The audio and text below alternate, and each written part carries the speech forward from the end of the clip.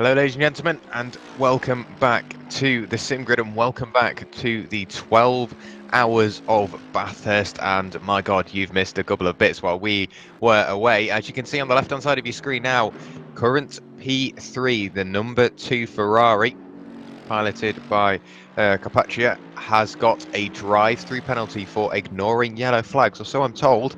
So that's not what they wanted. That's not what they wanted at this point in the race. We just ticked over the halfway mark, as you can see at the top end of your screen. And to have the penalty now is, if you're going to have a drive-through penalty, now's probably the best time to do it, because you've gained all the time in stint 1, and you've got all the time to gain back in stint 2 as well. So if you're going to have a penalty, by all means, you don't want one. But if you're going to have one, now's probably the time to do so. Yeah, absolutely. Not great at all to get it in general, as you say. Maybe it might be a little bit of a blessing in disguise. Just keep them a little bit sharper in terms of following race direction and following flags. So might have just been sort of the kick up the backside that they needed a little bit. They still have a 43-second gap to the car behind, but the car behind, that Honda of Mappy, was that number 37 car, will be brimming with a smile ear to ear looking at that drive-through. A podium would be fantastic for this team. Of course, the number 37 car, they are in the pro category, and I'm just scrolling through that championship order to see where they finished. They finished 23rd at Suzuka, so I mean, they've just taken the 2 off their finishing position if they finish 3rd in this race. Very, very significant step up in performance. We know, of course, the Honda does go well around here, but the way these guys are driving is phenomenal too, and they're really getting the best out of an unfancied car. But it just, again, we've talked about it earlier on in the broadcast, just shows you that it's generally down to the driver's input rather than which car is the best, because just look at the spread of manufacturers that are even inside the top 10, and then you can go down the order and you can see other manufacturers involved too. You can see Bentleys, etc. So it really is great to see the spread of manufacturers. And here, as we speak about the Matt Beavis number 4 or 4th place, the number 37 car is looking to capitalise very much so on Carpaccia's drive-through, which they're still yet to serve. Carpaccia is only 11 seconds off Ogorodnikov as it stands. Of course, that is going to change due to the drive-through. Ogorodnikov 29 seconds back off the race leader. And Jack, I mean, when you're on that sort of rhythm that you're doing, you're only 11 seconds off second place. You're only a further 29 seconds off the leader. That is still within dangerous territory to win that race. So drive-through is going to be very, very hurtful to their chances, but still a long way to go. Yeah, you know, you're so close to the lead after, what, 176 laps of the race. We do now have the leader pulling off into the pit lane. So the number 44 Mercedes has dived into the pits. Now, if I was behind the wheel of the number 2 Ferrari, I would probably dive into the pit lane now. So then, when you come out of the pit lane, yes, you'll be a pit stop back on strategy, but you will have some sort of reference point to the leader. But yeah, when you know you're that close to the lead and on pure pace alone, and then to get a drive through now and have to serve that, it will really, really hurt your morale going into the rest of the race. And you won't stop kicking yourself until the race is over. And then even still afterwards, you might be thinking, oh, what could have been? But that tends to be the story of these endurance races. What could have been? Lots of different strategies, and lots of mistakes can massively flip a race upside down. We can now see the number 2 Ferrari diving into the pit lane, assuming that is for their drive-through penalty. The leader is now leaving the pit lane, and yes, Carpaccia has left the pit lane. Now we've had a change for the lead. I think we have the number 56 Mercedes of Ogorodnikov now in the lead ahead of Langerak. So a change for the lead there is the number 56 Mercedes leading the pack so far, and the number 2 Ferrari got that drive-through penalty done and dusted without losing massive amounts of time.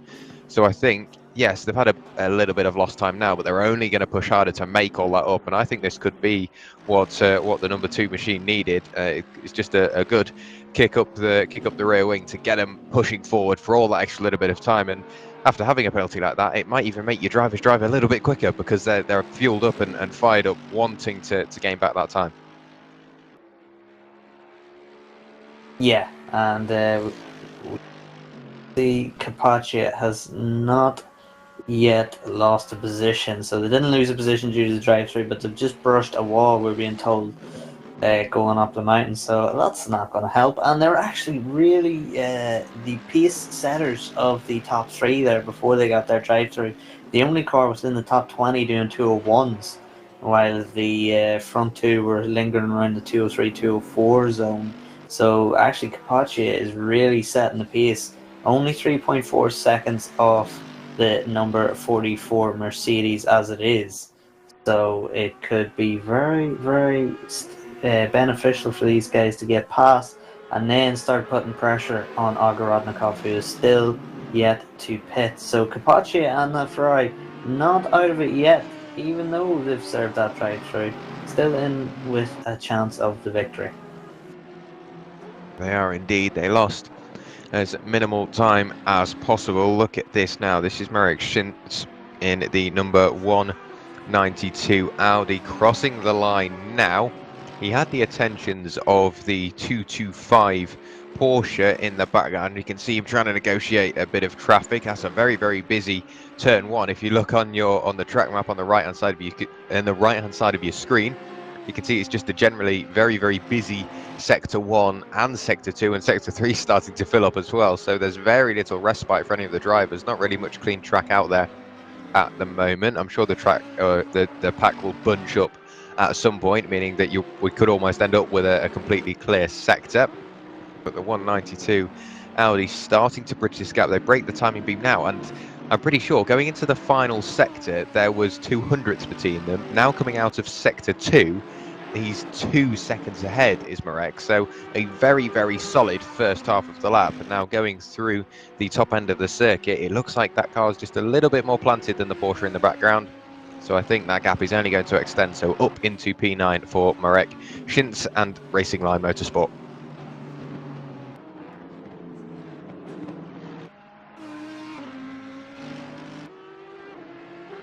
But looking at it, he's doing a brilliant job keeping that car on the road, keeping it out of the walls. More importantly, we've seen lots of drivers get caught out here. Little scrapes on the wall that might lose you little bits of time here and there, but if you're doing that almost lap after lap after lap, it can add up very, very, very quickly, make you vulnerable to the cars behind as well. You can see 2 by 2 in the background. That isn't a change of position overall.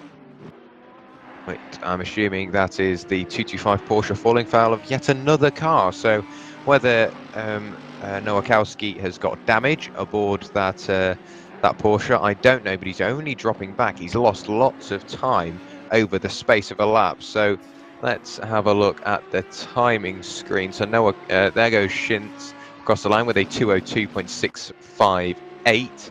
Nowakowski has done a 205.0, so a much slower lap from Nowakowski. So whether he's carrying damage or he's having some sort of issue getting into a flow and a rhythm, I don't know, but he's massively off the pace from where we've seen him. Everybody's still floating around the 202, 203 mark. We've got one driver in the 201s. That's our new Igor.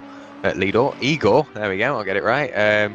In the number 56 Mercedes, the only driver that I can see on first glance in the 201s, and to have just inherited the lead, that's definitely the way to go about it.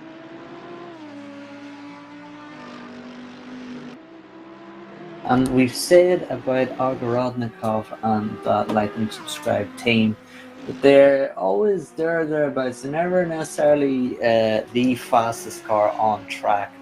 The guys you would have as the race favourites, but they're always there at the sharp end, always starting to push the pace. And if any of the shall we say more favoured cars do actually make mistakes, as we have seen, or go through problems as we have seen with the Jordan Sheret number 1 GTWR team, Ogorodnikov and that like and subscribe team will pick up the pieces.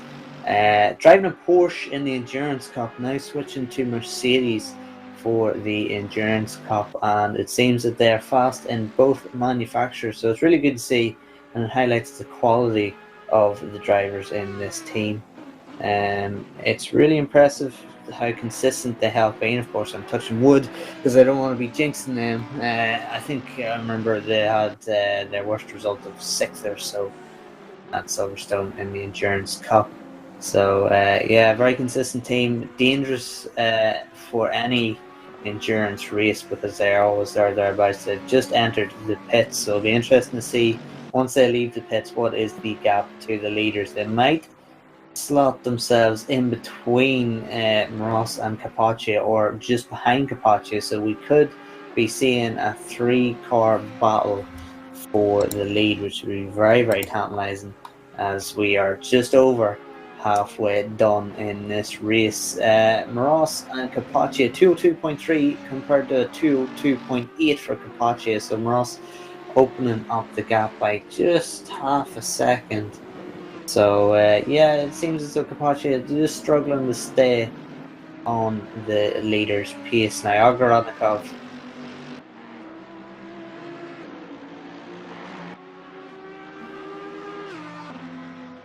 We have had a change of position back up at the top. So Ogorodnikov now in the pit lane, dropping from P1 right the way down to P4.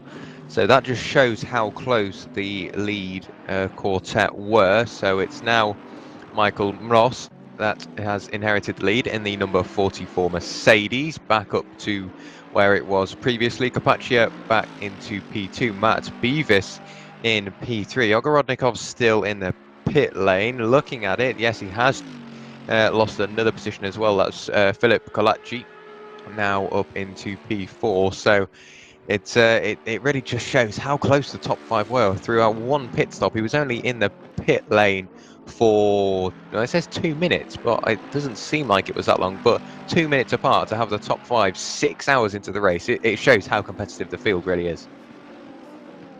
Yeah, and we've seen that time and time again throughout the course of the sim grid, just how close these times can be. We're starting to get familiar with the names in the World Cup. Of course, we have a few names that we are aware of that compete in the Endurance Cup and also the Sprint Cup. We're starting to get used to the names that are exclusively driving in the World Cup, but hopefully they continue with the sim grid after the World Cup completes, because they're very, very talented drivers and they make the racing even closer, which is always a benefit as a spectator. Maybe not a benefit as a driver, because you want maybe a little bit of an easier time. But Ogorodnikov has dropped to 7th place overall. That was very hurtful to them. That was a long pit stop. They're only 5 seconds behind Kaush in the 488 Ferrari. So nearly a 2-minute pit stop for Ogorodnikov is really, really surprising. I don't quite know what the issues are. I presume it was repairing some damage that we didn't quite see that they had. At least aesthetically, it didn't look as though they had too much damage. But yeah, big shame for them. They're down to 7th place, and now it leaves Moros and Capaccia as the 2 leaders that are very, very close together, with only a couple of seconds separating them. Also, it promotes that pesky Honda, that NSX, Matt Beavis, the number 37 car, into 3rd place, and they are doing 203.1 last lap, so they're lapping about 8 or 9 tenths off the leaders' time, so they're just not quite on the pace as the 2 in front of the 2 leaders. But in saying that, they're half a second quicker the last time around than Colaci, the car behind them, the number 995 car behind them. In saying that, Kaush now did a 202.7, so he's actually on the pace of the leaders. So watch out for Jarno Kaush in that 488 Ferrari. He's just set at 202.7, only a couple of tenths off the leaders, so he might be closing in the gap to the 2 cars in front. He is danger man right now with the pace he is showing, as we are on board with one of the perennial sim grid drivers, Niels van der Kokkel, only 2 tenths off Taplin in that beautiful pink Audi, the bright pink Audi, and Niels van der Kerkhout does indeed take that position, defends the inside line from the counter attack, and that was a beautiful pass. That's pretty much a textbook pass for Bathurst. Yeah, that's all you need to do. It was a very clean pass, and I've got to say, Bathurst is probably, for me, one of the hardest circuits to overtake on. Very, very challenging to get the car settled. Lots of different undulation throughout the corner as well. You've got camber to deal with, and very skinny circuit as well. But like you say, textbook overtake. We've got to remember, strategy is probably one of the easiest ways to overtake here at Bathurst. The number 211 Black Falcon machine carving its way through the top end of the circuit. I love that camera angle. It shows just how quick the cars are and how close they're getting to the track boundaries. Now through the Forest Elbow once again, pounding the throttle through the floor on their way up towards the chase along the Conrod Straight, aptly named, as I can imagine. The engines are screaming out for a bit of respite along here, especially in the Australian heat. You can see in the top right hand of your screen, the track temp is now up to 21 degrees. By all means, that's a very, very cool track for this time of day. Just about to hit midday in sim time.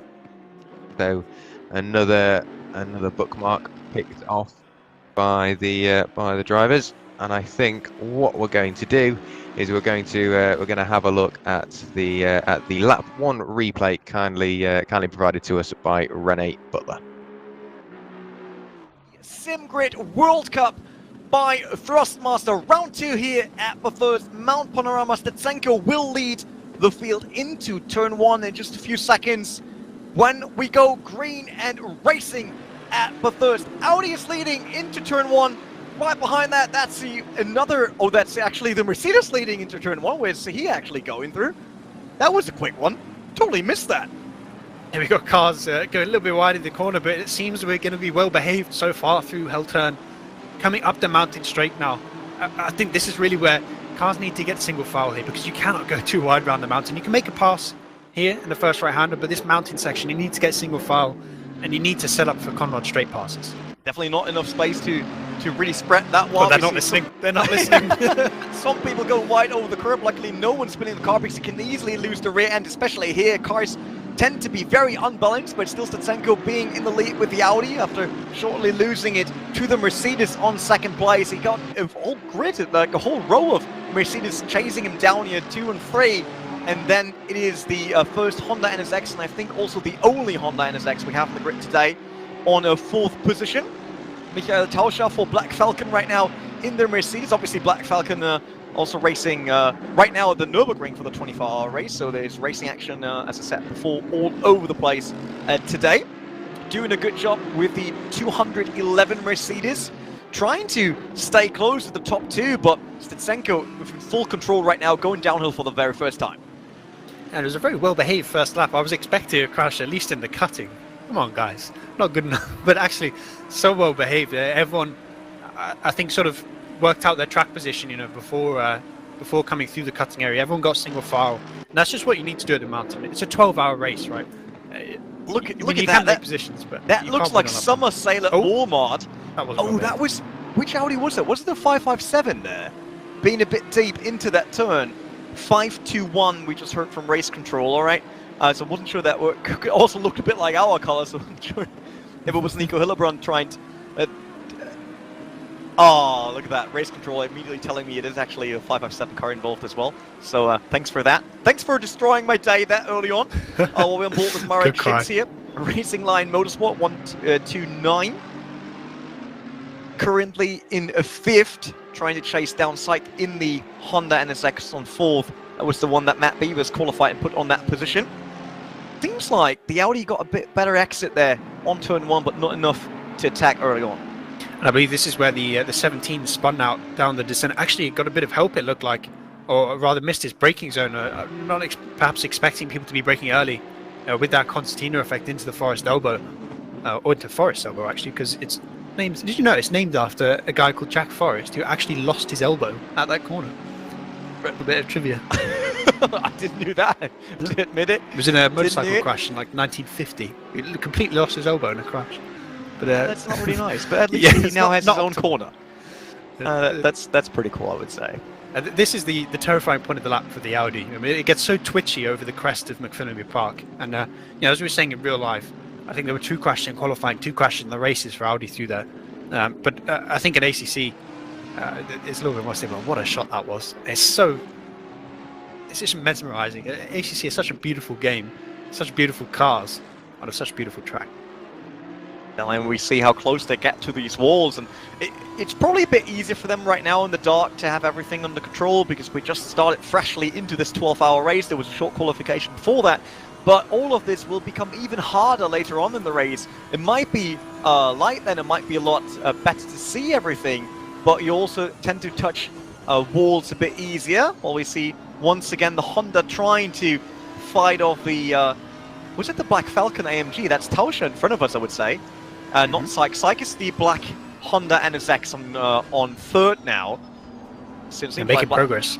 Yeah, it definitely is doing good here in the early phase of the first 12 hours in the SimGrid World Cup, but it will not be an easy one because Tauscher seems to be quite quick currently with the AMG, and we know how stable that car can be even under a lot of pressure.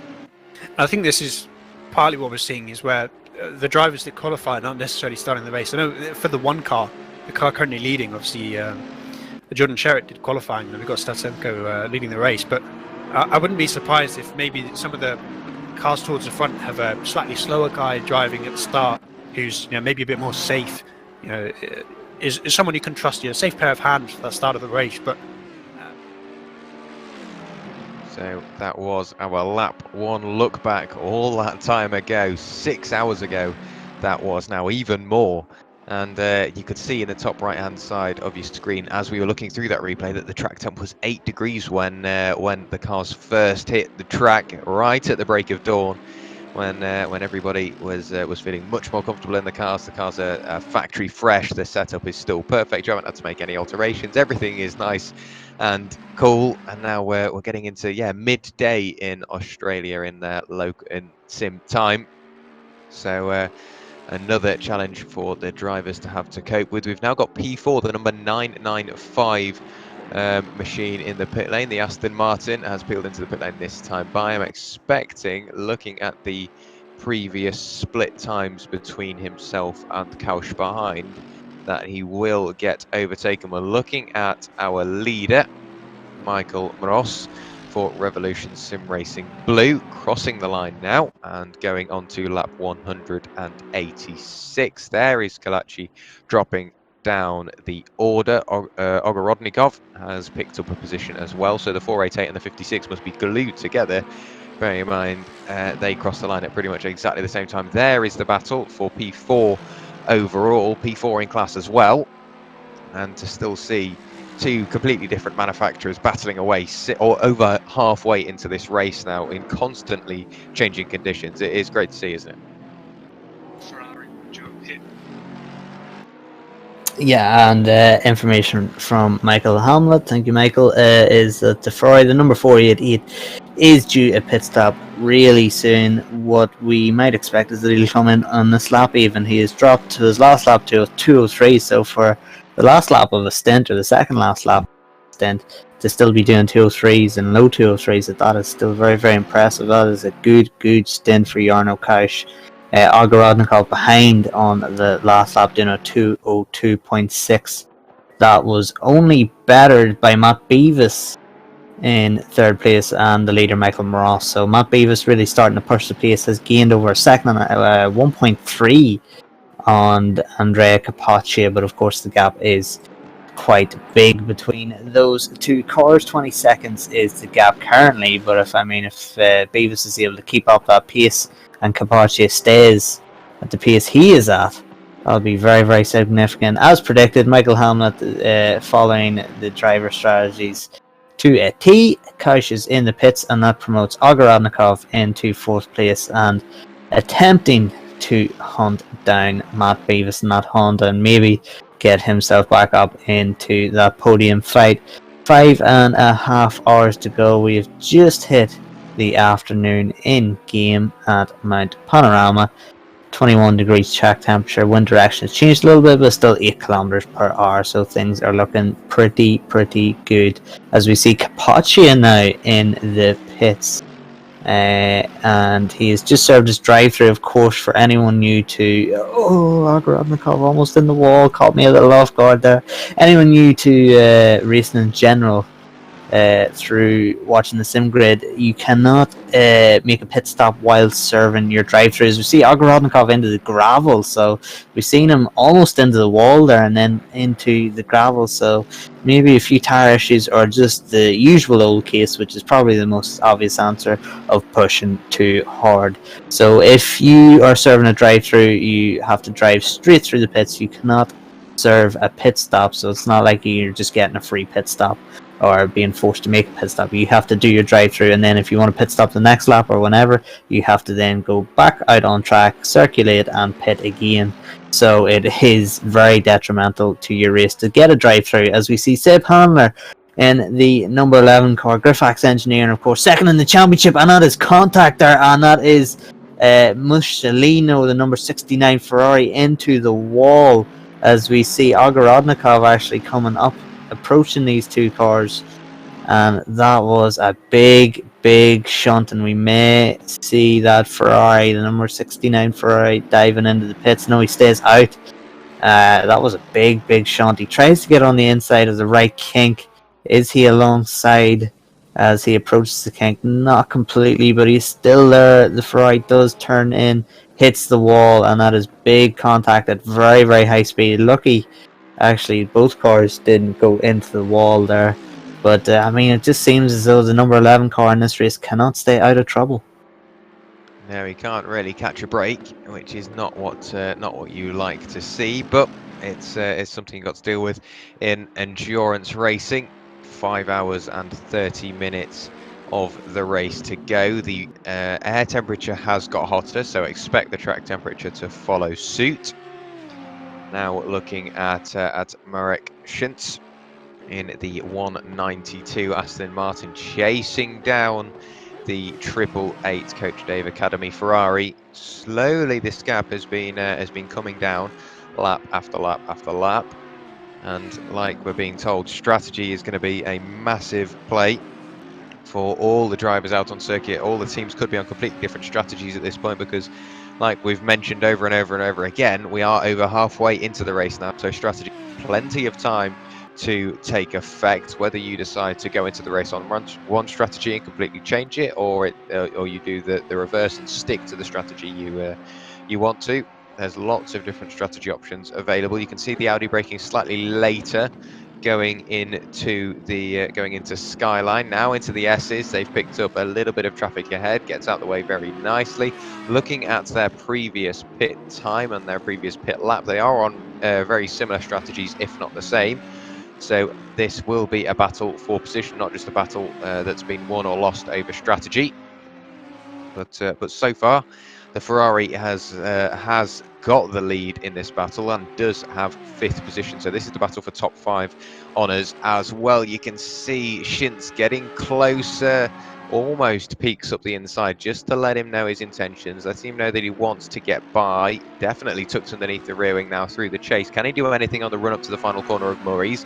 Can he get the move done later on the brakes? He's tucked underneath the rear wing. He does have the draft, has a little peek out, but decides, no, not this time. It won't be worth it. Through the final corner. Looks like he gets the better run though, but just going off the body language of the car, I think he might be quite happy sitting behind for an extra couple of laps and possibly gain a bit of time on the cars ahead. Yeah, being dragged along without getting involved in a battle could be very beneficial and keeps you out of harm's way. If you're looking down the order, you will see that number 1 car's just popped itself up into 22nd place. That is Jordan Sherritt again in the car. Statsenko has done his stint and Jordan Sherritt is back in. So Jordan Sherritt, of course, has been the fastest guy on track with a 2-minute flat 0.4. That is the best lap of anyone in this race so far. So Jordan Sherritt, now the fastest driver we've seen so far. He is back in the car and he will be hoping to move up a number of positions, maybe just looking through pace-wise, get himself at least minimum into the top 20, but maybe into the top 15 by the time he has to hand the car over again. We've seen the progression of that number 1 car, and again they will be looking at one of their close championship rivals, third in the championship, Ogorodnikov, the number 56 car, in 4th place, and they will be feeling the pressure and they'll need to make their way up through the field as we see this fantastic battle. And what a camera shot here. We've got the exhaust pipe on our left, and unfortunately for Gregor Schill, we've got Shins in the 192 Audi directly behind us and really putting the pressure on Gregor Schill now, trying to get that position. But the number 888 car, we talked of course with Josh Martin a little while ago, as we see flames spitting out at that Audi. And we talked to Josh Martin a little while ago, and he was trying to get the team up into the top 5. That's what they're aiming for. They've now done that, and they can now push on and hope that the top 4 have more problems, as I think most of the top 4 have been having is a few issues here and there. If they can have a few more, it might put that Coach Dave Academy car into contention for the podium. It could indeed, but it's going to come back to issues again. We know that throughout a sprint race you see very few issues, very few mistakes as well, but going into an endurance race, 12 hours is when the issues, not just with the car but almost with the drivers as well. If they make a couple of little mistakes, if they're a bit rough around the edges going into their stint, it can make a massive difference over a stint, and from one pit stop to the other it can make a difference as well. With strategy still for the moment, it's Shins chasing down the 888 Ferrari, but how long that stays like that I don't know, because the gap has come out very marginally, but whether that's Shins just trying to look after his temperatures, I don't know. But it looks like if he wanted to, he could deploy an extra bit of aggression and maybe an extra bit of pace. We could, it looks like we could see a change of position. But Schill, for the moment, placing his car in the middle of the road, making sure that that he doesn't give him any room to overtake. Coming out of the forest elbow, there we go. Put your foot to the floor, and it's a long drive down towards the chase. Arguably one of the most important corners is the forest elbow, because if you have a couple of mile an hour less of momentum going through the corner, that will affect you and almost multiply the further you get down the straight. But Schill's still in front, and it looks like it's going to remain that way for the coming laps. So this could be a bit of a play on strategy as well. Bearing in mind what we've heard is they're on the same strategy. If Shins is happy sitting here, putting a little bit of pressure on, could force a mistake from Schill, but it's also saving him a bit of fuel as well, sitting in the draft. So I think this could be a clever bit of strategy play from the 192 Racing Line Audi. Yeah, and they've done their homework on that 888 car, and they will know that the 888 car has good pace, and Gregor Schill, of course, is a very fast driver indeed. So just keeping themselves out of trouble, using that slipstream, getting dragged along as such, and they can see that Ogorodnikov, although it is, you know, a chunky gap, but in terms of an endurance race, when we see them go through the next sector, we will see the gap between Schill and Ogorodnikov. But it was 17 seconds, or it's 26 seconds, so the gap, it seems like a lot, and obviously they're not going to close it in a few laps, but it is not a big gap in terms of an endurance race, especially a 12-hour of Bathurst, no less. So Shins might be doing well just to sit in behind Gregor Schill here, as you were saying, Jack. So yeah, it's more, and it shows good racecraft from Marek, just staying out of harm's way, and he's probably monitoring this and seeing that his pace, if he was released, so to speak, from Gregor Schill, is not that much quicker. So he just might be getting himself into a battle. I'd say if he did feel as though he was a lot faster than Gregor, he would be going through at the next available opportunity. In saying that, he looks pretty racy behind Gregor right now, so he may be feeling like this is his time to go through. Gregor may go defensive, as we've seen previously from other drivers, specifically Tony McGoffin, doing a great defensive drive. But no, Shins doesn't even make the look up the inside, just slinks in behind and maintains position. So I'd say he feels confident with the way the body language of that Audi is. He feels confident enough to stay behind Gregor. But I don't know if he feels as though he has significant pace to pass and then gap Gregor Schill, because Gregor Schill is still doing very, very fast times. 202 flat there the last lap around, and the team's best lap has been a 201.5. So we're just looking at the times again. 202, yeah, I mean, Schill and Shins are doing 202 flats. Ogorodnikov, fastest guy out on track that last lap around, a 201.4. So very, very significant. Ogorodnikov really starting to push the pace, and we have had, of course, a driver swap for the Honda in third place. Dan Long has taken over the duties from Matt Beavis, and he has done a 206 on the last lap. So Ogorodnikov gaining 5 seconds plus whatever time lost with that driver swap. 202s for the leaders. Michael Ross doing a 202 flat, and Capaccia doing a 202.5. So very similar lap times between everybody in the top 6 or 7. Philip Kalachi might be the guy to watch out for, doing a 201.5 on the last lap around. So yeah, similar times, and when you have gaps like this, it's very, very difficult to close or gain. But Ogorodnikov now really starting to push that NSX Honda, and still a fantastic job. It will remind you, if you weren't with us earlier, that Honda finished 23rd at Suzuka, and now it is battling for a podium position.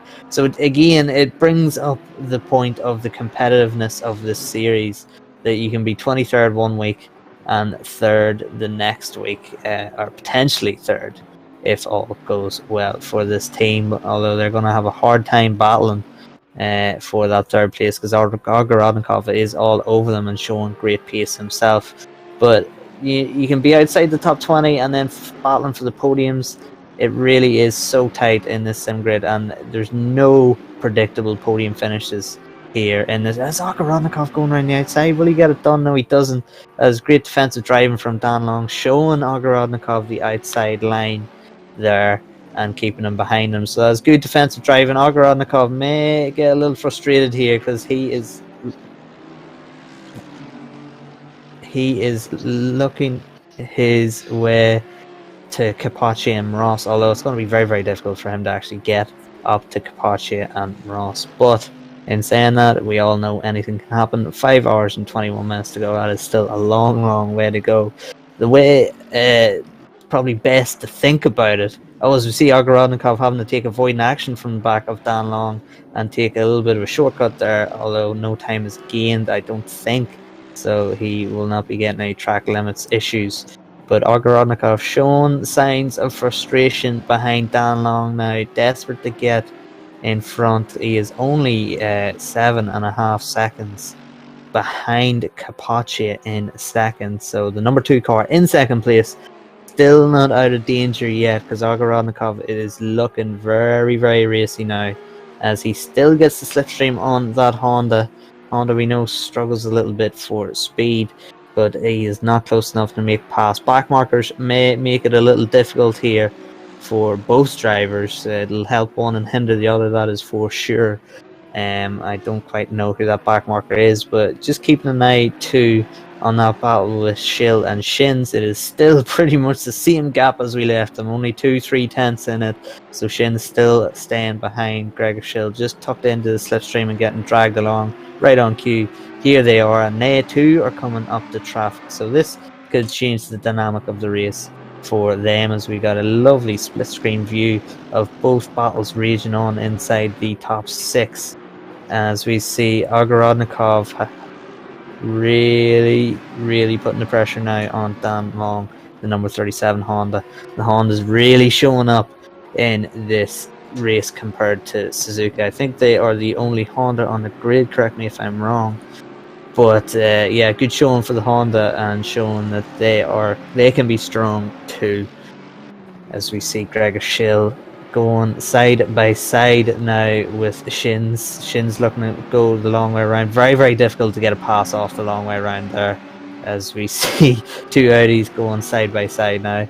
That is, of course, a back marker. They are not battling for position. It is just these two guys in the sandwich of back markers, Schill and Shins, that are battling for position. As we see the wonderfully coloured orange Ferrari getting in the way a little bit.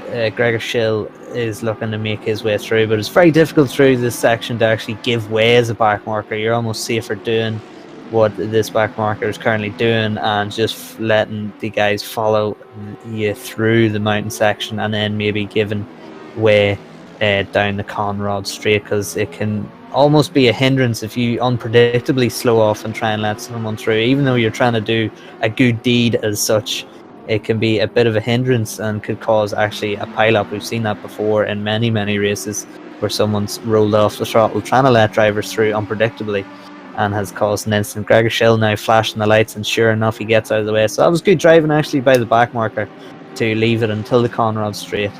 And yeah, very impressive as we see now Gregor Schill in open air, Shins directly behind him, so neither driver losing any time.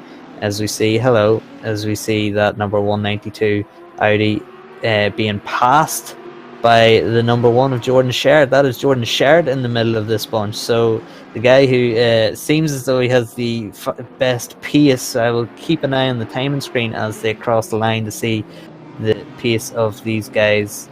Gregor Schill doing a 2:05 in the last lap, as did Shin. So that's obviously because they were stuck behind some traffic. Ogorodnikov doing a 2:02.5 the last lap around, but crucially the two leaders, Ross and Capaccia, down into the 201s, 201.6 from Ross, 201.5 for Capaccia. So that's not good for Ogorodnikov, and if he is getting that information relayed to him, he may get a little bit more frustrated behind Dan Long, that he is being stuck behind Dan Long, and Capaccia and Ross, the two leaders, are actually gapping Igor right now.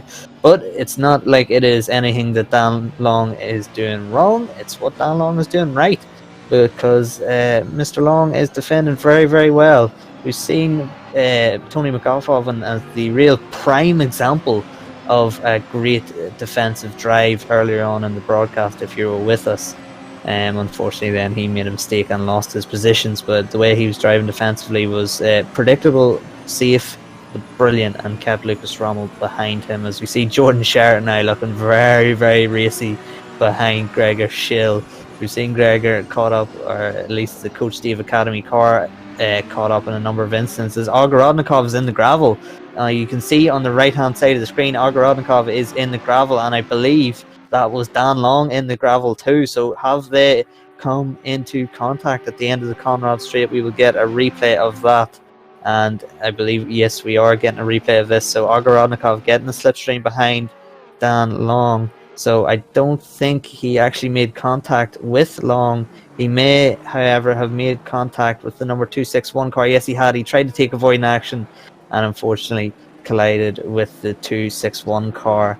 So we will see what race direction makes of that, and that is just unfortunate. I mean, when you have a back marker in the mix of a very tough battle, instance like that can happen. But Jordan Sherrod has got through now on Gregor Schill and Shins at, I believe, the end of the Conrad Straight. I presume Gregor did not make it too difficult for Jordan to get through, because obviously they are not racing for position. Gregor Schill's main focus is on Shins.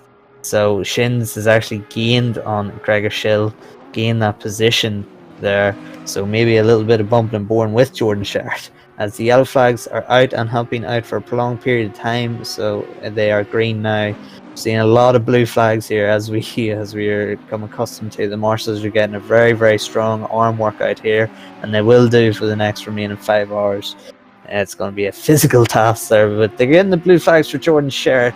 But Jordan Sherrod, of course, does seem like he has pace over both these drivers, so he will not be too focused on those blue flags. He is just setting his own times. He is almost 9 seconds to go to catch the car in P21. That is Bosslet, the number 137 Porsche, and then a further 3 seconds to get inside the top 20. So looking through the order, it is quite tight if you go from 15th to 18th, and then Jack Noller is 3 laps down from them. So it's going to be very, very difficult for Jordan Sherritt now in this stint to get any place higher than 19th. But we're going to go through to a little ad break here, and then we are going to go on board with this beautiful 888 Ferrari for a little bit of an immersion break, and we will be back very, very shortly for some more action of the Sim Grid World Cup.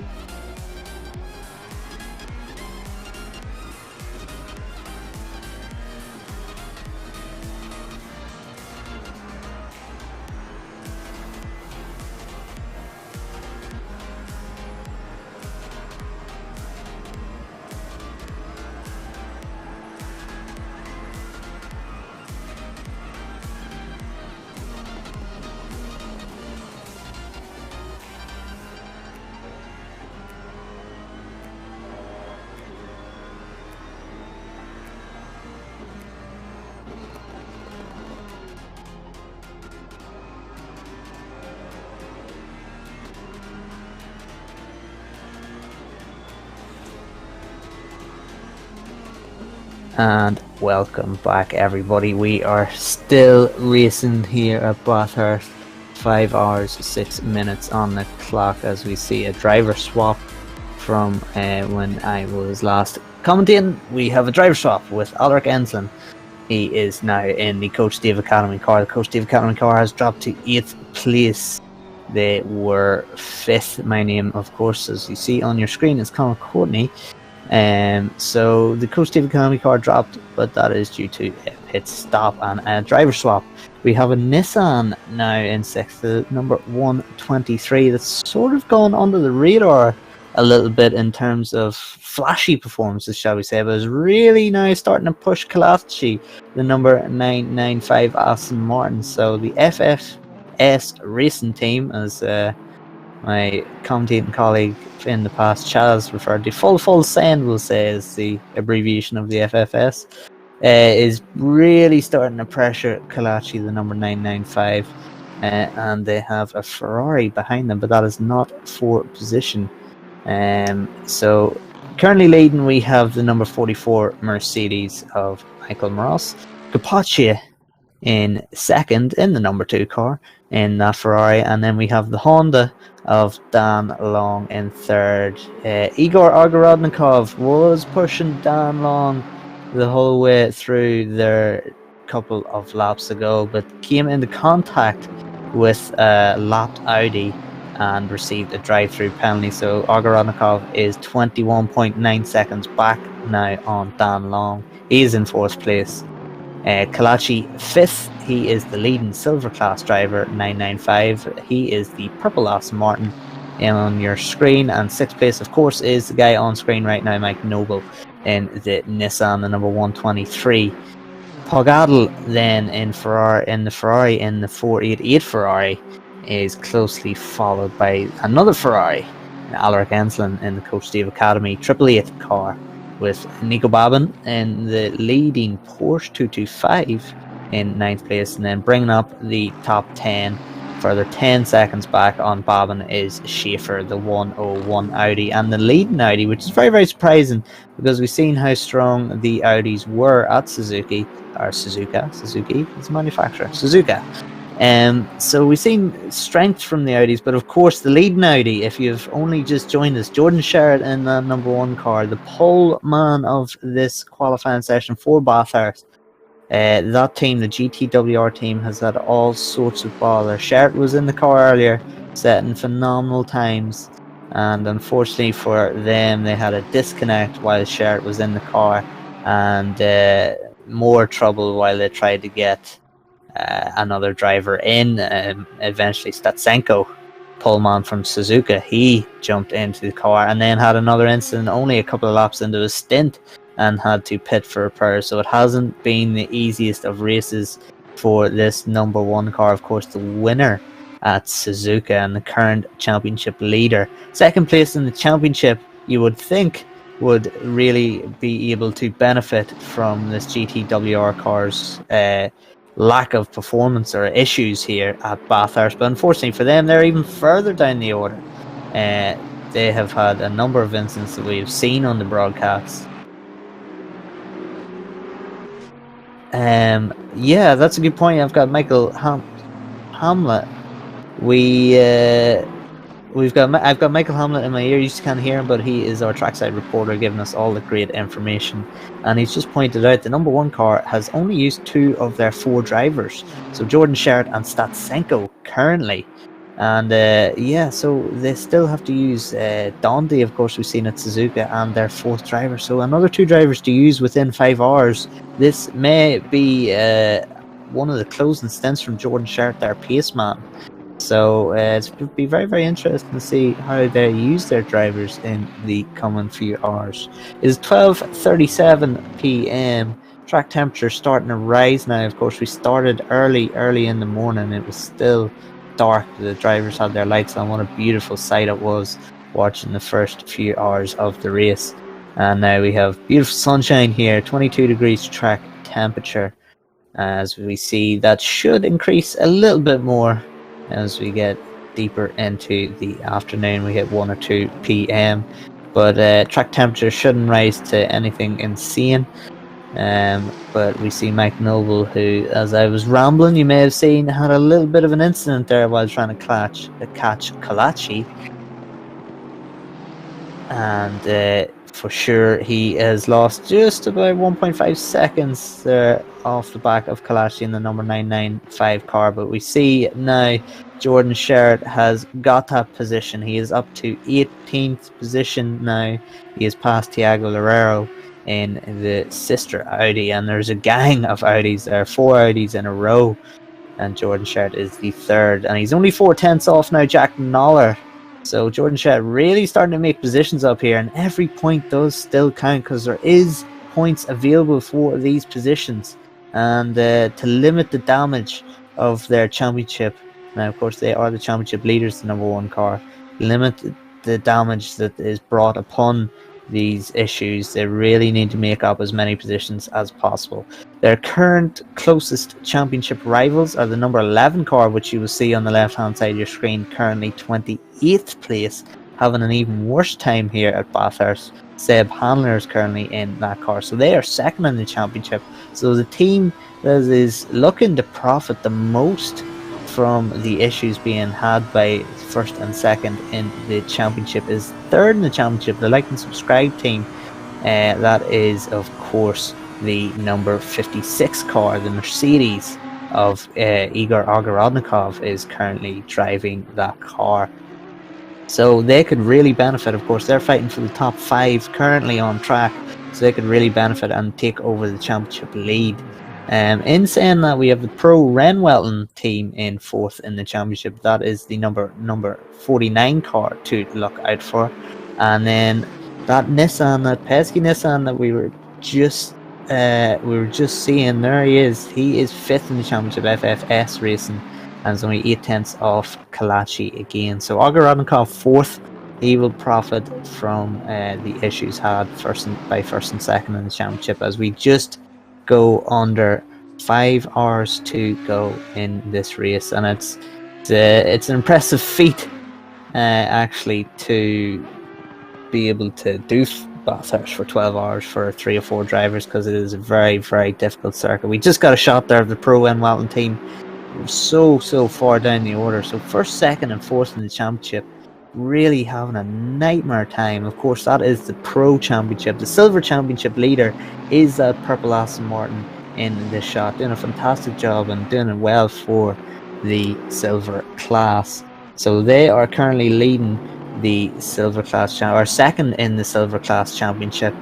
The leaders of the Silver class championship is that number 125 Aston Martin. So 2 Aston Martins, 1st and 2nd in Silver class championship, and then Team Fordzilla UK, the number 8 car in the Mercedes, is 3rd in the championship. So this will be a very, very good result for the number 995 if they can keep this up. But they're under immense pressure now from a Bentley looking to unlap themselves from Kalachi, and of course Noble just behind that Bentley there.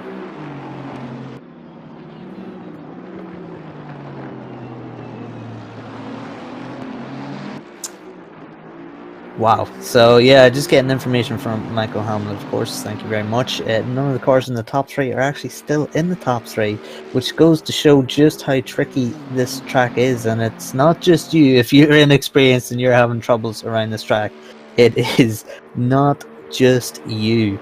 Even the best drivers, even the quick drivers you're watching right now, and the guys you're looking at their times, going, how could I ever match those times? Look how good these drivers are. They still have issues around this track.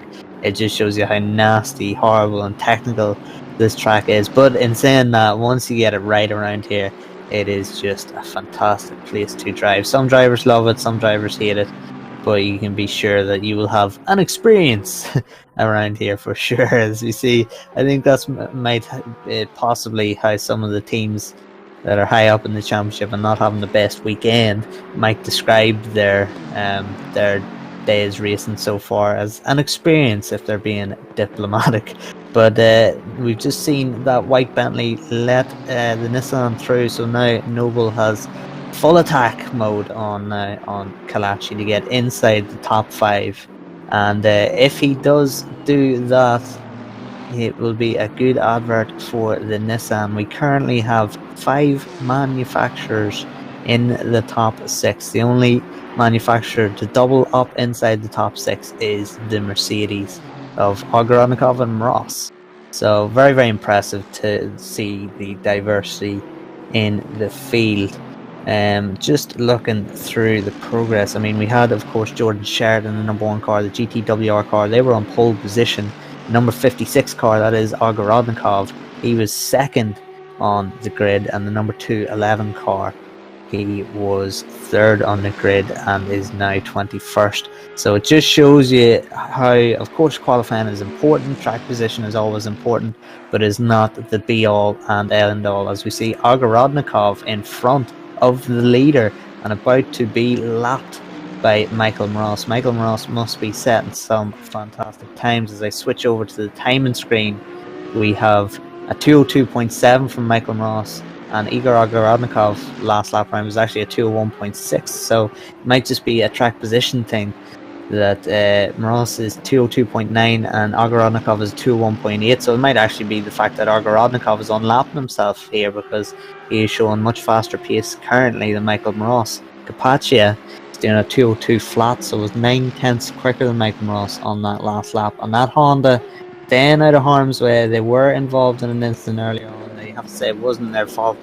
Got clipped and got spun round at the end of the Conrad straight, but since then they've kept their noses out of danger and are only 14 seconds behind Capaccia, the number 2 Ferrari. So very, very impressive once again from this Honda. A very, very unfavoured car in terms of reputation in SEC, but definitely shown here so far that it is mostly down to the drivers and how you can get the setup. Of course, we see Coach Dave Academy setups being used on a number of the cars throughout this field and working very, very well.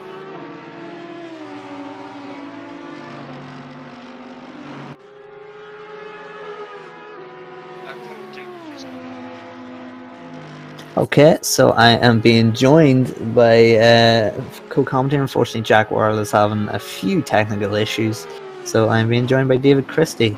David, you weren't expected to be jumping in here, but it's good to have you, mate. Connall, mate, what a fantastic job you've been doing of carrying things over. Do you know what it is, right? I've completely sabotaged Jack Werrell's connection because I was having so much fun earlier on that I wanted to jump back in.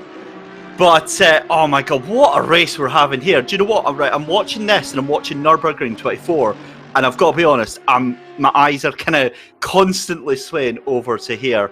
But, I mean, what have you enjoyed so far, Connall? Yeah, well, I jumped on with 7 hours to go, so of course the race should have been settled down by that point, but it wasn't. As always with SimGrid, there's always some fantastic action. So we've seen some close battles. We've seen Lucas Rommel, Tony McAuliffe having a great battle for the lower positions just outside the top 20. Some brilliant defensive driving being shown by Tony McAuliffe. And then we've seen 2 battles going on inside the top 6. We've seen, of course, it was Gregor Schill and one of the Audis, and then we of course had the fantastic battles throughout the field. So it's very, very interesting. It's dominated of course by the Mercedes, the number 44 at the minute, but Capaccia is not too far away. And you looking down the order, of course, you see gaps that you would look at in sprint races: 14 seconds, 19 seconds, 15 seconds. If you're watching a sprint race, you think, there's no chance of catching that up, but depending on strategies, this is the beauty of endurance racing, that you can look at a 19-second gap and go, actually, ooh, that's a bit tight there, because strategies and incidents can play a huge part in this race still. Oh yeah, absolutely. And I mean, it's definitely not over yet. There's still a very long way to go, with 5 hours left to go. Capaccia in that number 2 Ferrari, good to see them back up in the mix as well. That's one thing I was mentioning earlier on with Rennie Butler when he was on the comms earlier on, was how much the constructors have changed through the course of this race. Now, when we started the race, we had 4 Audis in the top 10. we only have one Audi at the outskirts of the top 10. And we've got now 3 Ferraris up there. You've got Capoccia in the number 2 Ferrari, and the 488 in the treble 8 of the Coach Dave Academy Ferraris up in 7th and 8th place there as well. So really mixed bag in terms of the manufacturers in the top 10. But then you've got all through the race as well. What has happened? You're going to have to fill me in on 17th place, car number 1, Jordan Sherritt. Now, he was a firm favourite in the top 10, and we see him all the way down into 17th place there. Yeah, well, just as I had joined the broadcast, only a few minutes later, unfortunately, Jordan Sherritt had a disconnect while driving. Oh, no! So, yeah, I mean, he was really looking dangerous. He was setting some fantastic lap times, some lap times in the 2 minutes dead, while others were doing 202s and 203s. So Jordan Sherritt really was the pace man. Had a disconnect, and then once trying to get back in, had messed up the driver order, so then had to exit from the server again. And then Statsenko took over, and Statsenko, 5 laps into his stint, had a brush with the wall and had to pit for repair. So it really was a nightmare half hour for that team. One of the favourites, and of course the winners at Suzuka and current championship leaders. So Jordan Sherritt has actually done a phenomenal job so far, because only about 20 minutes ago he was sitting outside the top 20. So he has really climbed through those positions right now. He's a long way to go, of course, to get up to high point scoring positions. But we were making the point earlier, David, is that really, I mean, there's points for loads of those positions. There's points for 17th, 18th, 19th. So it is still crucial to limit the damage as much as possible in their championship hunt, because there's still a couple of rounds to go after this. This is not a one-off event. This is a championship that these guys are fighting for. Oh, absolutely. And I mean, we're only into round 2 of the season, so this is still in its infancy in terms of the championship. So it's absolutely about getting as many points as you can. And that sounds horrendous for Sherritt in 17th place there in the number 1 Audi. So yeah, a massive effort. And the fact he's only 2 laps down is just bewildering to see him on that recovery drive. It's we saw Statsenko early on in the race leading in the number 1 GTWR Audi, and it's been a mixed bag, because Sherritt obviously had those 2 big incidents in the first couple of hours, but yeah, it's all about the rest of the field now. It's all about damage limitation, and that Honda, that NSX I see at the top of the timing board there in 3rd place, that has just been absolutely sensational on the pace so far, and I'm going to presume that is still a lap down, but in fact, no, obviously it's not from the looks of it. 14 seconds, but yeah, I mean, some crazy pace from the top 10, and the Merc's really showing how it's done so far. Yeah, and we've seen the Mercs and Audis look like the strongest endurance car at Suzuka. Of course, the Audi's not really showing the strength that they did show at Suzuka, but that is mainly, of course, due to the issues that number 1 Audi has had. 2 Mercedes are the only manufacturer doubling up in the top 6, so it really is a diverse field of Bathurst, and it just shows that Bathurst is a driver's track. It is a track that tests the drivers more than, it's not as though there's one car with a massive advantage. So as I'm looking through the time screens here, Capoccia and Long in the 201s. The only other guys in the 201s is Pogadl and Alrik Enslin, number 488 and 888 Ferraris. But then looking down the order to the 17th place, Jordan Sherritt, 2 minute flat 0.6, only 2/10 off the best lap of the race. So when looking through the order, the guys just a few positions ahead of him in the 202s, some even in the 203s and 204s.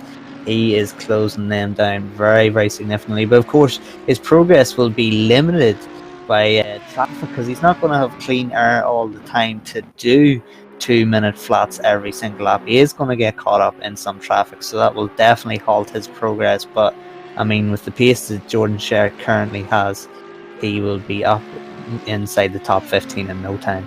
Oh, without a doubt, that pace is fairly frightening from Sherritt right now.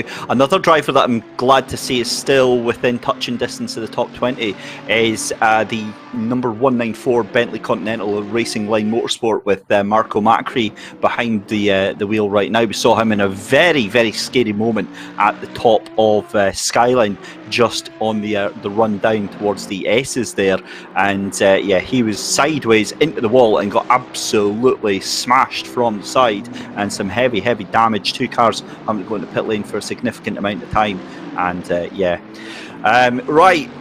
That is awesome. Thank you very much to Race Control for giving us a heads up. A lot can change in 5 hours, and that is exactly what I can see from the graphic that has been rather awesomely put together for me. 12 places being gained by the number 11 car there. That is that's absurd to see. But the big losers are obviously the number 49 and the number 8 there, seeing that going through. So the number 11 is the Griffax Engineer Mercedes AMG GT3. And that was William Hendrickson that we saw behind the wheel. Now, of course, if I remember rightly, I think off the top of my head, they're second so far in the championship. So they really needed to get a good, strong result in there. And so 12 places made up in 5 hours. That is some fairly impressive pace there, Connall.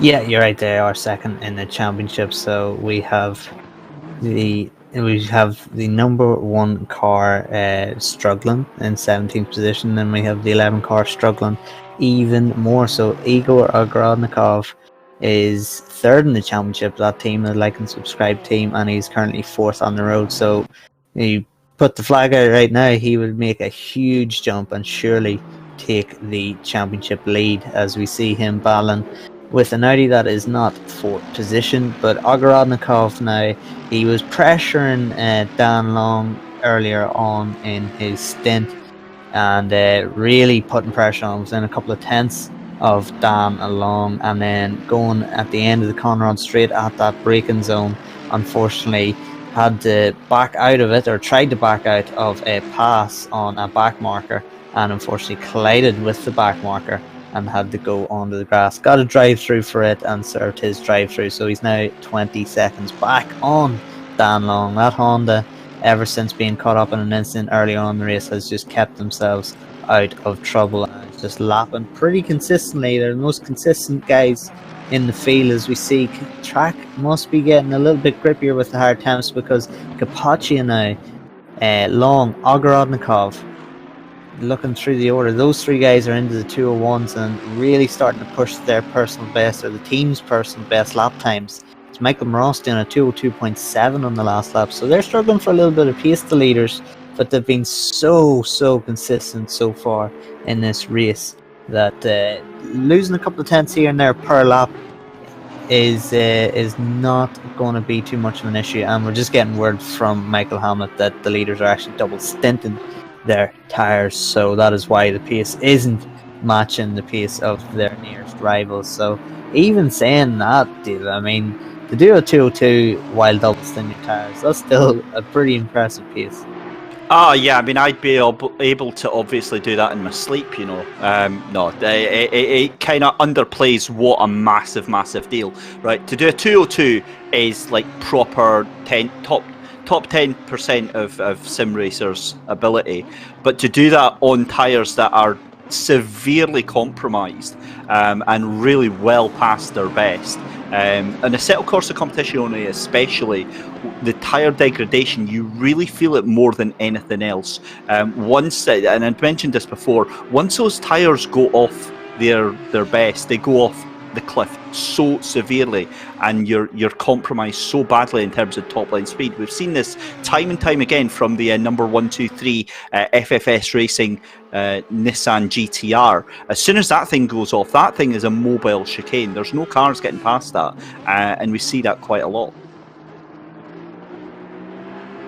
Yeah, it's interesting, and that's what makes this game so interesting, is that you have so many different manufacturers in contention for the top positions, and not only do you have to drive against the other manufacturers when things are great and when everyone has fresh tires, fresh rubber, tank, fuel, everything, no damage, everything's fine, but the way the cars behave on worn tires changed drastically too. So you have to really adapt, and that is one of the big skills for this game, is adaptability, being able to adapt to the conditions. Of course, we still have dynamic weather. For all we know, we could have rain at the end of this race, so we just Well, don't you've know. jinxed it now, haven't you? Well, where we come from, Dave, I mean, we just expect rain daily. What are you trying to say? Up here in Scotland, I'll have you know, it's nothing but glorious 30 degrees sunshine. Well, I mean, I have raced at Knockhill in my time, and I can tell you that I have experienced Okay, I'll let you have that one. the worst of Scottish weather. It is, it's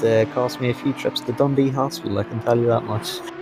You must be a bike racer then, because I can tell instantly as soon as you say that. So I used to work up at Knockhill as a commentator, so I can completely understand what you say that, and you're more aware than anyone else just how quickly the situation can go south weather-wise. Yeah, yeah, things can go south. I mean, you know, for me, it didn't go south too much. No, it definitely did. But yeah, it really does keep you on your toes every single time you're out on track, and I think it is good experience to be brought into sim racing, because you start to see things and you start to stay sharp, and it focuses you mentally to keep on the toes throughout your whole stint. But it's very, very tough to do. I mean, it's so easy just to get into that rhythm where you lose your focus, especially around here.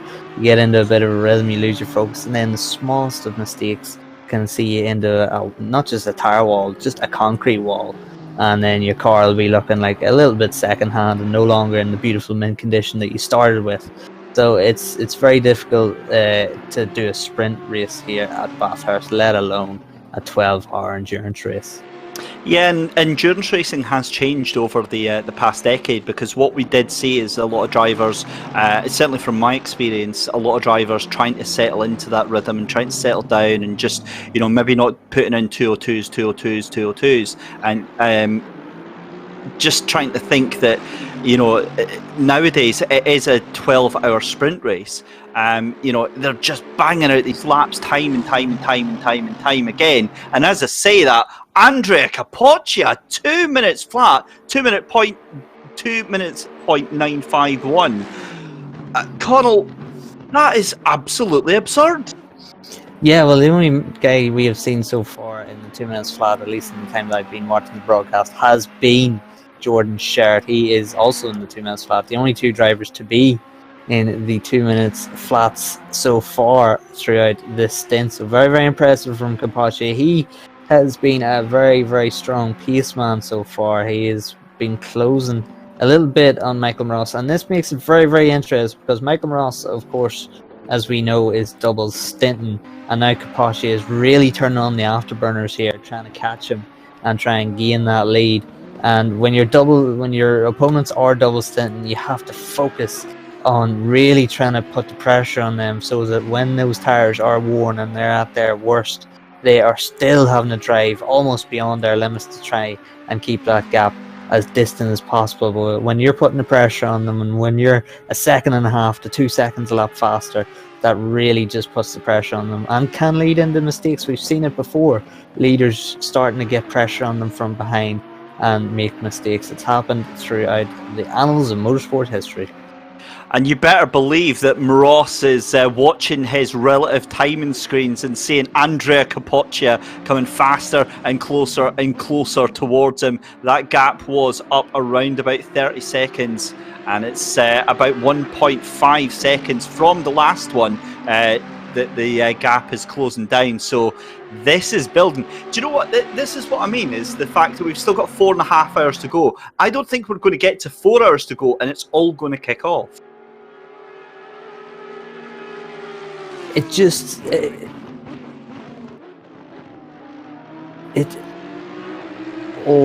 very, very interesting information from Michael Hamlin. Thank you very much. The number 2 car, Capoccia, they have done all their double stints, so that is them done. They will be on fresh rubber every single pit stop, or every single planned pit stop from now on. So these times are not going to be countered by another double stint, not going to be negated by a double stint, because they have completed their double stints. Number 44 car, they are currently doing a double stint, and hopefully for their sake, that is their last double stint that they need to do, because if they have to do another double stint on top of that, that will be a really, really detrimental part to their race. As we see, the number 999 car, that Mercedes, excuse me, really starting to put pressure now on Thiago Loureiro. Yeah, what a brilliant move there from Kaminsky there. Loureiro is really struggling to keep up, and Loureiro obviously the silver driver, but Kaminsky trying to catch up now with Witt, who is just 0.3 of a second up the road, although I think that gap has maybe expanded just a little bit, because it looks a little bit more than that right now. Van Ommen is going to be the next man up there. He is, what's that, about maybe 10 seconds, 15 seconds actually, up the road from that battle right now, and just coming down through the latter stages of the lap, and then onto the Conrad Straight, that legendary Conrad Straight with a Mercedes AMG really gets to open up all of that German muscle and just absolutely stretch away from the Audi behind him. And then one of the fastest corners of Australian motorsport through the chase, and it is thrilling to watch as a spectator, but it is absolutely frightening when you're behind the wheel, because you absolutely need to nail your braking point on the run down towards Murray's Corner, and we have got 4.5 hours left to go, Connall. Yeah, and we've seen actually an incident at that right kink earlier on in the broadcast, which is very terrifying. One of the Ferraris was sent into the wall, but I don't think actually too much damage was done, which is shocking. For you think of an incident at that right kink, it would surely spell disaster for both cars, but it was not to be. So very fortunate for both drivers, as we cut to a shot of the Mukke Motorsport, the number 25 Audi of Phil Witt, of course. One of the standouts in the Endurance Cup at Monza, if I remember. They had a great drive at Monza. They have some quick drivers in their team, and struggling a little bit now, but only 0.4 off the car in front, which is that Aston Martin. And in front of them is the leading Nissan of Noble. I believe it is the number 123 car. So if they're catching Noble, it might make things a little trickier for Phil Witt to get that pass done on Van Ommen, and it might be a little bit difficult, conversely, for Van Ommen to defend from Phil Witt if he's got a big Nissan in front of him. He can't follow the lines that he would normally like to follow, because it can be difficult around certain parts of this track to make passes. You see, speaking of passes, Phil Witt looking up the inside. He makes a little bit of contact, rushes with Van Ommen, but thankfully neither car goes into the grass, and Phil Witt will try again. Wow, how there was not contact, I have absolutely no idea. Of it all over the back of Van Ommen, and Van Ommen in that number 72 V8 Vantage from Virtual Drivers & Co. Brilliant little stint that he's popping in just now, but they are behind that the car that I lovingly described earlier on as the rolling chicane of the Nissan GTR, and I know Jimmy Broadbent's going to be absolutely furious. He was in chat at the beginning of the race giving his love for the old Nissan GTR, and it's really, what I don't get right is the fact that on laps like this it appears so slow, and yet it's still in the top 10, it's still in 8th place. But this battle for 15th place, and this is what it is, it's a battle on track, is fully representative of what is going on throughout the field. We have got little wars going on between pockets of, say, 2 or 3 drivers going on. So Witt in the Audi really trying to get the best of Van Ommen, and it's going to come down to the Conrad Straight. But fantastic as well to see Pride up into still up in P12 in that guest car. You're going to have to please tell me somebody has jumped into that P12 car, because for like the 4 hours that I was watching, Pride was in that car, and he's in it again. Yeah, thankfully Cody has not done the entire first 8 hours of this race, or almost 8 hours. But yeah, any motocross people The number 12 car is not the championship leader. Normally the red plate signifies championship leader in motocross, but here it is an AM driver or a driver who's in as a reserve. So Cody Pride, 12th place in the number 12 car. That's very symmetrical. That he's only 1.8 off actually Nico Babin, as we see Phil Vitt again trying to get the run down this straight into turn 2. Maybe he sets it up, but he didn't get the best drive up over the curves, lost a little bit of drive on Van Ommen. Van Ommen's Aston Martin pulling away a little bit from Vilvet. And it's very, very important. We've seen earlier in the broadcast, David, we've seen Ogorodnikov getting very frustrated behind the Honda. That was the battle for the final podium spot, and then making a mistake. Very, very important, because can be difficult to pass, especially if someone's on a similar pace to you. It can be difficult to pass. Important not to get frustrated. If you cause a mistake, you know the race direction. Race stewards will come down hard on you. Oh yeah, and they already have done several times through the race already. One of the other points that we've mentioned quite a few times already is the fact that when you're going through that lap traffic, Connall, it doesn't necessarily mean, because obviously lap traffic makes you think, oh, they're back markers, they're really, really slow. It might not be. You might be coming up on somebody who's in P23, P24, who's actually on a different strategy and is actually faster than you, completely messing up your ability to potentially overtake the guy in front and push you further back into the field behind you. Yeah, and that's it. And you're out on track, and it's difficult to keep up with absolutely everyone's strategy. But say you are inside the top 10 and you have a guy 16th or 17th that is on a different strategy, on a low fuel load or something, and is catching you. You just look at real time on the left hand side of your screen and you just see a guy who's 17th catching you, and you think, well, I must be doing something wrong, or you know, your pride takes over and you can cause a little bit of hassle, and then you can come together, stuff like that. It's just very, very important to have a target delta in mind for your own pace, and as long as you're hitting those targets that you or your team have set out for you, not to get involved in anyone else's incidents. That was subtle, production team. That was very subtle. I was talking about trips to the naughty step and infringements, and we have a cut straight to Diego Scarpolini and the Leone V Racing team. Car number 68 Ferrari has had its fair share of warnings from race control for infringements. It'll be interesting to see if they've behaved a little more, but this is a cracking battle up the mountain straight, and I believe this is for position. That is car number 261 in the silvers as well, and that is Litalik for position, loses out to Scarpolini. Beautiful move around the outside of Mountain Straight, and that is already done by turn number 3.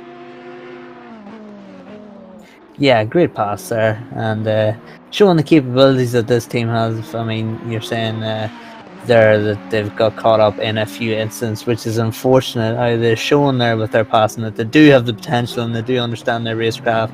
Maybe just getting a little unlucky or judging things a little bit wrong, and that's what we've been saying through, I think, the entire broadcast, is that, you know, mistakes are almost they're almost doubled here. I mean, you exemplify your mistakes around here. I mean, a mistake that you could get away with at some of the other tracks in the SEC calendar, you just don't get away with here, because the walls are right beside the walls.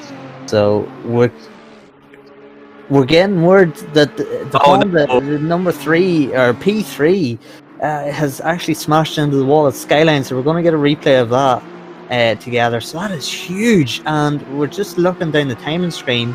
4th place now is the Coach Dave Academy car, the 888 car, so they will profit almost potentially, you would say, into the podium spots if the damage is severe enough. So the Honda that I was complimenting on its ability to stay out of trouble has got itself into trouble, and that's a disaster for that only Honda on the grid. Yeah, that sounds like a substantial bit of contact up through Skyline, so producing team are frantically having a little look for that one. That's not just going to be 4th place that benefits from that one, Connall, because that's going to be into the pits and likely going to be substantial lengthy repairs. Here we go with the replay then, and this is through McPhillamy Park. And it's down through Skyline, through the S's, Oh, and he's just hit the curb on the left-hand side. The car bounces over to the right, and that is heavy, heavy contact with both the front left and front right-hand sides. That is going to be quite a few minutes in pit lane. There he goes. So Mr. Long is into pit lane with that NSX. Yeah, I mean, I seen the first hit and was like, oh, they can get away with that. And then the second hit was huge. That was a very, very hard smash into the wall. And I mean, they're lucky this is a sim, because that would be race over in real life around here. That would be the car being parked. So they're lucky, but not too lucky, because they're going to have to go into the pits and repair that damage. Meanwhile, we have Anufriev in the like and subscribe team, the team that is currently third in the championship and could severely profit from first and second's misfortune. They could really profit here in the championship and take over the championship lead if they keep doing what they're doing. They're closing down now on Alec Ensslin. And of course, we're seeing this battle now. It'll be for P4, but it might even be for P3, because once that Honda is done in the pits, it could be demoted down to 5th or even further down the order. Oh yeah, I think we're going to see that. It's going to be lucky, I think, if it gets out in the top 10, because that is big damage that's going on there, as we see Ensslin just coming round the corner there as well. So we're on board with Anufriev just now in the like and subscribe racing team Mercedes AMG GT3 as it roars into life up the mountain straight here at Bathurst. 4 hours 25 minutes left to go, and really every single point, every single turn, there is drama.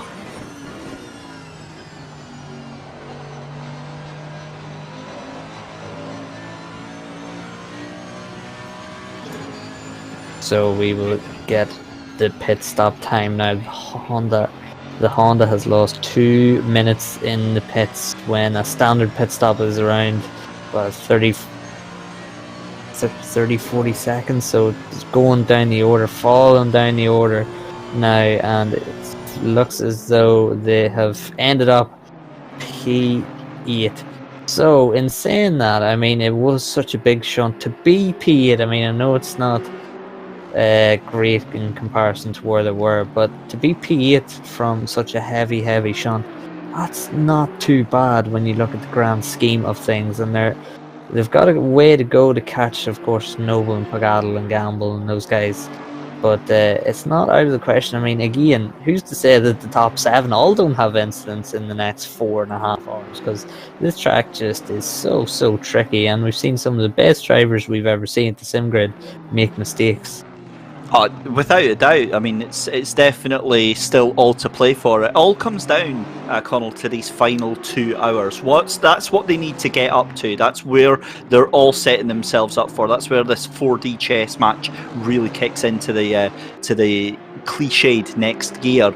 Once those 2 hours are on the cards, that's when we start seeing the real strategy coming out and the real sprint race beginning. So this is all just setting itself up. This is all little sort of footnotes in the overall running of the race.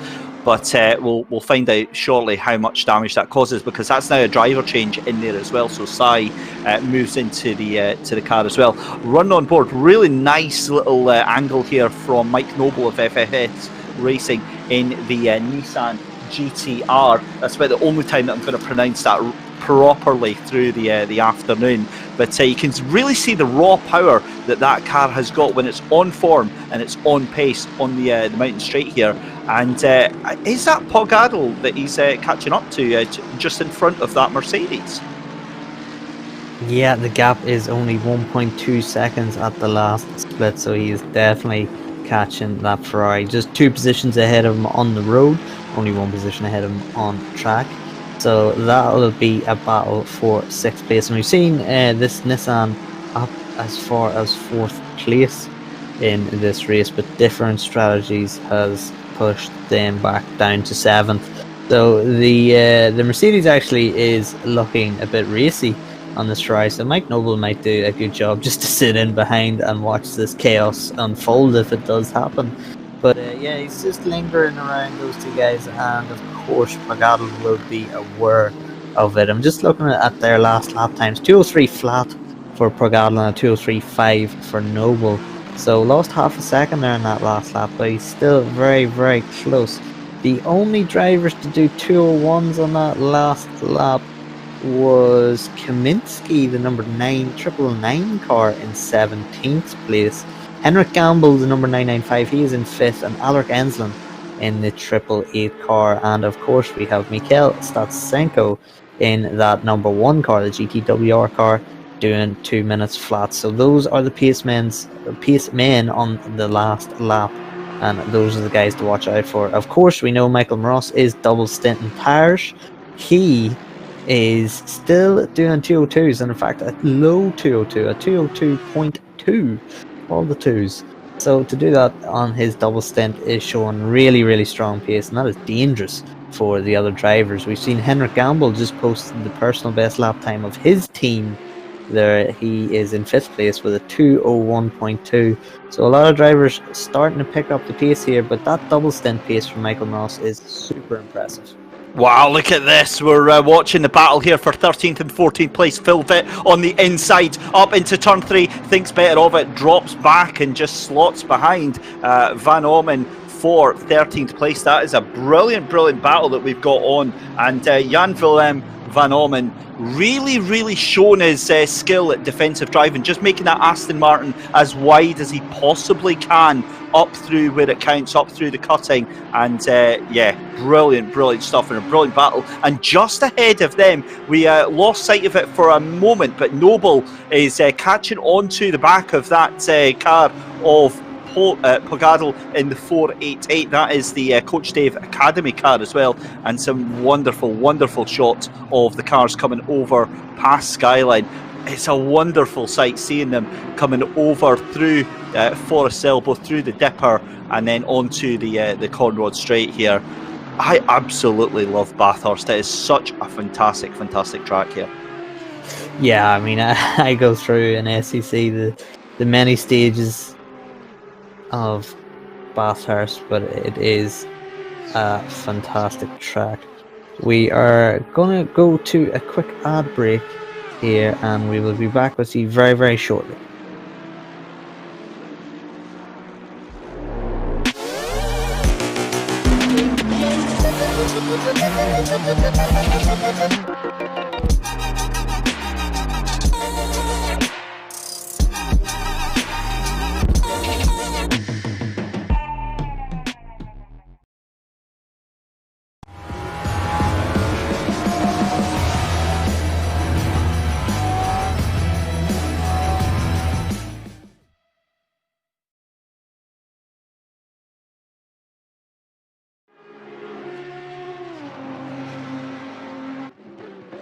So, the Coach Dave Academy speaking. We've been talking a lot about the Honda of it's now Sai that's in the car.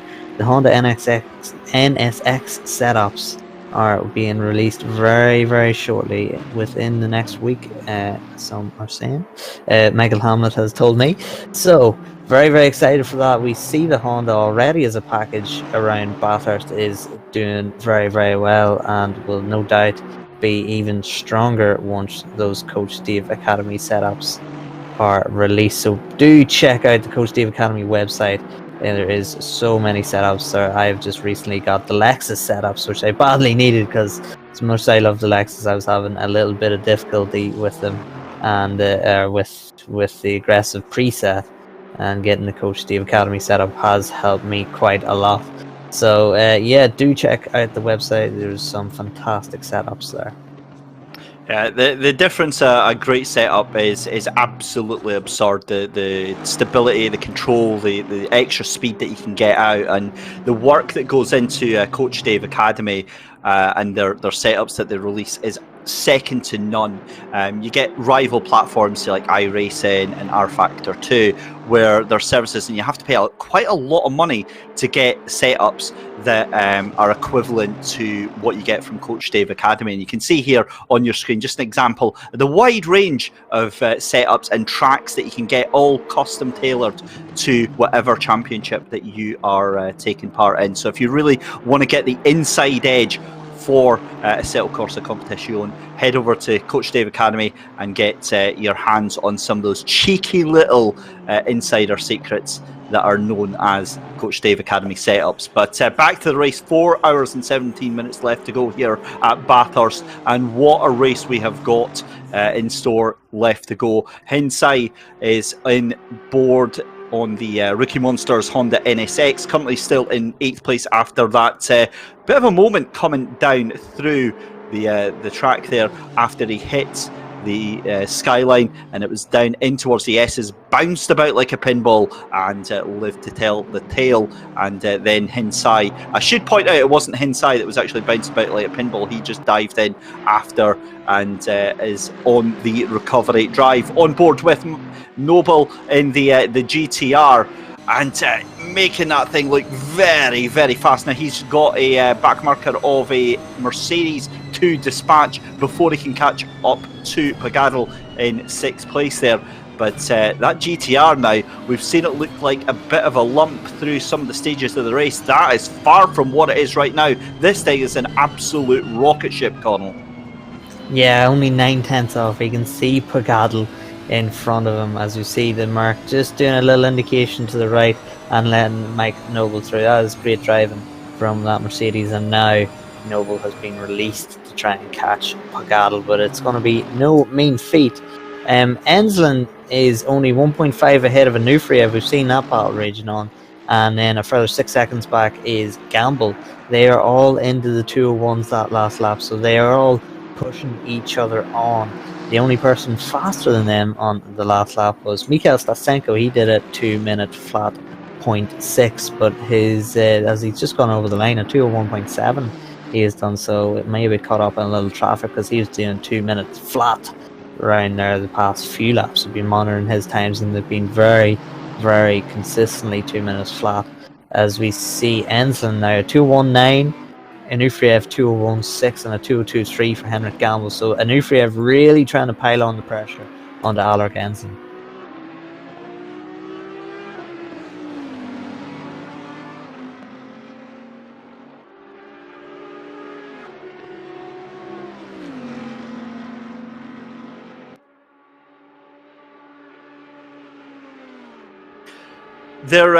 You've got to really give a big shout out to Keck Sim Racing though, because Henrik Gamble is all the way up into the I think he's up in top 5 with that Aston Martin GT3 in the silver. I mean, he's really been showing the pro drivers, and the entire team have really been taking it to the pro drivers right now.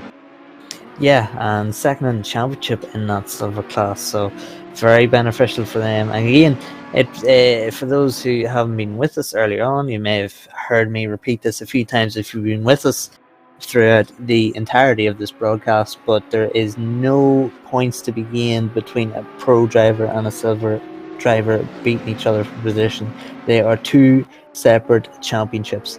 So when we're looking through the order again, the number 995, look for the nearest silver car when you're looking down the order, and that is who is second in the silver class race and will be second in the silver class championship standings. But in saying that, the number 995 car currently second in the championship. That 125 SRJ Motorsport car is currently leading the way in that championship, but as you can see, there's at least 6 silver class cars between the number 995 and the 125. So if the things go the way they are looking like they're going to go, number 995, Keck Sim Racing number 2 are going to take the championship lead in silver class. Yeah, and early stages into the championship, and I know there's no point differences. Oh my goodness me, that was a huge hit there for the Bentley of Markry. What on earth just happened there? Because he went off straight into the wall there at the bottom of the hill. And that was a massive hit for Marco Macri in the Racing Line Motorsport Bentley. My goodness me, he's going to have a little bit of damage with that one. Right, let's have a look here. Oh, it's the Bentley. Lovely. Right, let's see. So he goes down the hill there and bang off the corner. And that's exactly the same corner that we saw one of the previous cars going straight into as well. So, yeah, that's a huge hit. Back to the point I was making there, Connall. You said obviously that there's no points difference for silver drivers beating pro drivers. That may be, but if that was me, I'll be sleeping with a big grin on my face if I'm taking the scalp of, what's that, 7 pro drivers in 5th place overall in the race there. Yeah, absolutely. I mean, it's a great bragging right, but the unfortunate thing is you only understand after you start battling for a championship, or you finish a championship battle, is that no one remembers that time that you beat X amount of pro drivers. The only thing they remember is who won the championship at the end of the season. So it really does, although it is a great feather in the cap and it is great for the team, you gotta think of the long term, and you gotta think, do I really need this 4th position? Well, I'm gonna try, but do I need to put absolutely everything on the line for that 4th position overall when it won't affect my championship? No, I don't. So it is that risk management that you have to do in your head. It's a very, very difficult thing to balance, but hopefully the number 995 car has it well balanced. Connall, that's a fantastic point to raise, actually. Risk management is a huge factor of the 12 hours here at Bathurst, and we see Noble going side by side, and I think that is Pagado that is right in front of him. So this is a battle for position right now, as we see Mike Noble in the GTR on the inside. Surely he's got that placed on, and the Ferrari going to try and late break around the outside. It's never going to work, and then Mike Noble then takes 6th place from Pagado with the 488 Ferrari. Robin Pagado will have to regroup, try and think again on that one. Yeah, and it's difficult. I mean, when you make a pass here, you got to be alongside and you got to be showing them a wheel very early on, or else you could be causing a big incident. But impressive from Noble to get Pagado. Of course, we've seen him 9/10 off once he got released from the back marker Mercedes, and he caught him up quite quickly and got the pass done. So impressive driving from Noble. That Nissan looking very, very feisty. And now we're seeing, it's almost like 2017, 2018, where we see Mercedes, Ferrari, Mercedes, but then we have the Aston and the Nissan, they're in the top 6 too. So the Honda now, having dropped out of the top 6, has struggled again to get up through to the top order. Sitting in 8th place, doesn't have much pressure behind with Ogorodnikov, only 7.3 seconds back. So although it's not much pressure, a single mistake from Sai could have them into Ogorodnikov's clutches, and Ogorodnikov is actually pushing some good lap times there. I've been following him on the time screen, and he is a quick driver. So Sai isn't out of the woods yet. It's not as though he's just perpetually looking forward. He has to keep an eye back, and there, as we say, through that split it has gone down to 6.5, so Sai might be getting caught. So for the Honda, who only half an hour ago was sitting in 3rd place, they could see themselves struggling to stay in the top 10 here.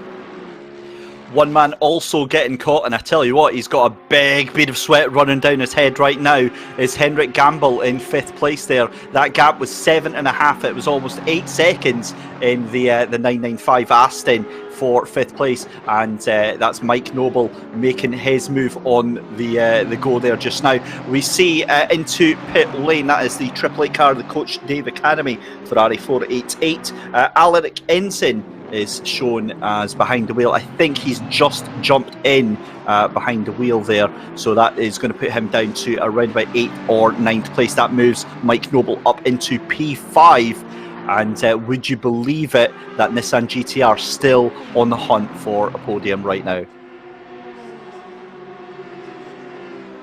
Of course, we've seen the Nissan dominate the Laguna 8 hours. If you were with us, that was essentially the last chance qualifier for the chance to get into the World Cup for this event.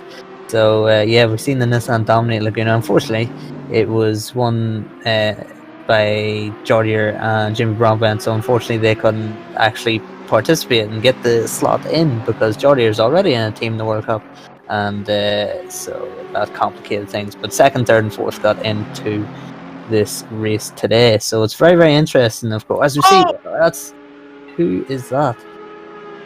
That is one of the Audis.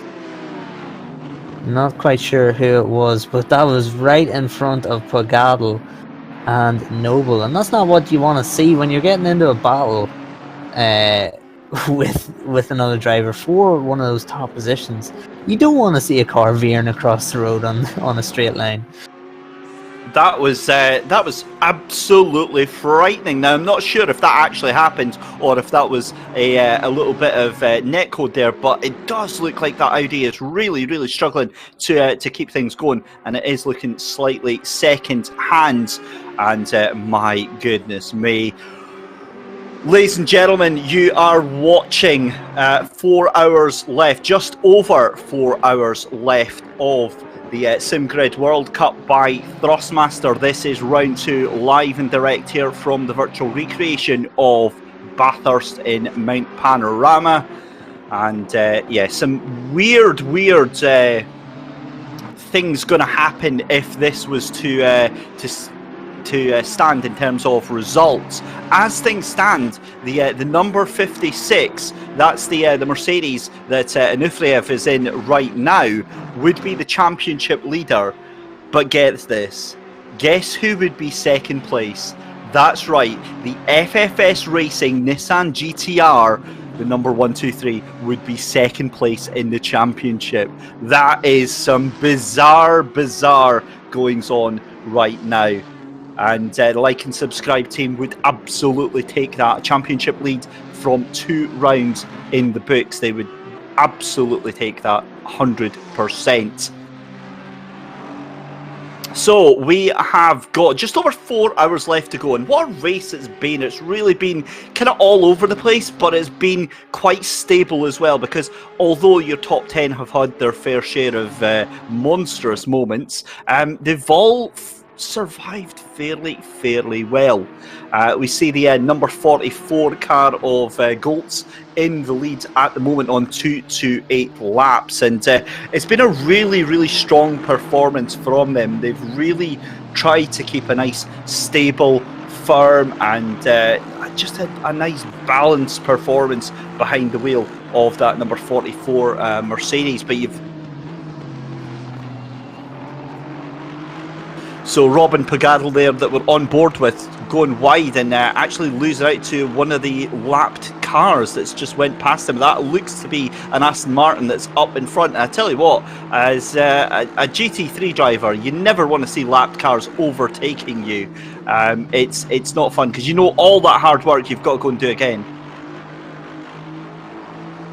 And I'm wondering if we can have a little look, because I'm just looking at the timing screens there, and as if he's read my mind. What a job by the production team. Oh my goodness me, Rob Taplin has a huge moment down the chase. The car goes round and round and round, and we've seen it time and time again. It's 2 wheels onto the curb, it unsettles the car. Thankfully, it doesn't touch any of the curbs, any of the walls there. So absolutely huge moment there for that driver. But I cannot believe that. Connall, you've just got back in time. Have a look at this. 2 wheels onto the curb, and I can imagine a change of underwear there.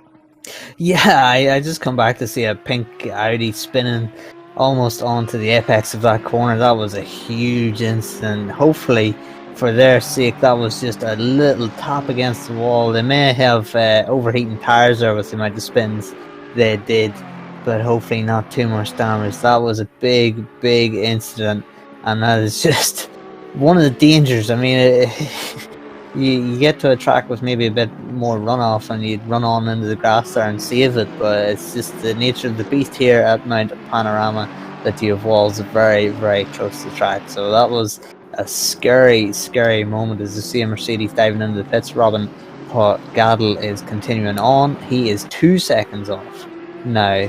Noble 1.8 it is, so he's closed a little bit in that split, but Noble looks like he's starting to check out over Pogadl and has 17 seconds to gamble, so that is a little bit out of the way, but not completely out of the way. Of course, we don't know strategy wise what the differences is, but the number 995, 4th now in a silver class car, so very impressive.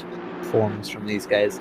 And it's not as though they've been promoted there via, antics from other drivers or incidents that they've just been promoted out of nowhere. I mean, they've been strong throughout the entire race. They started 15th on the grid and have made their way up through the 4th. So that's some fantastic driving from these guys. Certainly is, certainly is. So, I think we need to have a little breather. It's a huge moment there, but we did mention him earlier on about 15-20 minutes ago, but you've got to give a big mention to the guys here in the reserve Ferrari. Still up in the top 15. They were up in the top 10. And they've just been going so strong, Coral, through the race. And to come in as guests and be in the top half of the race for all of the race it's an achievement, isn't it? Oh yeah, absolutely. Car Guy Racing, what a name.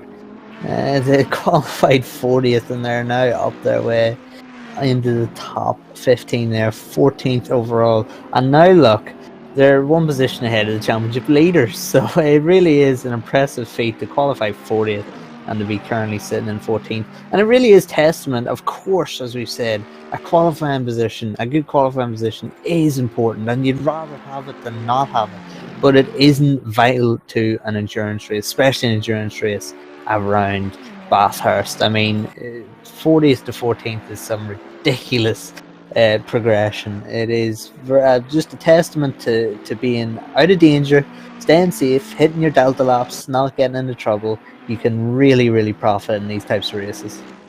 Well, one man we also have to give a big shout out to is Josh Martin in the Ferrari, the 888 of Coach Dave Academy, currently in P8, doing a very good job, very stable job there. Currently 2 laps down behind the leader. In fact, that brings it up to 1 lap down behind the leader. And Josh is one of the beacons of Scottish sim racing. We've seen him do very well through the Intercontinental Championships that Settle Corsa Competition have organised in conjunction with the SRO. I believe he was with a different manufacturer back then. I think he was with Bentley back in those. It feels like so long ago. It was only like about 7 months ago. But a really strong racer and doing a really solid stint here as we clock off another hour, ladies and gentlemen. 4 hours now left to go in this 12 hours of Bathurst for the SimGrid World Cup presented by Thrustmaster. Yeah, we're on following Josh Martin right now, and the Triple A car. If you've been following SimGrid races for a while now, you will know the turmoil that team has had in the Endurance Cup. Being taken out and being caught up in incidents that are not their fault. So it's good to see these guys having stayed incident free. At least have stayed incident free from the time I have started covering this broadcast, and doing really well and making their way up through the order. Now we have a battle between 2 Porsches, and we're normally seeing this at the front end if we're watching the Sprint Cup. And speaking of the front end of the Sprint Cup, Tico van der Velde, I believe he finished 2nd in the championship in the Sprint Cup. He ended up. He was always a very fast driver in the Sprint Cup and always challenging up at the sharp end. So we know the quality of Tico van der Velde, and now he's really starting to push Nick Babin. That number 97 car, Luke's Cruiser, is another driver for that team. That team is quick, and that team has potential to do better. And they struggled a little bit at Suzuka. And now they are having a much better run. They're getting in the slipstream. Van der Velde has got the slipstream of Nick Babin. He's going to go to the inside, which then puts him on the outside at the end of the Connall straight under the braking zone. So this is going to be a very interesting move. But he gets it done before even the kink. Gets it done and then goes to the inside line and blocks it. So that was very good driving. I didn't think he was going to get the slipstream that much. But very good driving there from Van der Velde. And it just shows caliber that he has been racing against in the Sprint Cup. He's well used to making these sorts of passes. Oh, and Nick Babin going way too hot into the final corner there in that Carbon Esports number 225 Porsche to start another lap. He was just a passenger in that. Van der Velde had that move done on the Conrod straight. There was absolutely nothing that Nick Babin could have done about that at all. Beautiful move, and again just goes to prove that all the way through this race, all the way through the field, we've got these cracking little battles going on and some big charges. We can see the number 56 Mercedes of Anufriev is into pit lane. So it'd be interesting to see how long they take over in the pits. They were up into, I think, up into second place or maybe in the third, but they have jumped into the pits and likely getting some new tyres and some new boots onto that car. Such a good feeling when you've done a stint and your tires are destroyed, and you go back out, you go into the pits and you go back out, and you are on fresh rubber. No matter if you have a full tank or not, the fresh rubber just feels like you have your old car back. That feeling you were missing for the last half hour, it is back. But Statsenko, now just looking at the time screens, 201.2, he is the fastest guy on track last lap around. But in saying that, the top three all doing 201s as well. So Statsenko is closing on the guys ahead. The next 5 cars in front are all in the 203s last lap around. So he could find himself maybe getting into the top 10. That would be, I'd say, given the circumstances and given how far they were down, halfway into the race, they're outside the top 20 after that disconnect. I'd say that if they can find themselves inside the top 10 at the end of this race, that would be a good damage limitation run indeed. Yeah, certainly would be. We were watching Pavlo Ciesla there. He was down in P27, I believe it was, and really trying to drive that Audi beyond its limits as we're watching Statsenko there on the lapped car. That's going to be the 32nd position Audi that Statsenko is going to be making his way around in. This is damage recovery. This is 100% for that number 1 team, the GTWR simulator team.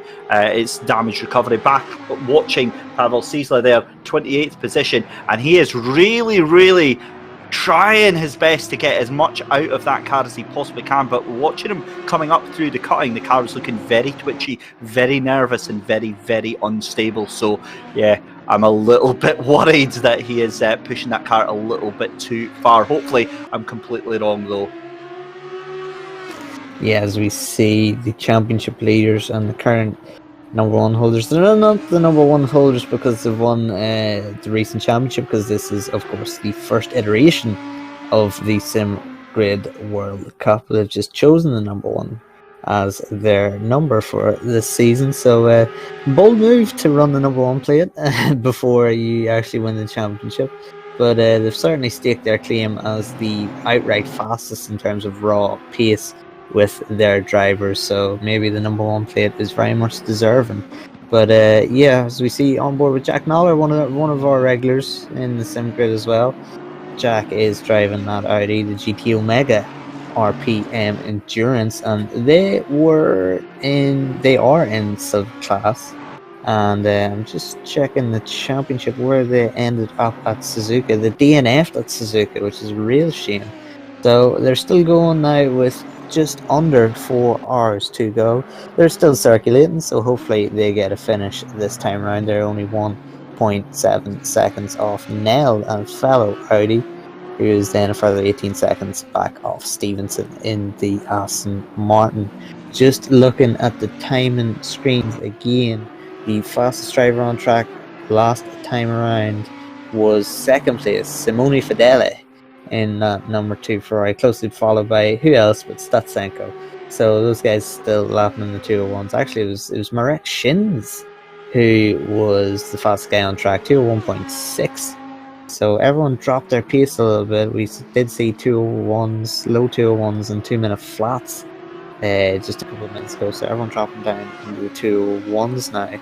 And we've seen Shins was really pressuring the Coach Dave Academy car in a stint he did earlier. and just sat in behind, didn't want to get into too much difficulty or get into a big battle and lose each other time. Sat in behind the Coach Steve Academy car and followed them for a number of laps, very, very closely, but very safely because they didn't have any incidents. So great to see. Shins has proved himself as a great driver, as we are almost at 2 p.m. in-game time. So we're probably getting to the hottest that this track will get to, 23 degrees, which I suppose for what it could be, that's not bad at all for the tyres, is it, David? Is it nearly time that I can crack out my old jokes about putting another shrimp on the Barbie yet? Maybe, yeah, throw them out there. It's not quite. I don't think it's ever that time, to be fair. Back on board then with Dominic Goltz, making it look oh so easy in the Revolution Sim Racing Blue Mercedes AMG GT3 up through the cutting here at Bathurst. One of the most intimidating complexes of corners, as we see one of the cars behind him having a little bit of an intimate rub in with the wall there. The Mercedes AMG though just looks so sublime coming through this set of corners here just now. We've just gone through Frog Hollow. This is over through Solomon Park and then into McPhillamy Park. Then it's over the skyline, aptly named because it's a wonderful, wonderful vista that the drivers are treated to. Down through the S's and then into my favourite corner, because I can never, ever, ever do this properly, into the dipper. I always snatch the brakes on the right hand side and the car goes spearing off into that wall on the right. Out of the Forest Elbow there and onto the Conrod Straight here. Wonderful, wonderful chance for that German engineered machine to open itself up with that glorious LED display flashing 001, which means he is overall first place. Over into the chase, one of the fastest corners on the circuit, hard on the brakes into the left-hander here, and you really don't want to touch the curb, otherwise you'll be floated over onto the right hand side. Makes it look absolutely flawless, does Dominic Goltz. It's all gone so well, and then into Murray's corner to crack off another lap and start lap 236. Connall, he just makes it look so easy and so effortless. Yeah, now this team have almost been released from their own strategies because of course their last driver had to double stint. Now that they're no longer double stinting, back down into the 201s. But in saying that, I mean, Michael Ross was the driver who's double stint, and that was a phenomenal stint. I thought he was actually quite early into his double stint when he was doing those 202 lap times, but after seeing at what point he driver swapped, he actually was quite deep into the double stint on the tyres. So that Mercedes manages the tyre wells, and it's not just the Mercedes, not just down to the car, it's also down to the driver to manage the tyres well. I mean, I could get into the Mercedes and melt the tyres within an hour, and he was able to do almost 2 hours on it. So very, very impressive stint there for Michael Ross. And it could be underrated because it could have gone a little bit unnoticed, because you see the lap times and you go, well, you know, he's not really he's a bit slow here compared to the others. But with the context that he was double stinting to do 202s when the leader or the other guys around him on fresh rubber were doing 201s. Very, very impressive stint, and my hat is off to you, Michael Ross.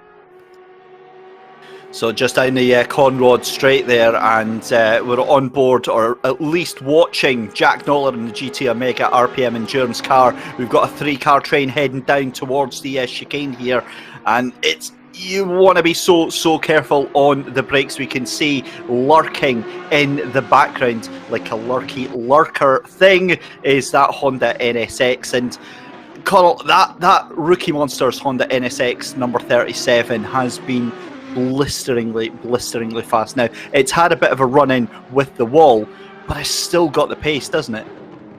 Yeah, it does. And just going over the line, low 202, that is actually quicker than the Pogadl car, the number 488, and Noble, the number 123, and also third place Henrik Gamble, the number 995.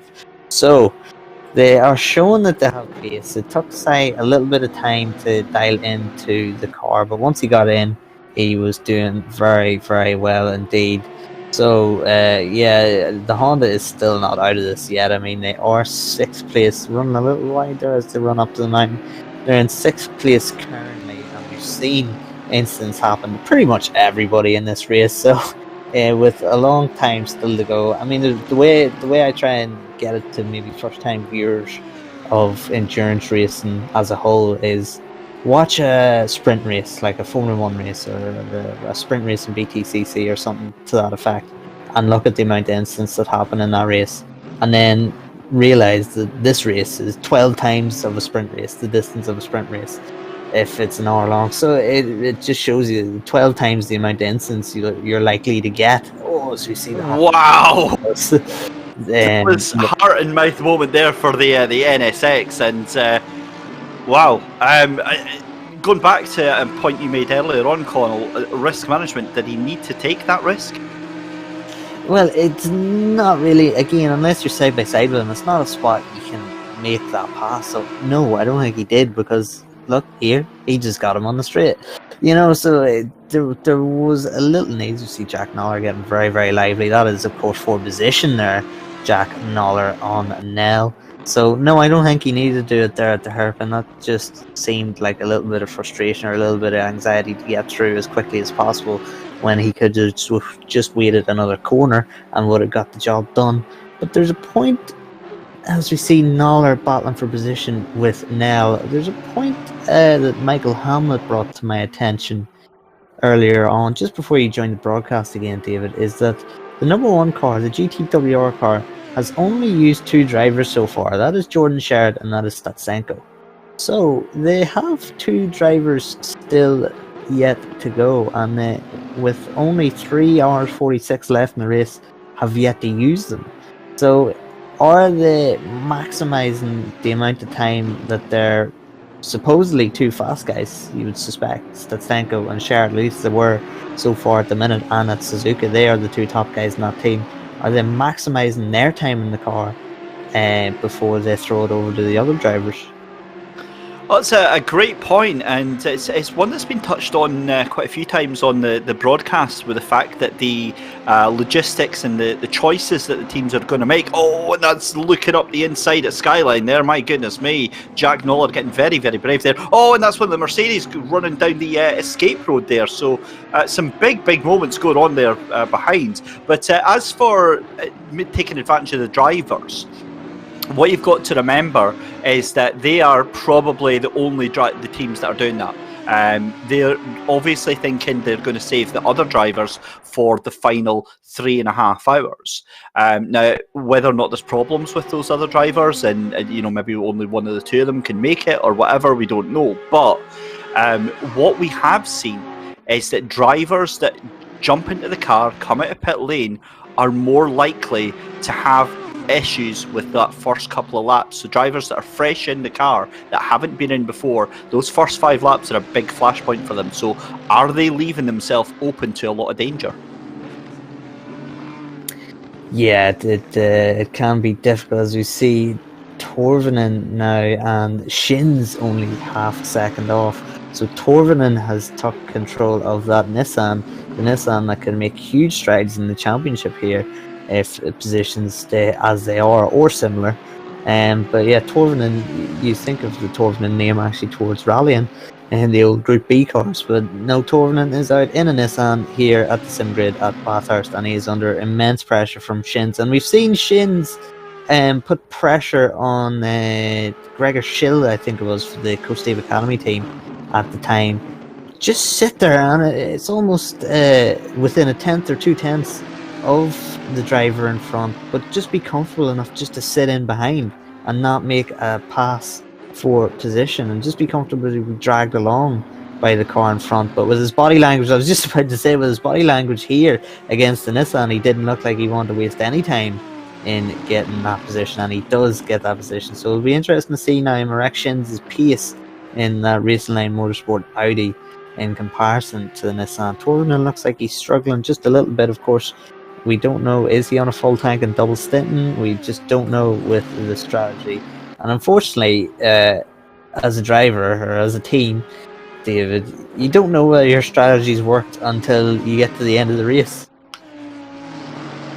So it's a great point though, because what we saw there is half an hour ago that GTR was absolutely flying. It was on form, and now we're seeing it struggling to keep lap traffic behind it. So there's definitely something has changed. I don't know if we'll find out if he is going to be double stinting, but that car is obviously very, very heavy right now, and there seems to be a sweet spot with the GTR, and that is with about maybe say sort of 10 laps of fuel to go, maybe just under there. That's when the GTR really lights up the afterburners and gets going.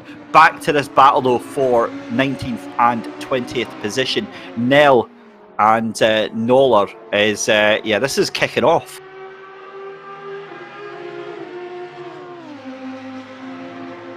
So just hearing from race control there, we believe due to the times that were taken in pit stops, that's fresh tyres that have been taken on by Torvinen on that GTR. So yeah, he could be trying to just nurse that car home for perhaps 2 stints there.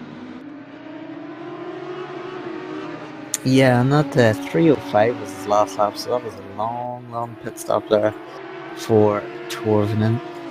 Just looking, Statsenko, he did a 2-minute flat the last time around, and then he just crossed the line there and did a 2:01 flat. So very, very impressive times once again for Mikhail Statsenko, the number 1 car. He is now up to 14th, so that top 10 does look achievable, especially with everyone getting into a little bit of bother in Mount Panorama, because everyone does, because it's such a tough track, and to do it for 12 hours without incident is highly, highly unlikely. This battle still raging on. Jack Knoller still behind Nell, the number 70 Audi, so Jack Knoller's team doing a good job of staying out of bother at this point in time as we approach 2 p.m.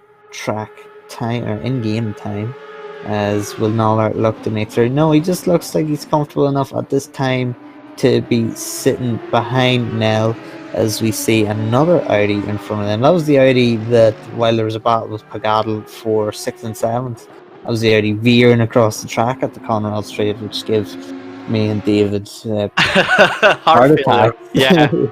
I tell you what, Coral, one person's Discord who I don't want to be in right now is number 97, Lucas Kreuzer, just behind Jack Knoller right there.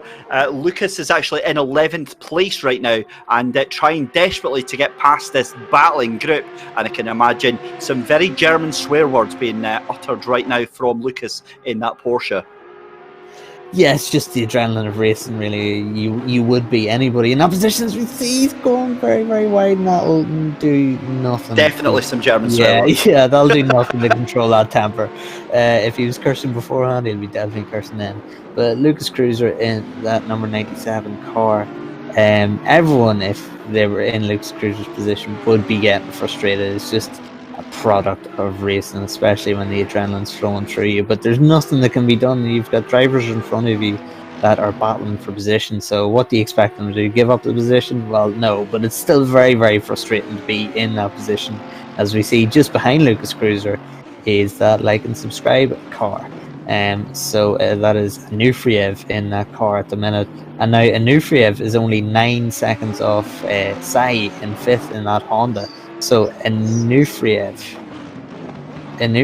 will be desperate to get past all these cars and get to Sai. Now, hang on a minute. I'm just hearing something in my ear there. Surely that can't be right. That is the 5th place of the 5th place Honda of Sai has taken 5 seconds out of the gap of Pagadl in 4th place there in front of him.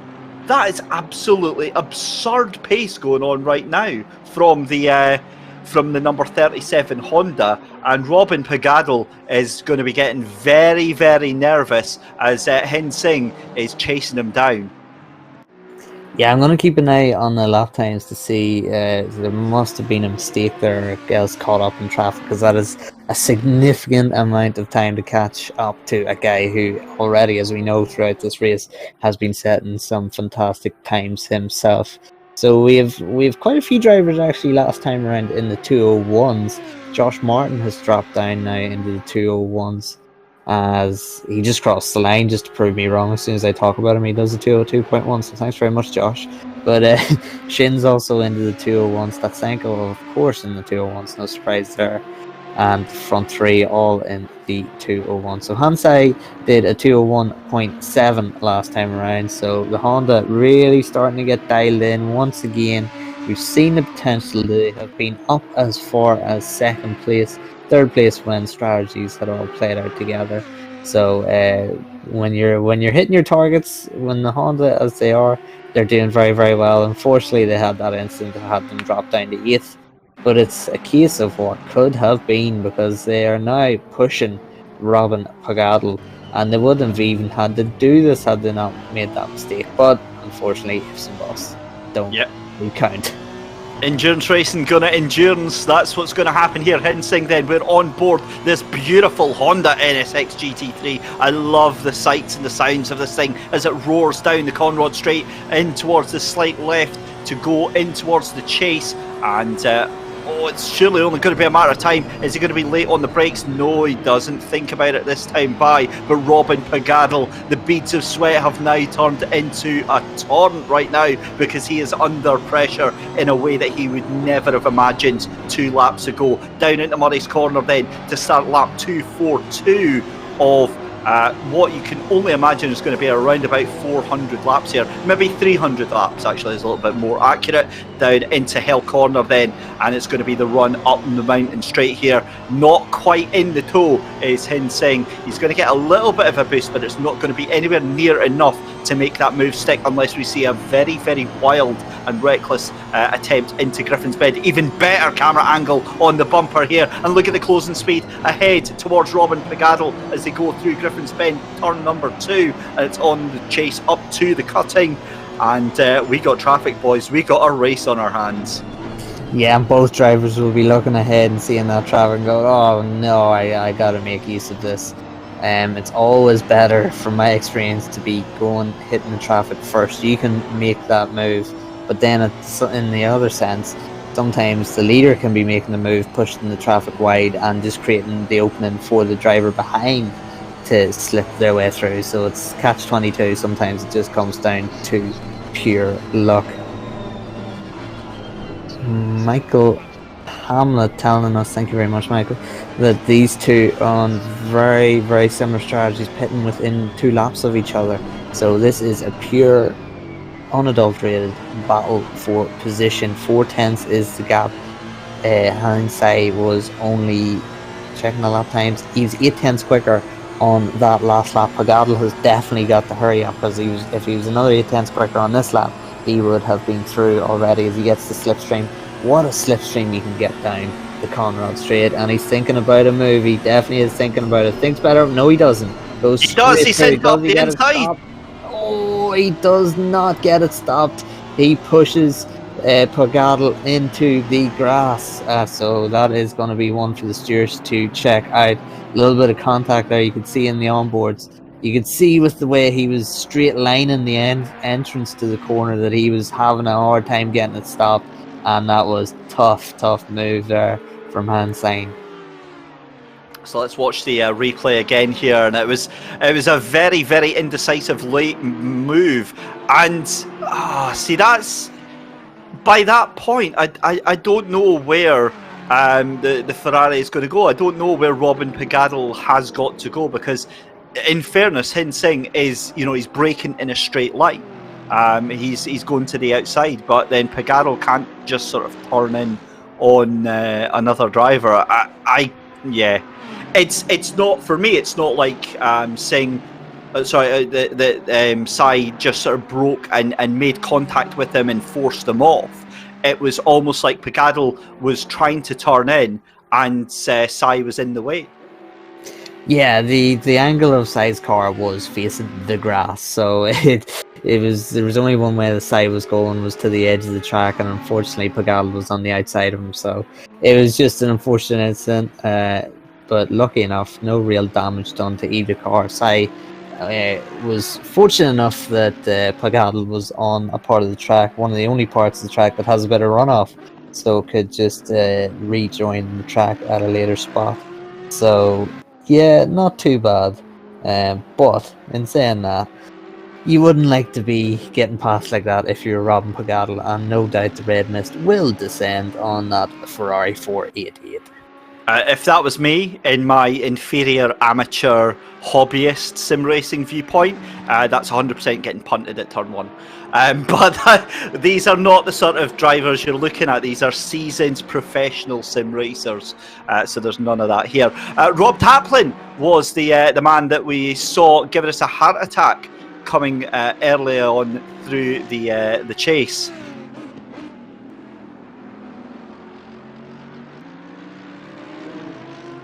Now, I'm hearing through the old magic earpiece here that there's been some big drama for the leading Ferrari, the number 2 Ferrari. That is, of course, the Yaz Heat Ferrari, has went off at the Forest Elbow. So we'll need to find out what on earth has happened there. It looks like I'm looking at the map there. I can't see any stopped cars there, but yeah, we'll have to have a look at that one, Connall. That's an absolute disaster for them. I mean, they are in the pit lane right now, so the crash has happened. We will try and get a replay sorted for you there. Back out on track, leaving pit lane as we speak.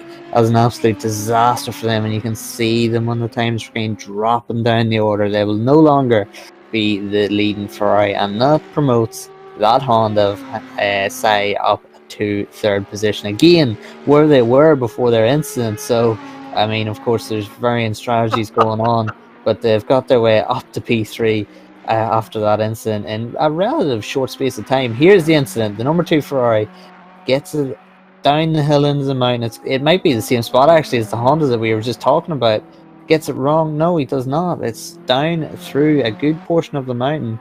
So it's very interesting. We thought it would be at the usual spot where we've seen so many victims' cars being claimed.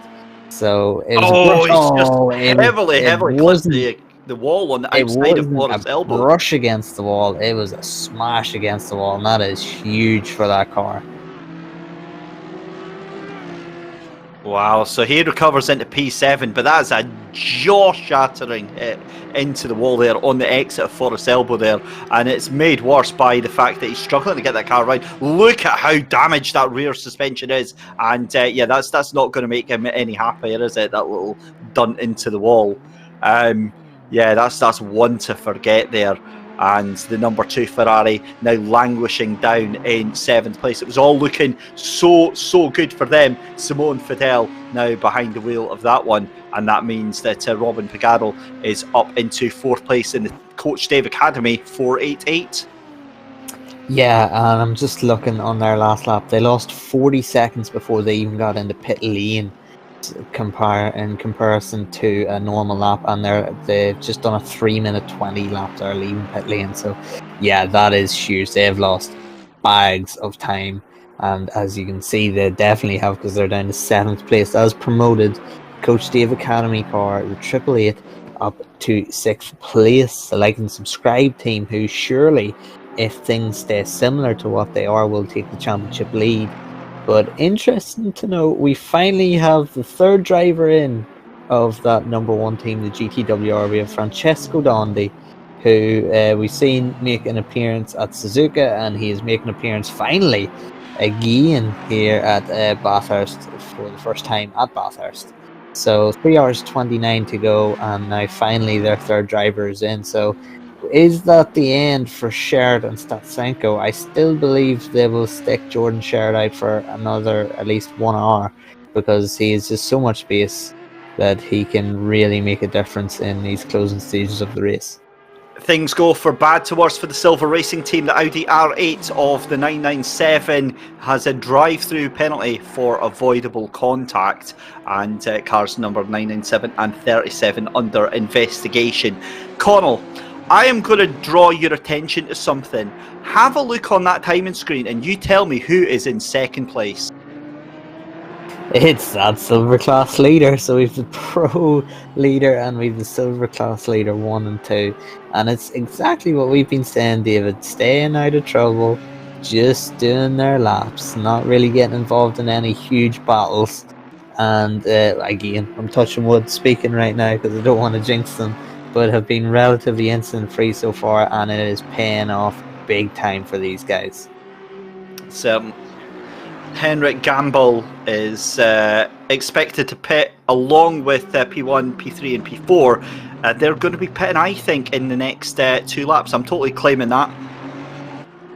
Well, I was claiming that until I kind of sneakily got fed that by race control in my ear. But yeah, so P2, 3, 4 expected to pit in the next couple of laps. So strategy-wise, this is all to play for those guys. Yeah, it really is still not over. 30 seconds from sight Gamble, and you're looking at people that's already pitted, like the 888 car, and they might be closer to the front than originally anticipated. As we are on board now, or we are looking at Davide Osimo in the Leone V Racing Team 2.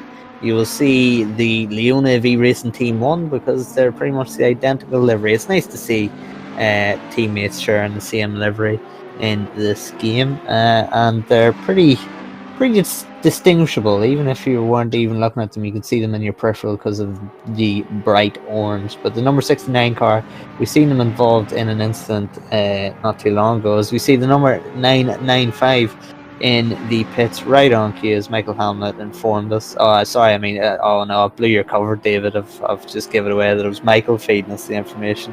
Sorry, I was trying to get you as the master statistician and strategist, but unfortunately I've given it away. Michael Hamlet, of course, you can't hear him, but he is in our ear, giving us all necessary information that we are relaying back to you.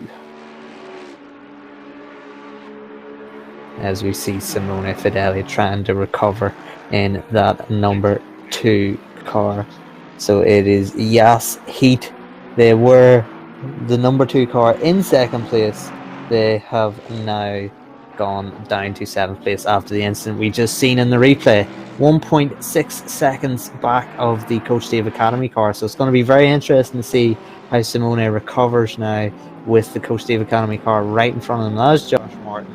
And if we look to the timing screens, Josh Martin did a 2:03.2 last lap around in comparison to Simone Fedeli's 2:01.9. So very significant difference in lap times there. And Simone Fedeli is really starting to push the pace and pressure Josh Martin. 1.7 it is currently, and we will keep an eye on that gap. Robin Pagatel is in the pits in the leading Ferrari. We've got Ferraris 5th, 6th and 7th now. Ferrari's really starting to show up. We heard, and Pagatel's leaving pits right now, so he has been jumped by Martin and Fedeli, so he should just only be jumped by those two. He should come out in 7th. Yes, he does. Josh Martin was saying, oh, excuse me, Michael's telling me he's P8 because he got jumped by Shins as well.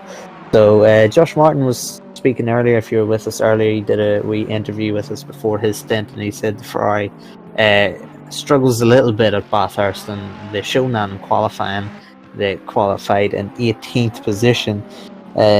So in terms of outright pace, maybe a little struggle in the Ferrari, but David really showing now with 3 Ferraris inside the top 8 that the Ferraris can come good in the endurance race round here.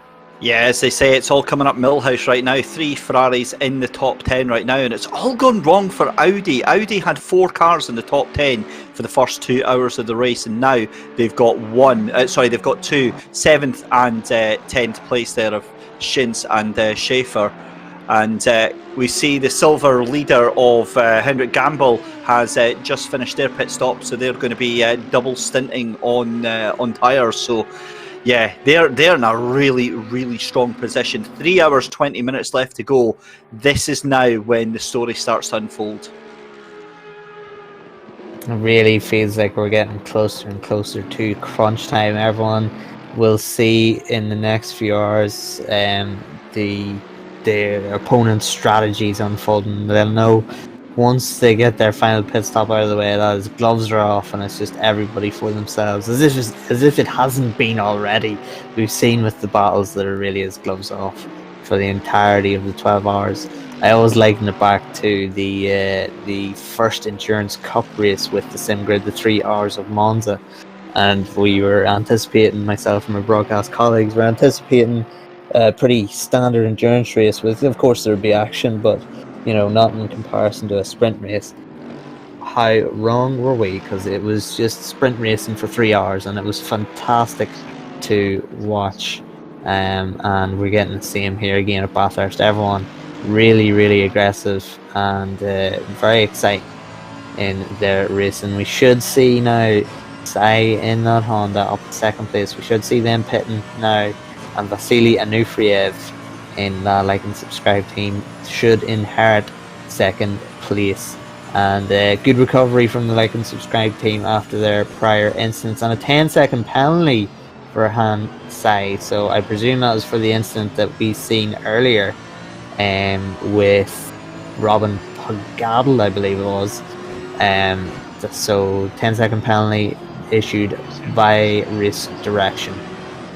Yeah, just getting confirmed by race control. That's exactly what it was. So yeah, that's a strong penalty. 10 seconds in the whole scheme of things, though. That's really not anything to blink at, really.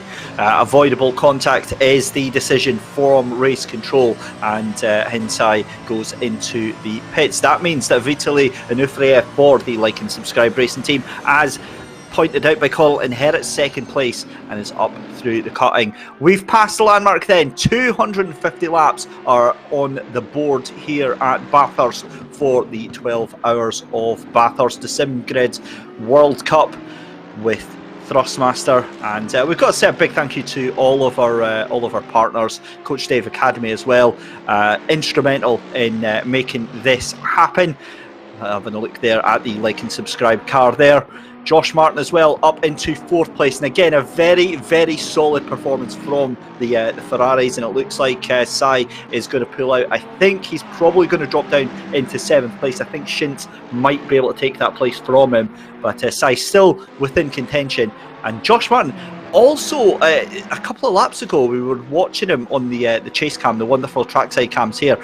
He does like to get very, very close, Connall, with the walls, and maybe a little bit too close for my liking. Yeah, he's definitely on the limit, and he has stepped up the pace ever since Simone Fedele started catching him. It was 1.6, is now down to 9/10. As we see, Hindsight is now in 7th position, 6-second gap to the car behind him, 5-second gap to the car in front. So it's pretty even both in front and behind in terms of the gaps. But yes, Josh Martin has now dropped his pace down to the 201s, matching Simone Fedele's time. So he has responded to the pressure that Fedele has put on him. So not entirely out of the question for Simone Fedele to actually retake that second position in this race, because we just don't know what the final 3 hours will bring. As we see, is that another incident for the number 2? It is. That's Fedele that's gone off at the chase there. So hopefully no damage for that number 2 car. And I mean, Simone, he really needs to stay out of trouble now. I know he's pushing Josh Martin, and Josh Martin isn't exactly an easy guy to catch, but he's already been involved in this, and he cannot. Oh, he brushes with a back marker. He cannot afford another pit stop for repairs.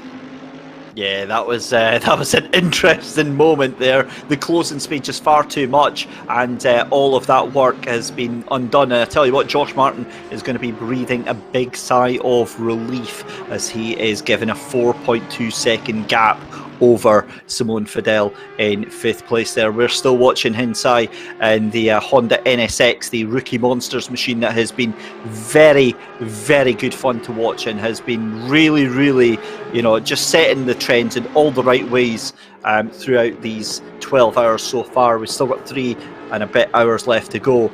And you've got to say, with the tyres and fuel in that car, this is when the NSX starts to come alive again. Yeah, and we can see that in his times. He really is starting to push the pace when he gets those tyres underneath him. When he gets that feeling, he can really put in some great laps, and we've seen that earlier. And just before he pitted, Hindsight could step up that pace. With Josh Martin, 204 last lap, Simone Fedele 206.9, so that was obviously behind traffic. The leaders, Goltz and Anufriev, are both doing 201s. Anufriev for what it's worth, was 2/10 quicker, but that is really insignificant in the grand scheme of things, those 2/10. As we see Henrik Gamble doing a 2:03.2, so pace dropping a little bit, and even the number one car's pace has dropped a little bit. Francesco Dondi doing 2:02, so with no disrespect to Dondi, he's still faster than me. He is the slower of the three drivers in that number one car that we have seen. We've seen that in Suzuka too, so we could still see either Statsenko or Jordan Sherritt make another return. In saying that, I mean, I say Dondi is the slowest of the three. I mean, he's slowest of the three doing low 2:02s, which is matching pretty much everyone up at the sharp end, so he's not exactly slow. It's just a compliment, really, to the pace of both Sherritt and Statsenko, that they were so quick. And it's not bad when your number three driver is matching times from second, third, and fourth. It certainly isn't, and again, there's more to it than just the times, as you've pointed out time and time again, Connall. It's about keeping the risk down. It's about settling down and just ploughing on and getting through. So we see Tony McGough-Oven and McGough-Oven Racing. Right, how do you pronounce that? Because I've been in my head, I've been struggling for the past 8 hours on that. It is not actually his surname. Tony is French, and McGough-Oven is a really bad translation of his surname. So, as a running joke, he has McGough-Oven as his surname in the game. So that is not actually his actual surname. He's a more sophisticated surname, shall we say, but he runs McGough-Oven as a wee in-joke. So McGough-Oven Racing in 31st place in the number 261. We've seen Tony in the car earlier doing some fantastic defensive driving, keeping Lucas Rommel, I believe it was, behind him, and he might have to do some more, because Osimo in the number 69 car is starting to pressure him now, only 9/10 in it, as they go barreling down into T2. I would like to formally apologise to anyone with the last name McGough-Oven. They do have class, But all jokes aside, I think it is time for us to take a little advert break, and we will be right back after this.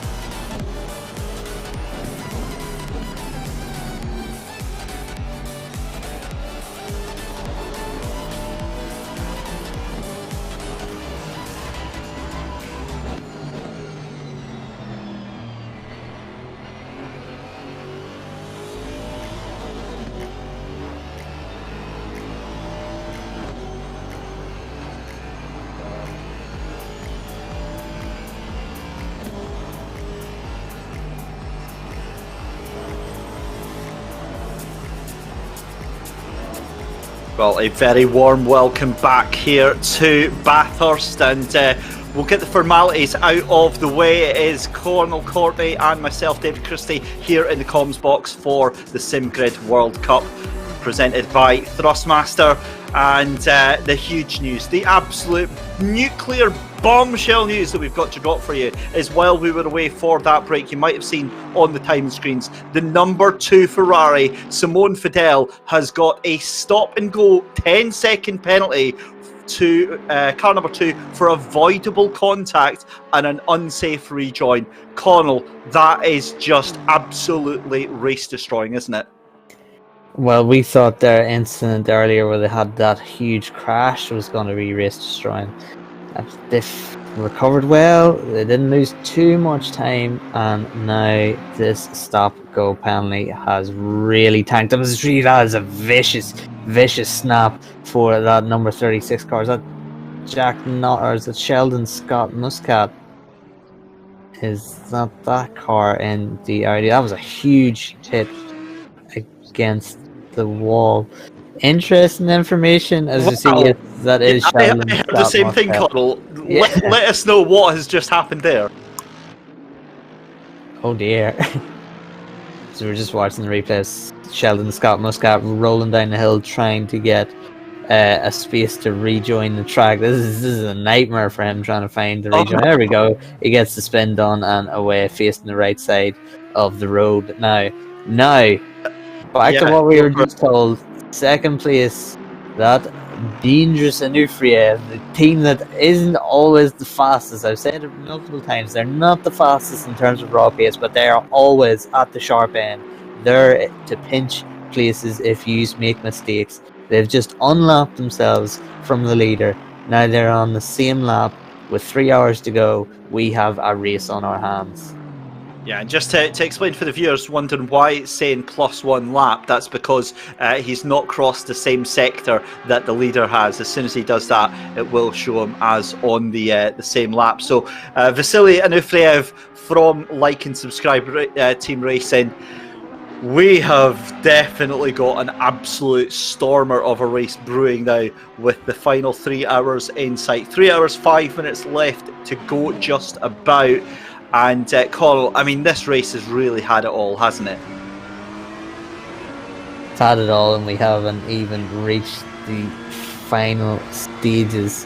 So we've just been told Michael Hamna. We've talked about Onufriev unlapping himself, but the number 44 car is actually right on Onufriev's bumper, right on cue. Here he is. Fine. It's fine. It still counts. I want to be the only guy on this lead laps, is he saying. So again, it comes down to the risk management. Will he actually make a move on Onufriev and take that lead lap back and lap him again?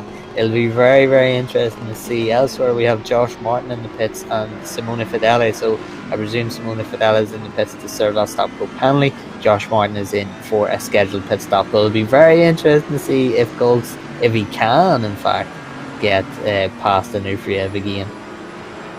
As we see Henrik Gamble in the 995 machine, still in third place. That silver team doing an absolutely stellar job of keeping themselves on the podium position. Another driver doing a fantastic job of driving just now is that number 12 team, the fast car, the car guy team of the Ferrari, and that's Vervoort, sorry, that is in the car just now.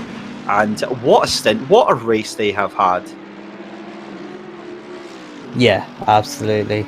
And you look at both these teams, and they've just looked stunning so far. The number 44, at least in the time that I've been broadcasting, number 44 just haven't been involved in this. We've actually barely seen them. We've seen them in shots, but we're not focusing on them. And we've seen them just be there or thereabouts in the shots, but we haven't actually focused on them quite a lot. So it's really, really funny to see that the team that we haven't really seen much of is the team that is almost a lap ahead, but they've both just dived into the pits. Goltz and Onufriev have just dived into the pits, so they're running a similar strategy, it seems. So it'll be interesting to see, because they're so close together, who gets to jump in the pits. So we have an F1 style pit race here, and this is a big throwback to the old days of F1. It certainly is, and it's all swings and roundabouts right now as we come up to 3 hours to go. Connall, I know you're going to be leaving us very, very shortly, but what have you thought of this race? It's give us a bit of everything, and I'm annoyed that I have unfortunately real world things to do. It's aggravating. That involves 2 wheels. It does not. No, it does not. No, I have no 2-wheel action to do, but 3 hours to go. This is just setting up nicely into a nice climax. These two guys are going to leave the pit lane together as well. So neither boy, it looks as though Goltz has indeed jumped the Nuclear straight away. That is brilliant. The Nuclear straight away goes on the attack, and that is really a statement from the Nuclear. He is desperate to get on that lead lap. Look at the pace that he's got, though. Look at the phenomenal.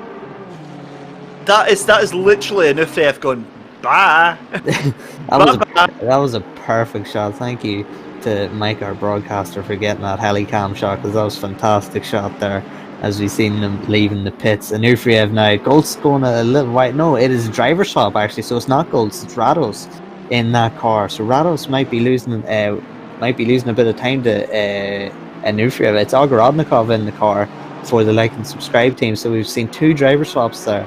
Rados in for Goltson, number 44, and Ogorodnikov in for Anuferev. So 2 new drivers now. Will this still be glued together, or will Igor Ogorodnikov, we know the pace of him, will he be able to gap Rados and start closing the gap actually to him, because he is now on the same lap? This could be very, very interesting. It will be, and it's such a shame that I have to leave. So to answer your question earlier, fantastic so far. It was a real pleasure to be a part of it once again, another SimGrid World Cup event. And yeah, I'm definitely gonna keep one eye on this race here for the next 3 hours. I'm very, very excited for it. And thank you, David. It's the first time we actually got talking to each other was when we just started commentating. So thank you to you for being my co-commentator, and of course thank you to Michael and Mike, the broadcaster and our pit lane reporter. So thank you very much, guys. Connall, Courtney, thank you very much, and I've got the feeling the next time we speak is I'm going to be putting a microphone in your face up at Knock Hill, so looking forward to it, buddy. As we say goodbye to Connall, we say hello and good evening to the one and the only, the man I was listening to earlier, Luke Rogers. Welcome back, Luke.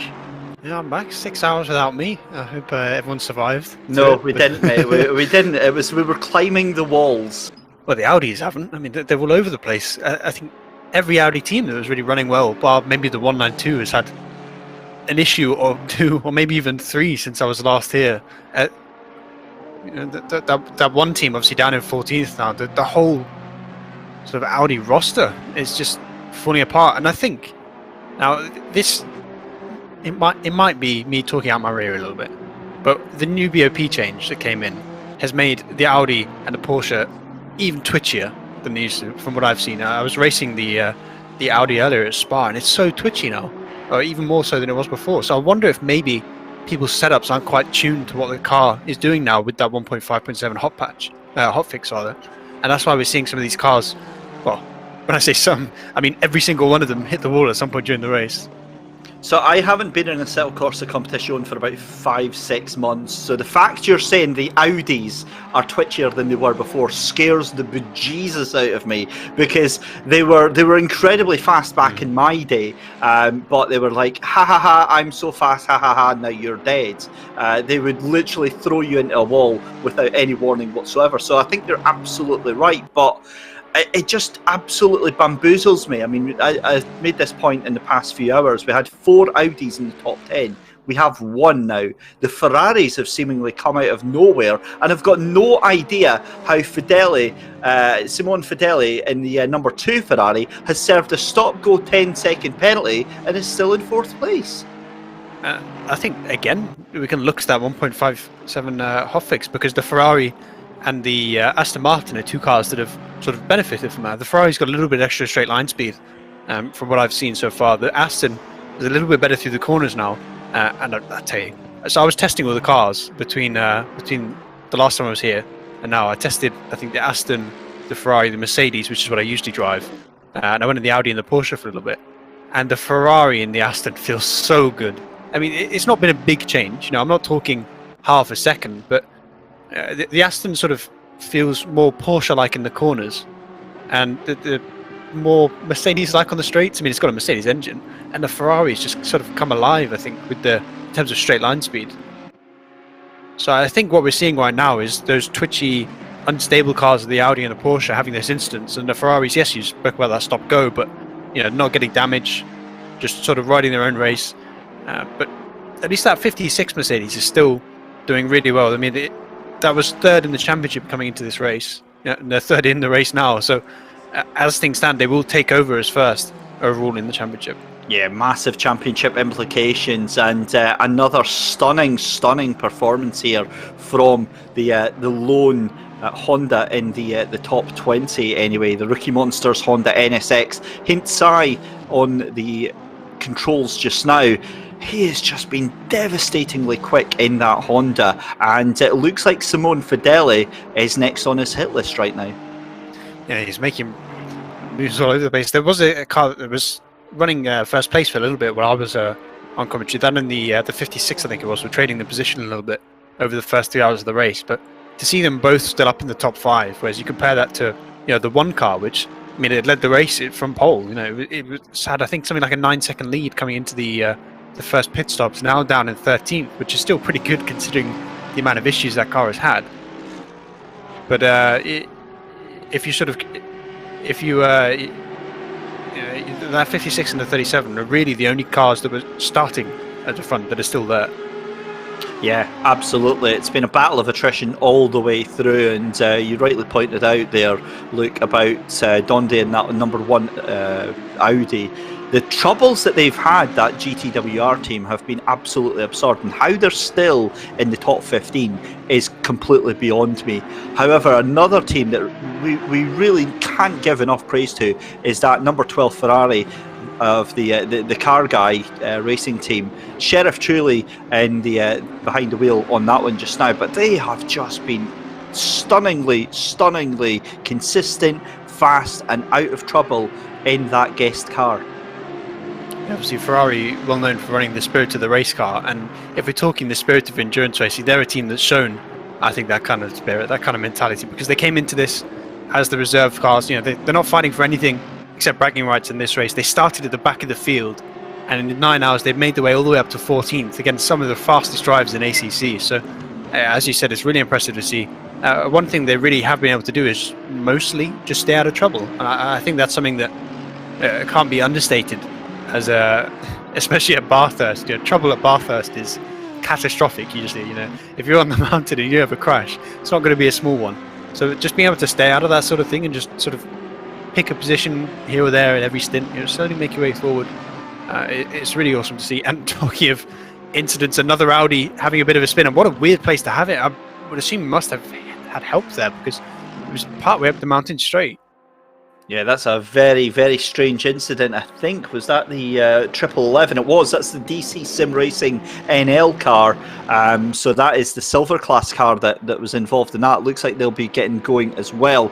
For viewers watching the stream as well, on the bottom right, you did see the battle for 12th, 13th and 14th place. And that means that Conrad King has lost 12th place there to the number 1 car, that recovering Audi, making its way around just now and doing a rather good job just now as well.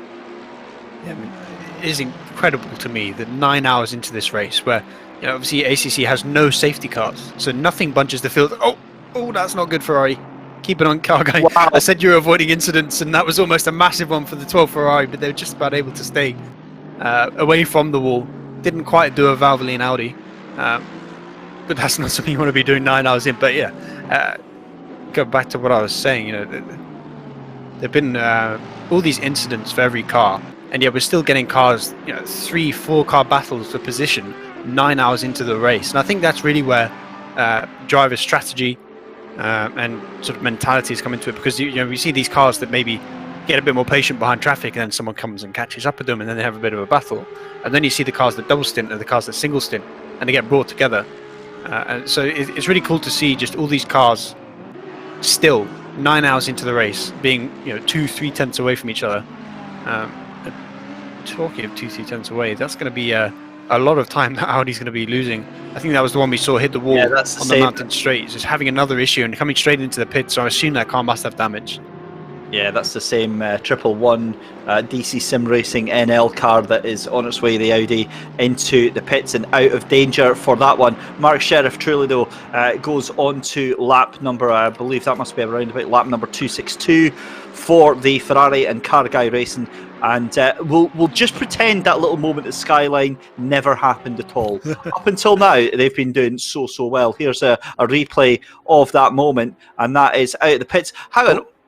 Goodness me, that's just straight out the pits for the treble one and straight into the wall. That's not the best start for a driver to have, Luke, is it? Yeah. I don't think that's quite the racing line going onto the grass coming out of the pits. That's just the case, I think, of a driver not paying attention.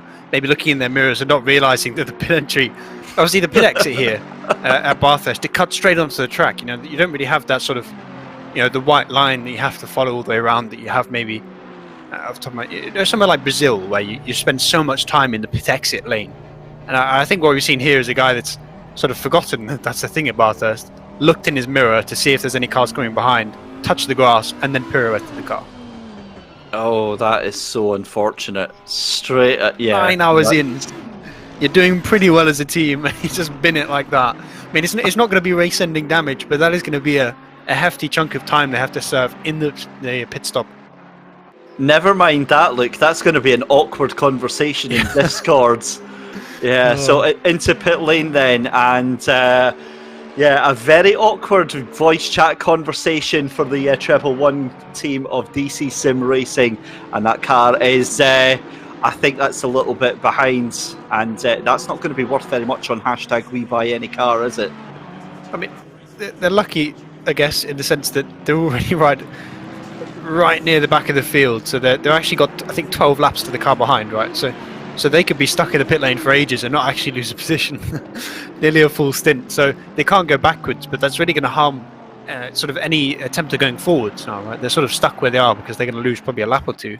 Well, as long as they go forwards, Luke, and not sideways again, we'll be very, very happy with that one. I don't know if you saw that as well. Well, the car was in the pits and we were talking about it. It was flashing its lights, Herbie style. So I think that car's possessed. But yeah, a lot of damage on that car. It's just extra aero. It's fine. It's fine. I love how we're just zooming in on the damage. What can you say? I'm not sure about you're that? allowed movable aero parts in GT3 racing. I can't see that one taking off. Maybe the bonnet will take off, but it's definitely failing inspection. Yeah, post-ride height check is it's not going to be fun. Yeah, we cut back again to the 12 car. I mean, we saw the car guy so nearly become a tyre guy car up in the McPhillamy Park. That was one of the worst jokes I've ever made, but I'm sticking with it. But that corner is notorious for moments. It's just small moments leading to massive crashes. I said that they didn't quite Valvoline it. And what I mean by that, if you didn't watch the real life 12 hours, the Valvoline Audi cars, I think it had 3 separate incidents doing the exact same thing as that Ferrari did to there. The Lamborghini managed to jump over the tyre barrier this year and nearly went up the hill into the crowd. So it's one of those corners where the slightest bit of bobble, if your car just bottoms out a little bit too much at the top, or you touch a curb a little bit too hard, you're going to have a monumental crash. I remember that as well, actually, because it just landed plumb on top of the tyres, didn't it? It was great parking. Yeah, it was 10 out of 10 for the landing. I think it really nailed that. But anyway, we are watching Miso Stupna from the USB drivers team in the Aston Martin going down through Skyline and then through the S's. And that, I don't believe, is for position because he has got a Mercedes behind him on the board, but a Ferrari behind him on track. So, yeah, that Ferrari really, really pushing quite hard right now. And Luke, 3 hours left to go. We've got 2 hours 50 minutes. What can we expect? What can the viewers expect from these final 2 hours?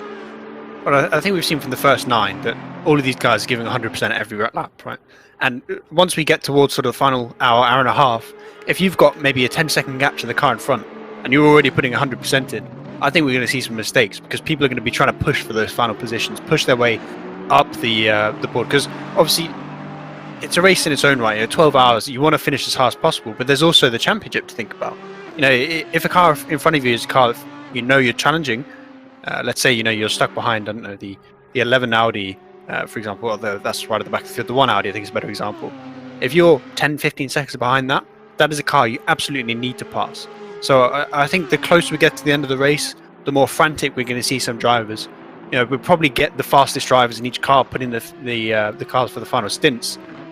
So we should get a bit of a wild ending. And this is a track well known for wild endings. 2019, 2015, some of the greatest finishes I think I've ever seen in GT endurance racing. And they both happened at one track. So it's a track that's well known for it. And it's a track that I think will produce once again. Yeah, it lends itself to some incredible stories. And we've got one unfolding right in front of our eyes as well, Luke, as we see Henrik Gamble in the 995 Keck Sim Racing Team car, the current silver class leader at the moment, in second place overall. Head and shoulders above anyone else in that silver class, as we see Larenc in the 404 car down in 17th place. What a drive from that team. They're a team as well that did really well at Suzuka. They finished second place there, so they're going to get a commanding lead in the driver standings. Obviously, in terms of point scoring, it doesn't matter how far behind the first car you finish, as long as you finish second. So the 404 is going to get second place points. But it's a bit of a brag, a bit of a flex you can have if you're the silver class car and you're finishing second in front of all bar one of the pro cars. That's an incredible achievement, as you said. And also, based on the fact that the 125 is down, what is that, 6th in class. You've got the 17, which is 5th in class. The 8 car, which is much further down the grid. They're going to open up a really big gap in the driver standings for the overall SimGrid World Cup by Thrustmaster. Yeah, and massive bragging rights. I can imagine him chatting to Martin Larenc and going, "Oh yeah, Bathurst, yeah, just the 12 pro cars in between me and you, mate." At the end of the day, I think Larenc's going to go, "Well, I actually got second place in points, if it finishes like it is." It's fine, you have that. Yeah, can we just take a second to one of the things Luke, that you and Rennie were talking about earlier on that I remember, and this is proof that I was actually listening in, was the talk about the liveries on the car and how there needs to be more custom liveries. Personally, I'm slightly drawn on this abomination that is on the 8 car, the waifu livery that is on that Mercedes Team Good Smile. What do you make of that paint job?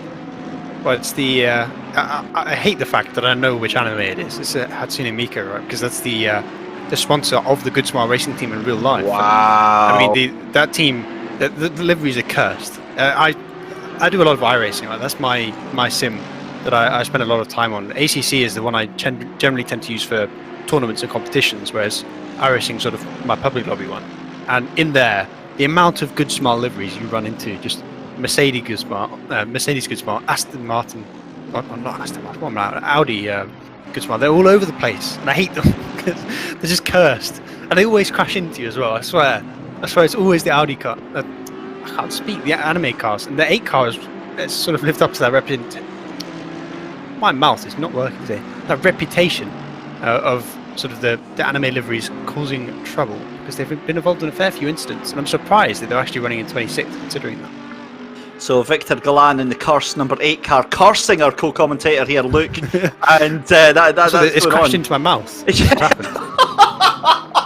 And that is an entirely different web series, ladies and gentlemen. On that note, though, obviously GT3 racing incredibly popular on iRacing as well. Assetto Corsa Competizione has had a massive fanfare launch this year. It's really stolen that GT3 crown from iRacing. It's by far the best. there are a lot of similarities in terms of the level of competition that you can get, though, isn't there? Yeah, I think really where ACC just excels is in the way the car feels. It's so much more, I think, intuitive. And I think gonna plug Coach David Kyalami here, but the sort of the setups in ACC, I think, mirror much more to real life, and that's where people like the guys at Coach David Kyalami, who some of them have real life racing experience, they can bring that expertise, I think, a little bit better to ACC than you could to somewhere like iRacing, where the Mercedes, for some reason, in iRacing has a really loose rear end, even though it's this massive front-engined behemoth of a car. It doesn't feel like one. But in ACC, it drives very similar to the real-life one. You're able to bring that expertise with you. And I think that's why we see Assetto Corsa Competizione have so many real-life racing drivers, especially the guys that race in GT3 and GT4 in real life, come over to it and use it. Obviously, it's not the same as running like a test, a proper test sim, but it's a great place to just practice and have a bit of fun in something that feels very close to real life. Yeah, and that's it, is the ability to get from that as close as you possibly can to get into exactly the real thing is a cost difference of a couple of £100,000. So for the price and for what it is, the Assetto Corsa Competizione is an incredible platform. And just again, as you did there, Luke, touching on the Coach Dave Academy, I think the setups for new drivers can be an intimidating part of the race. It's very disconcerting as a new driver when you go in and you're maybe 4 or 5 seconds off the pace. And it's not just the setups, but it's the ability to speak with the community and get all the hints and tips and really sort of be part of something a lot bigger than I think any other platform's got to offer. And it's always something that I've really, really liked about the Coach Dave Academy. I've been part of the Discord community for a number of months now, even though I no longer I've taken a wee break from sim racing. And the support that you get on that community is just fantastic. Exactly that. And I mean, driving cars, I mean, I don't have a driver's license. I'm only 20 years old, and so although I've had sort of a lifelong motorsports obsession, I watched so many different things, I never really knew much about cars specifically. And I think ACC and sort of learning the setups through speaking to people like the guys at Coach Dave Academy and seeing what they do with setups, it's actually sort of taught me a bit more about how this is going to sound really boring, but things like suspension and camber and working with the tires, it's sort of taught me things that really translate to real life and stuff that I can learn about real life cars, which, as I said, is something that I think most of the people watching this, including myself, technically I am watching it whilst I commentate, are a little bit addicted to real life cars. So being able to learn about something that's real with these cars in the virtual world is such a fun little experience.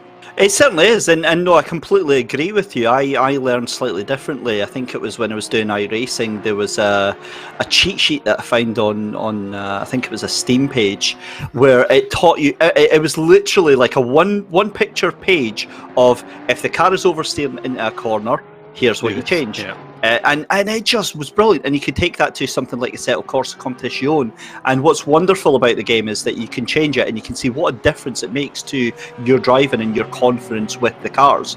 As we go back to the track there, we see Krzysztof Mikowski and the Carbon Esports 225 car making his way up the mountain straight here.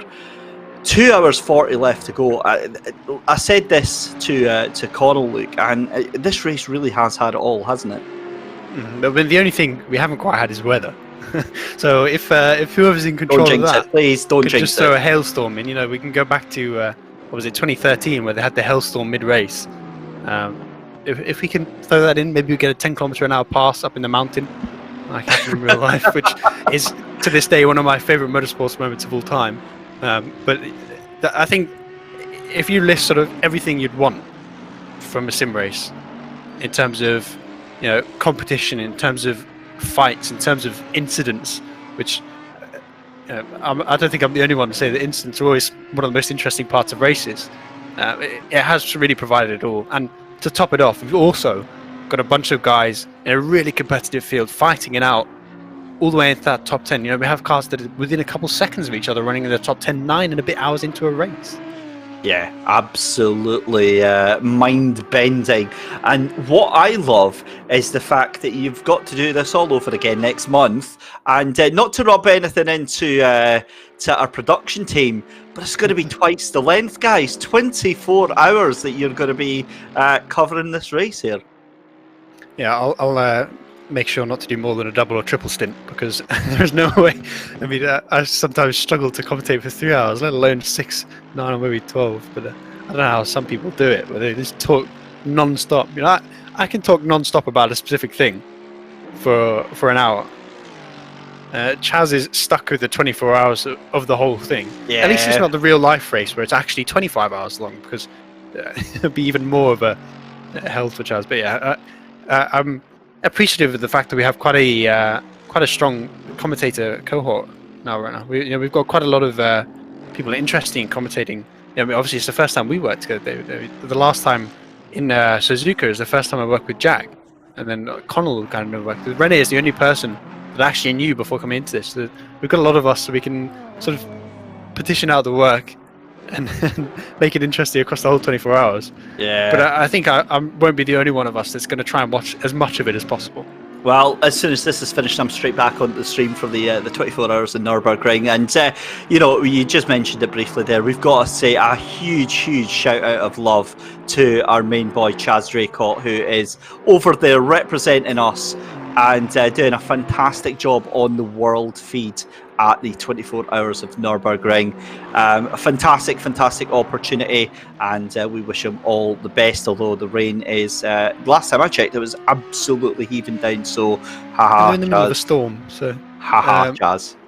in terms of a viewer, that's possibly everything you could ever want from a Nord 24 hours race. But in terms of a commentator or one of the drivers, I think if you've seen how many incidents that race has had, it's been more than what we've had in this. It's absurd how many crashes there have been in the North so far. I haven't even seen most of them. I've just been hearing constantly, there's been a yellow flag here, there's been a yellow flag here. I mean, there's been some laps, so there's been multiple crashes on one lap. It's absolutely absurd, but it's kind of cool to see that, sometimes we look at sim racing and you see that these incidents happen and you think, oh, that would never happen in real life. And then you go and watch a real life endurance race and you realize how many incidents happen to those. You look at Le Mans, how many big crashes we had this year, especially when you got towards sort of the weird conditions of nighttime, and they are paid to go there and do it. A lot of these guys are doing it as a hobby, and really some of the racing we've had in this is cleaner than what we see in real life. Look, you say that, you clearly have never raced a public server on ACC at Monza. I try to stay away. Monza Turn 1 is the epitome of public sim racing. It's I like to think of it as the sim racing's version of Takeshi's Castle. I think Takeshi's Castle you're more likely to win, to be honest. But talking of Monza, I was doing so I've just been driving the LMP2, right? They just released on that. Who's doing a wee bit of rallycross there? Sorry, Just trying to get the Bathurst jump. I think it was actually the wrong corner for it, but they were trying to line it up. The famous jump you could do over the wall in the sim racing. But yeah, the LMP2 has just been released right on iRacing, and the first week was at Monza. First 4 races I had on there was a pilot and turbo of pretty much the entire prototype field. It was absurd, but then you look at that, and I'm normally racing in either top or second split. I don't want to flex, but I am flexing actually. I do want to flex, but I'm more normally in top or second split.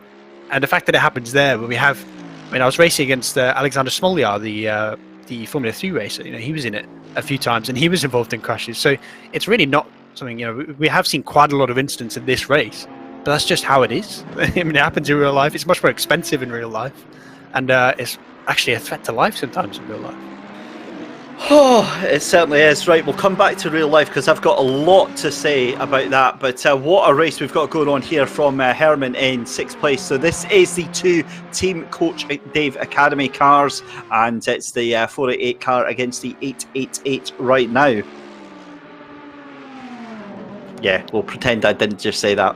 It's been a It's long a bit time, mischief, okay? My definitely. brain is melting. The I'm rubbing off on 488 you. is the MSR Liga Endurance team. It's the 888 that's the Coach Dave Academy team. Although I do see that is Josh Martin has handed over the controls to Mr. Ensign. Oh, and that's a bit wide, and that's going to cause them to go side by side. Well, you say that. If you look at the Coach Dave lap we had in the hot lap, before the race, they actually went off track in the final turn as part of the hot lap, and it actually, I think, especially in Bathurst and ACC, you can sort of get away with it by dipping your tyres in that sort of gravel on the outside of Murray's Corner. It's a bit risky. Talking of risks, that's a bit of a pun. And there we go. The 888 gets past. They're side by side heading up to Griffin's Bend, and the 888 makes it work.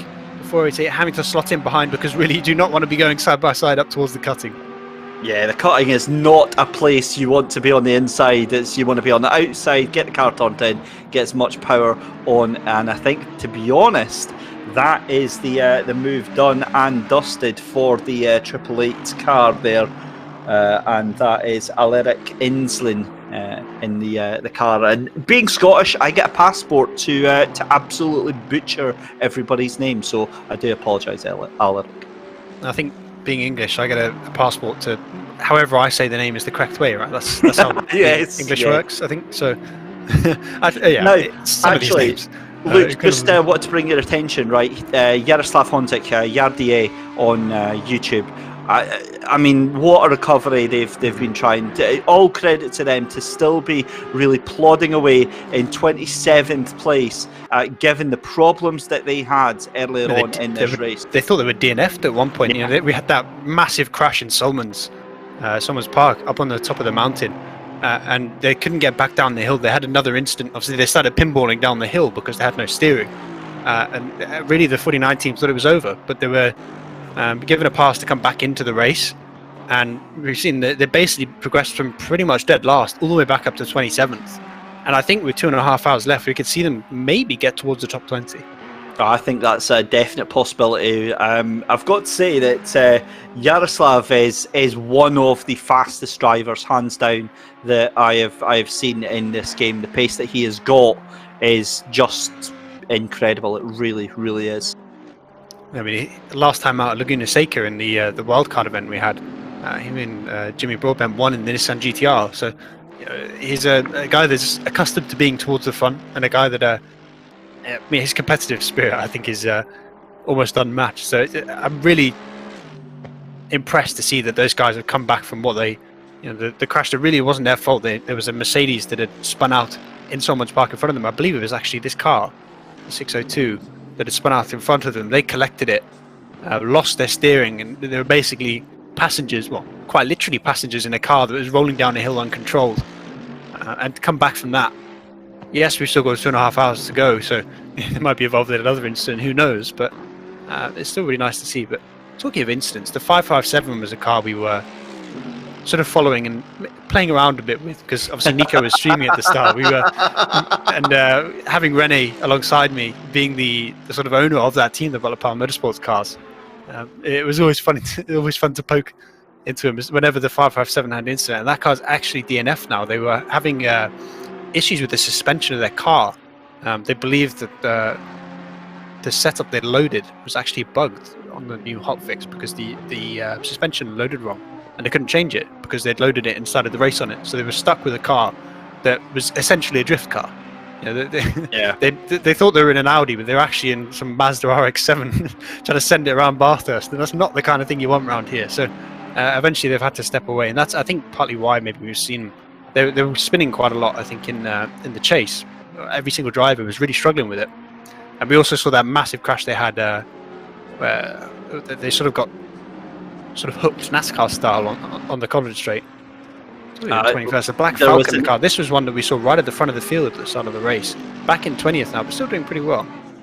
Just a way to touch on that 557 car, I was very fortunate to be on board with doing the comms with Rene when we saw I don't know if you saw, Luke, the incident that happened on the exit of Forest Elbow, where it absolutely smashed into the wall and started crabbing down the Conrod Straight, and then went headfirst into the wall. And all you could hear from Rene Butler was just this really pained sigh, this pained exhale. And yeah, you've got a feel for him, because one of the points I was trying to make with him earlier is, it's not just these 3-4 drivers. There are at least 6-7 people involved in all of these teams and all of the logistics for these races. And there's also the 556 car, which wasn't able to enter this race due to other commitments. So that basically they went from having 2 cars that could compete here and maybe even compete for a title in the pro field to having none now. And I think, given the fact that both those cars had incidents in Suzuka that sort of stopped them from having good finishes, and now you come to Bathurst with neither of them are going to get points, you're sort of their championship hopes basically rest on every car in sort of the top 5 DNFing in both races. And that we can make that happen. That's just perfectly possible. Luke, a full wet Spa, anyone? Well, yeah, snowing Spa, anyone? Yes, I like the idea of that.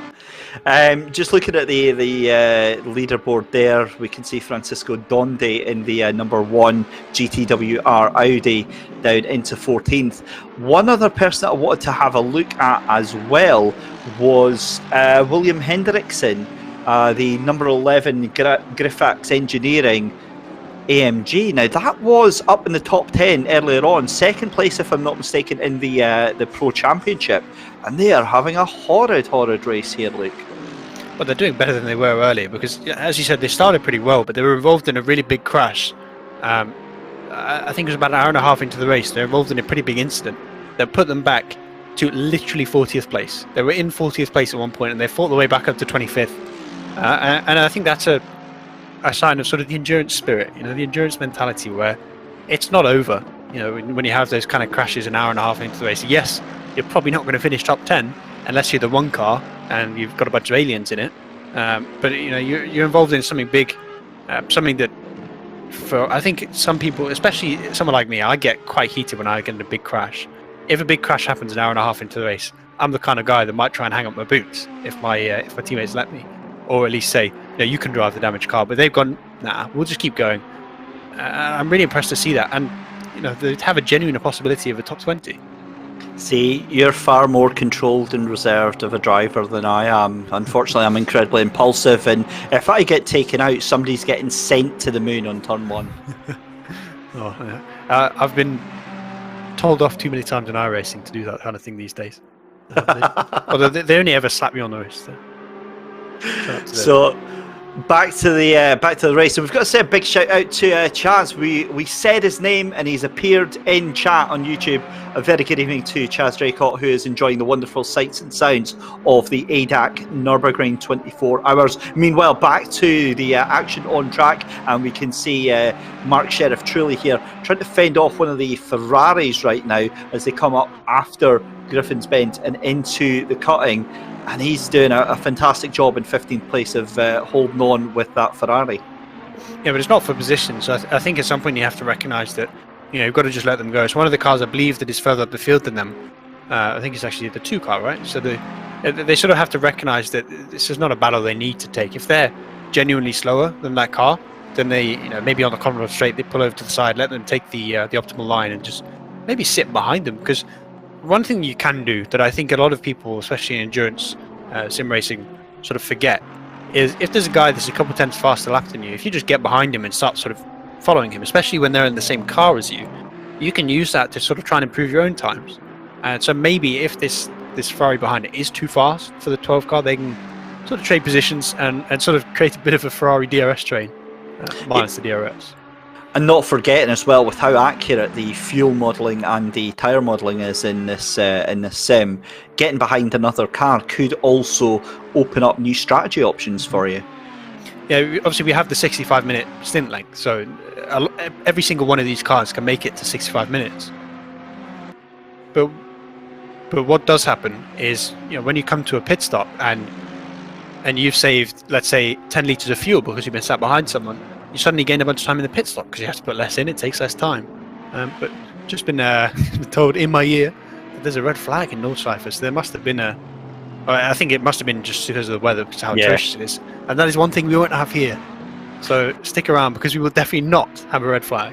Yep, so to the 26,000 people who were on the Nürburgring 24-hour stream and joining us here, a very warm welcome to the round 2 of the SimGrid World Cup, powered by Thrustmaster. We are in the final throes and building up to the wonderful final 2 hours, and what a final 2 hours it is going to be. It is myself, Dave Christie, and leading the way is Luke Rogers, and we are going to be with you every single step of the way. It is still currently the number 44 of Rados in the Mercedes AMG that is in the lead on 278 laps, and then your silver car, your silver hero, is Henrik Gamble in the 995 Aston Martin for Keck Motorsport, and just absolutely dominating the field right now, and that is at least 11 cars ahead of his next silver competitor. So fantastic effort for them, and yeah, it's all about these final 2.5 hours now, isn't it, Luke?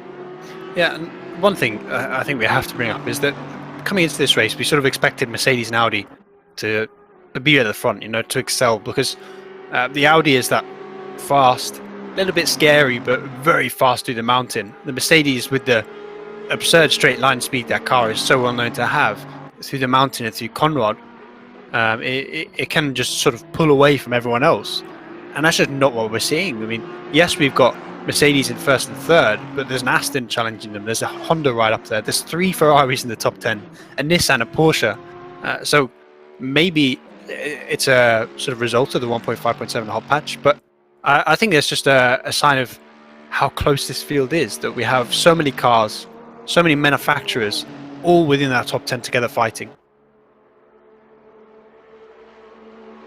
It's worth pointing out that the second best Aston Martin is all the way down in 17th, so that's mildly impressive from the 995 to be that far ahead of the next Aston. But it is I think that kind of car, I said it sort of towards the start of the race, that you have some cars like the Mercedes and the Audis and the Porsches that are good at something very specific. You know, the Porsche, great on the brakes, the Audi great through corners, the Mercedes great on the straights. And then you have, you know, let's say the Bentley that's great at saving fuel.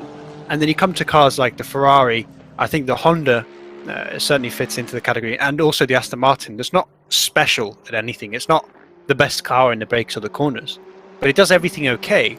And what that lets you do is it lets you tailor the car, I think, a little bit better to what you want from a car. It lets you maybe compromise a bit of front straight line speed to make you better through the corners, or it lets you go the other way if you feel like you want to be better at overtaking, maybe, or holding on to your position. And I think maybe what we're seeing here is sort of the rise of those malleable cars where the setups are so diverse, and all these cars, we've seen some Ferraris are really struggling with overtaking, some that are doing it pretty easily, and some cars like the Audi that just can't really do it, because it's very hard to make an Audi good in a straight line, on the ACC especially, just because it's not designed for it. It doesn't really work that way. You just make it good through the corners, and that's what you do with a setup. But when you have a Ferrari, you just change the rake of the car. I think it's the only car, right, with negative rake. But you bring it up a little bit, give it a bit more straight line speed, and you can just go past. So you get an Aston Martin and you just decrease that rear wing angle, get it all the way down to 1 or 2, and that car will just pull on the straights. Very, very good point there, Luke. Thank you very much for that. Jonas van Deuteren is taking over on the 995 Keck Sim racing car out of pit lane and rejoins in 5th place, and that looks to be about 28 seconds ahead of that recovering number 2 Ferrari.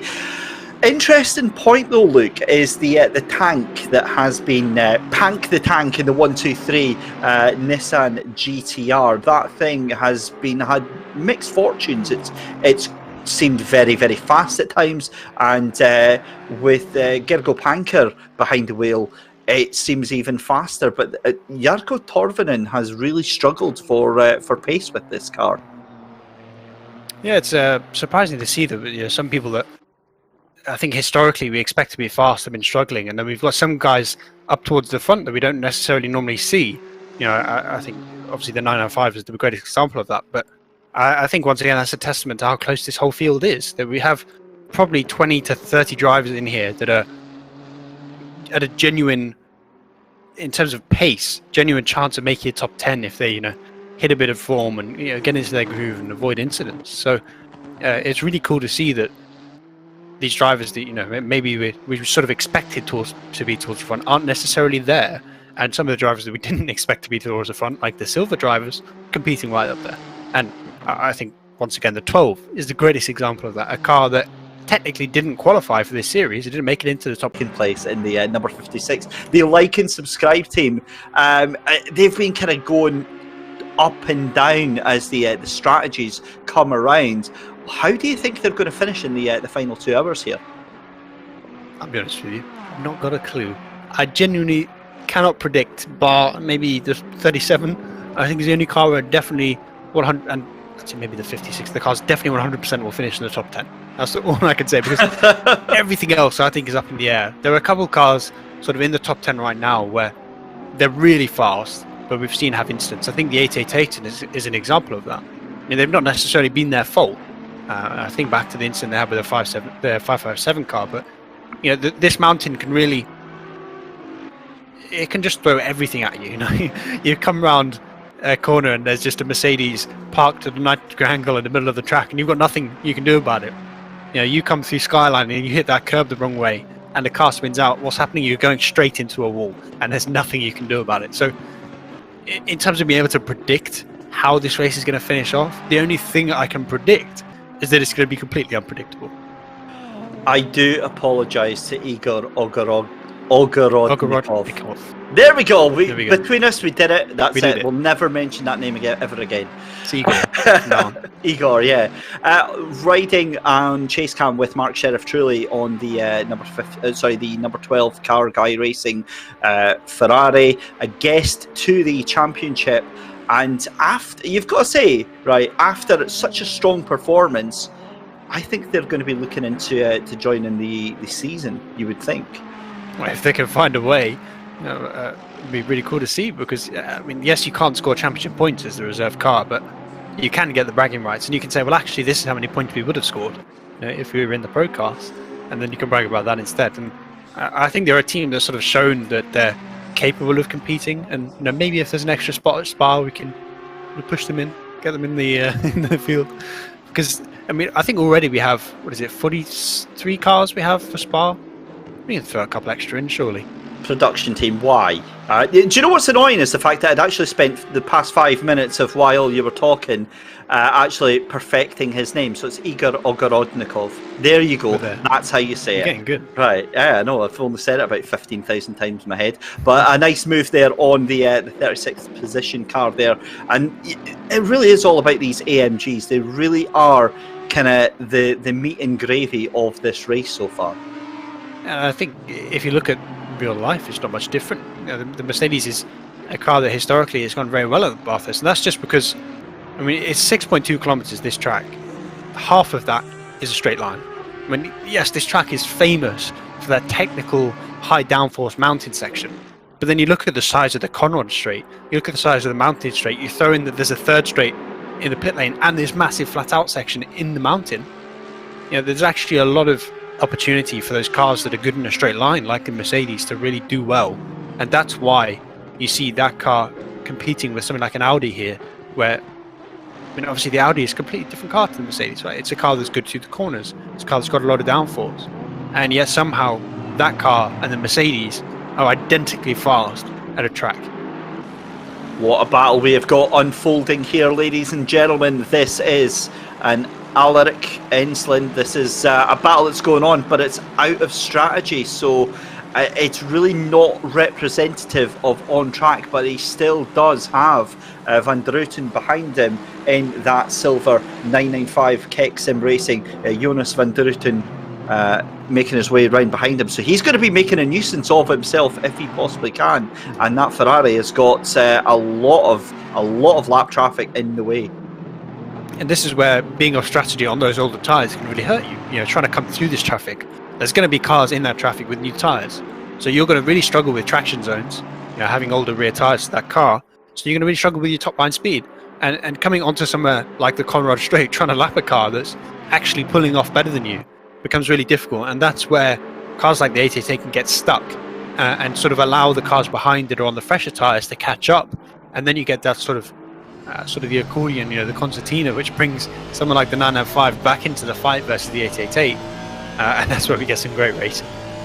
Yeah, we certainly do. So just up in front, that is the number 225 Porsche, and that is Makowski that is in that one. Krzysztof Makowski making his way round in towards Hell Corner for another lap here, and that is Van Druten just behind in the 995 Keck Sim Racing.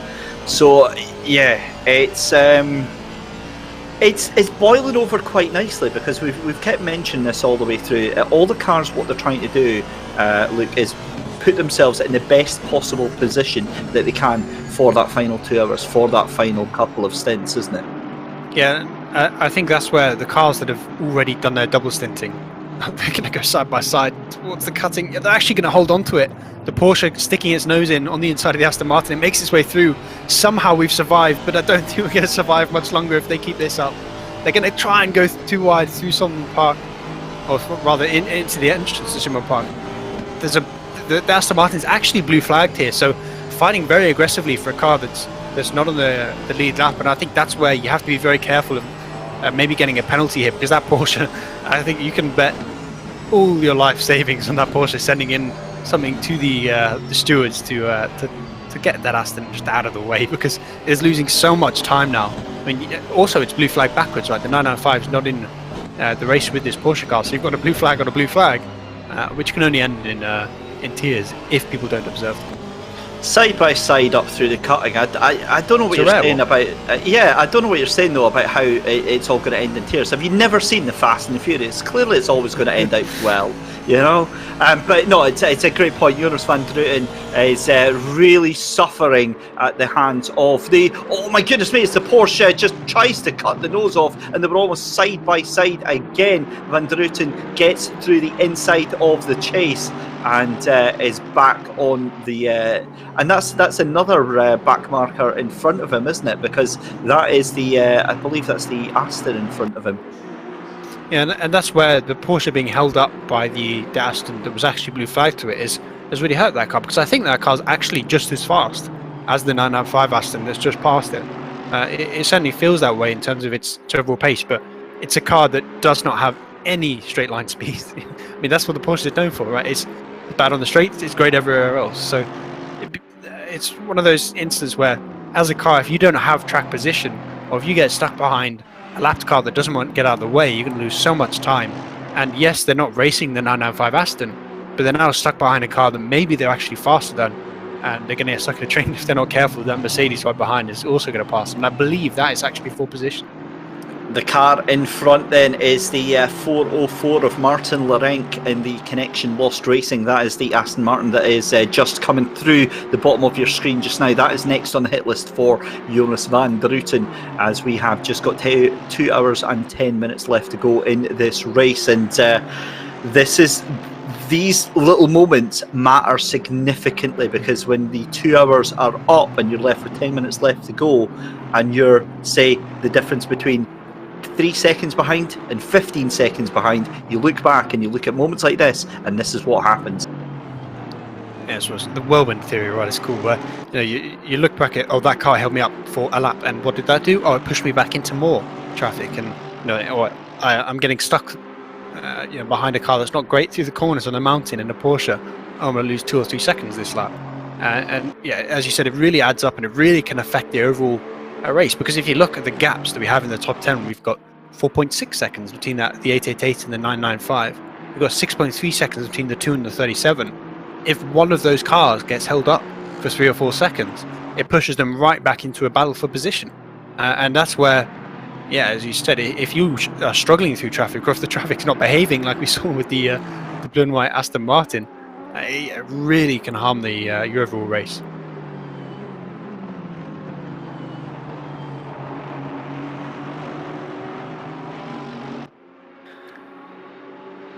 So we are, it looks like actually we've only got the one car on the lead lap from the looks of it, and that is your race leader, the number 44 Mercedes, as Igor Ogorodnikov is in second place. I'm just throwing that out there now because I'm so casual with pronouncing his name.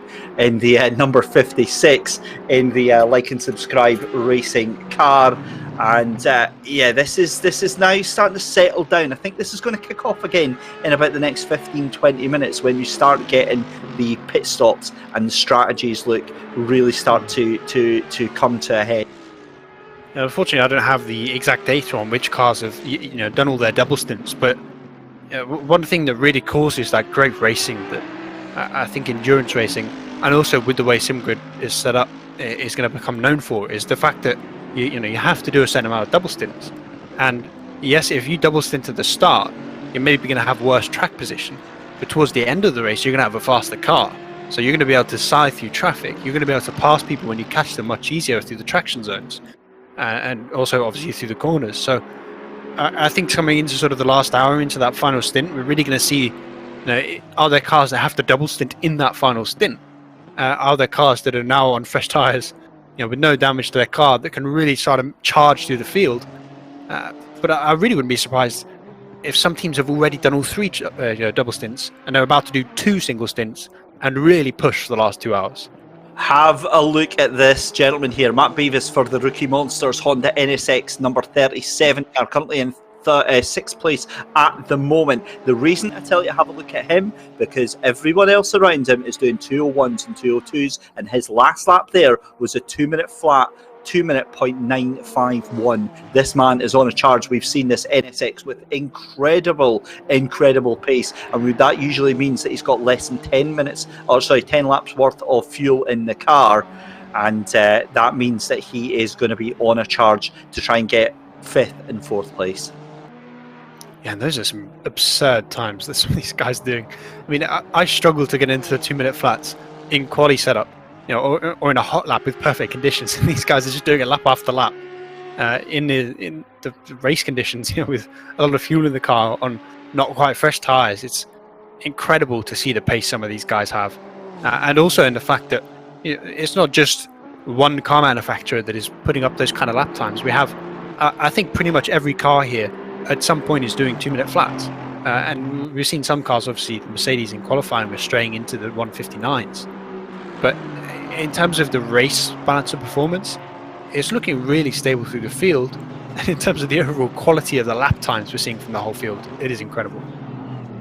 Yeah, it certainly is incredible, and I think it's only going to get even faster as we come to the tail end of the race. Track temperature now up to a rather balmy 22 degrees Celsius. Up here in Scotland, I would happily take that as an air temperature right now, but yeah, the cars are going to be very, very happy in this sort of condition, and with just 2 hours left to go in the race, I really can't look past Matt Beavis in that Honda NSX right now. That gap is coming down, and he was even faster on that last lap round, and that was a 2 minute .873.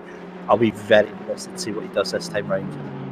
So I tried to qualify for this event, right? Before I got involved in commentating it. I tried to qualify with a couple of friends of mine, and actually Rene, who was on the team with the Butler Power, but his front engine. And my best lap that I did in qualifying was a 2 minute flat .7.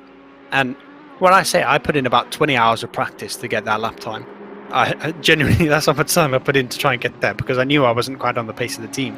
And the fact that I'm now watching pretty much the whole top 10 do that lap time across an entire stint as your average lap time makes me a little bit sad that I'm not quite on that pace, but also it just makes me impressed. It makes me thoroughly jealous. I won't lie. I completely understand that, because obviously the big thing is that this is a flagship esports event, and it's great fun to take part and to try and qualify for these events. And there's nothing more disheartening than trying to qualify and thinking, right, I can give this a go. and you put your best time in that you've put hours and hours and hours of practice into, and you see you're still like 2 seconds off the pace, you're just like, right, I'm just going to take up crochet then, shall I? Yeah. The kind of sad thing was that we were actually, I think, within a tenth of a second on our average lap time away from qualifying for the event. We would have been right at the back, but would have been cool. But I guess sometimes the hits make you stronger. As I can't remember what the song is, but that song that I absolutely hate says quite a lot. And I guess it's pushed me into the commentary box, which I'm absolutely loving. It's a lot of fun. This was actually. Suzuka was the first sim racing event I'd ever commentated, and now this is my third, obviously with Laguna Seca, and I'll tell you what, it's a lot of fun. Yeah, definitely is, and that's one word I would definitely use. I don't use it a lot in sim racing, but with the Assetto Corsa Competition, it's the first sim/game in years that I've actually fought my way through challenges and through sim racing competitions, and you've genuinely enjoyed it. I did I think it was one of the competitions with another league, and I did an hour race, and I was like in the low 30s, but I had the biggest smile on my face because the sense of achievement, and that's one thing that we need to get over to the viewers that maybe aren't into sim racing or haven't done sim racing events or even endurance events, is the sense of achievement, the sense of accomplishment that you get off this look. I can only imagine is up there with the real thing. I did the 24 hours of Daytona in iRacing. I did the 24 hours of Silverstone at real life in C1. I was way more like excited and happy and absolutely ecstatic at Daytona than I was in real life, and I really couldn't understand that at all. Well, I did the it's not quite an endurance race, but again on iRacing, I did the Indy 500 this year, one of my favorite races on the planet, and I did that, and I didn't finish well. I finished, I think it's something like a 33 car field, and I finished something like 22nd in the race I was in. But the fact that I finished just made me so happy, you know. And I think it's the same with these kind of races. The longest race I've ever done was about 3 hours long. These guys, 12, 10, 24s, they come once every month for some of the teams at the front. So even though those guys are doing 10 to 15 endurance races a year in the sim, it's still, every time you finish a race, it just feels so good. And actually, next week I get my first endurance race. I'm quite excited. I'm doing the Petit Le Mans. Because there's no prototypes in ACC, but I'm excited. It is. It's a very, very different experience as well from normal sim racing, because it's not just yourself that you've got to think about. It's your team as well, and that adds a whole new dynamic to it. So yeah, you're in for an absolute treat with that one. And so who you driving with?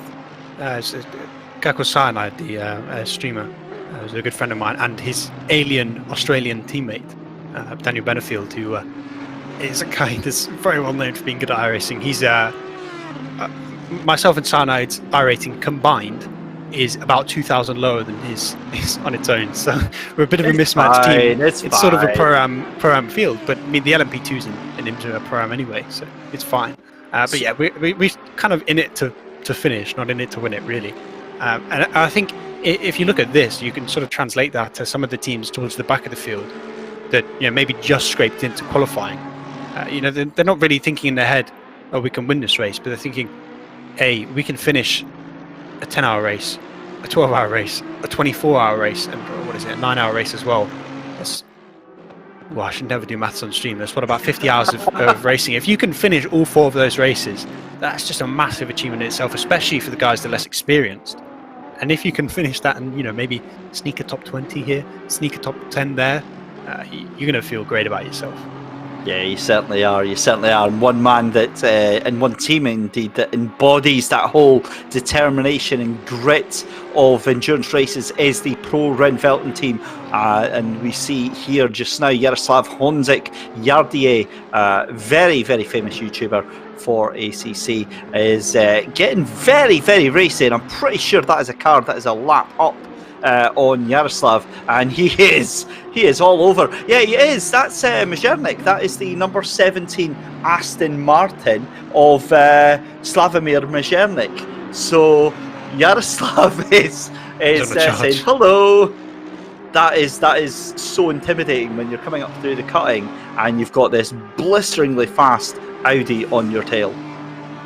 Exactly that. And I think it's a testament to the strength of this field. You know, a 28 car, you know, the car in 28th and the car in 22nd are fighting so close together. And as you said, it's a little bit scary though, because when you have a guy that's maybe a little bit heated from incidents they've had earlier, that knows they're faster than you, that's trying to charge back through the field, that's maybe when an incident can happen.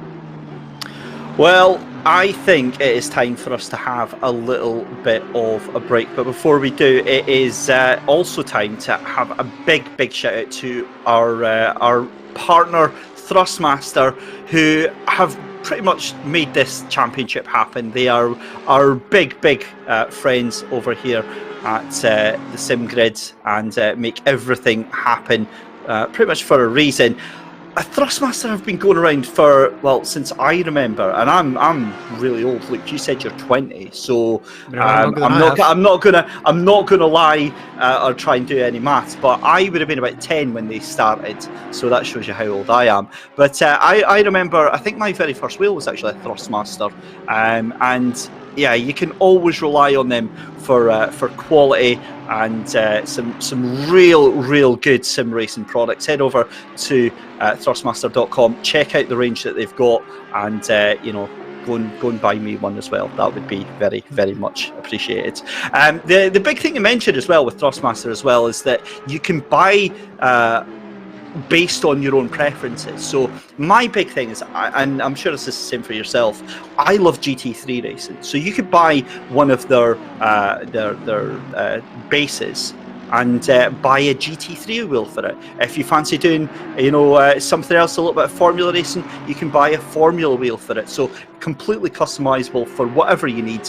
Head over to Thrustmaster.com, check them out, go and buy lots and lots of good stuff. And if you want to throw some our way, we're not going to care. In the meantime, we are going to take a very short commercial break. We might make it a little bit longer because we're going to go and jump on board with the number 37 Rookie Monsters Honda NSX Evo for a couple of laps for your immersive onboard.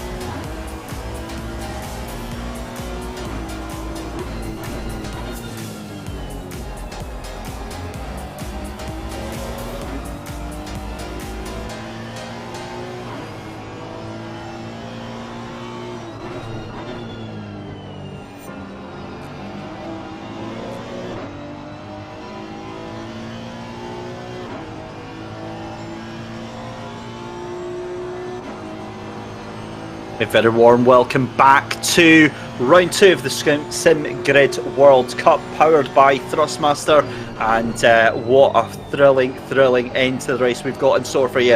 It is none other than Luke Rogers taking you through alongside myself, David Christie, and 1 hour 48 left to go. We are well and truly into the business end of this race. It has been a stunning, dominating performance from the number 44 Mercedes AMG. They are still in the lead, and it is our little hero in second place in the silver number 995 Keck Sim Racing car, still setting lights ablaze.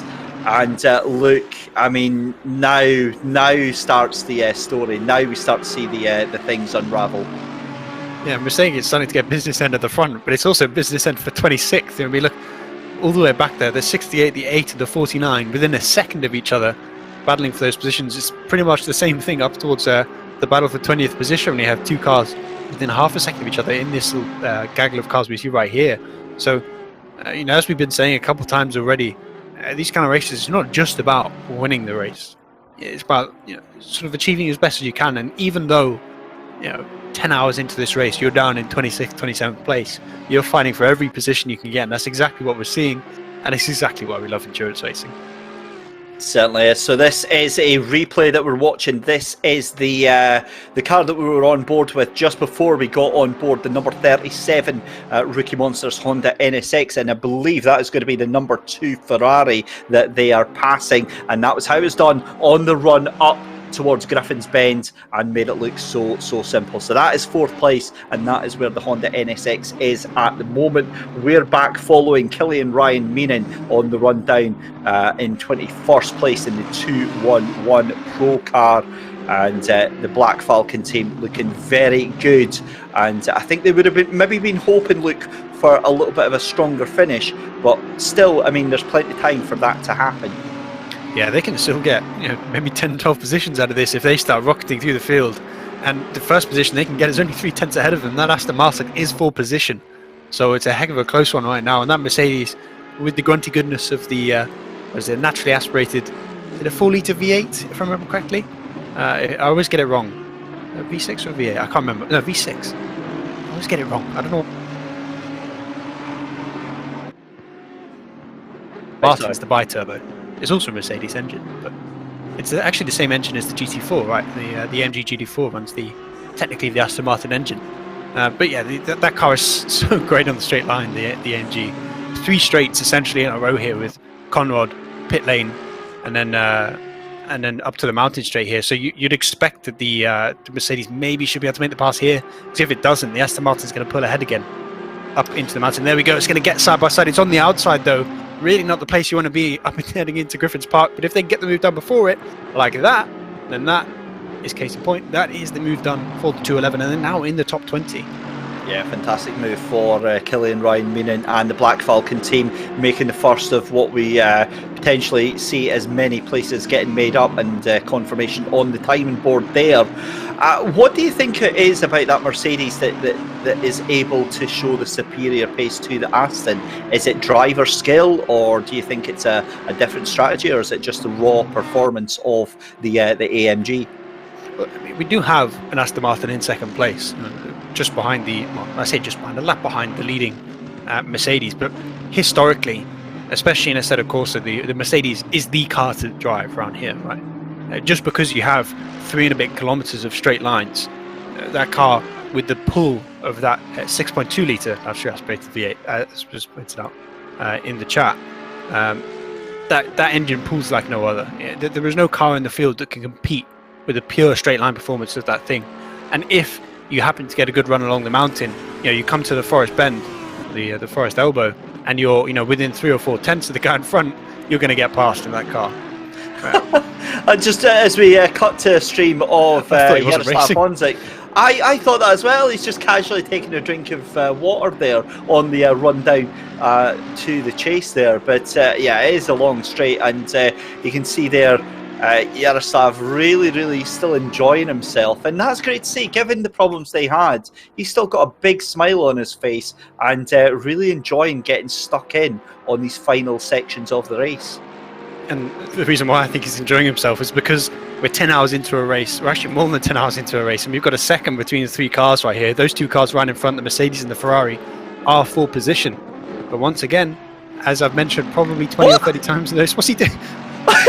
Johnny, you're racing, man. You're in the car. At the TV screen while he's racing. I've never seen that in my life. He's got so much time, and he's listening to us as well. He just gave us a wave.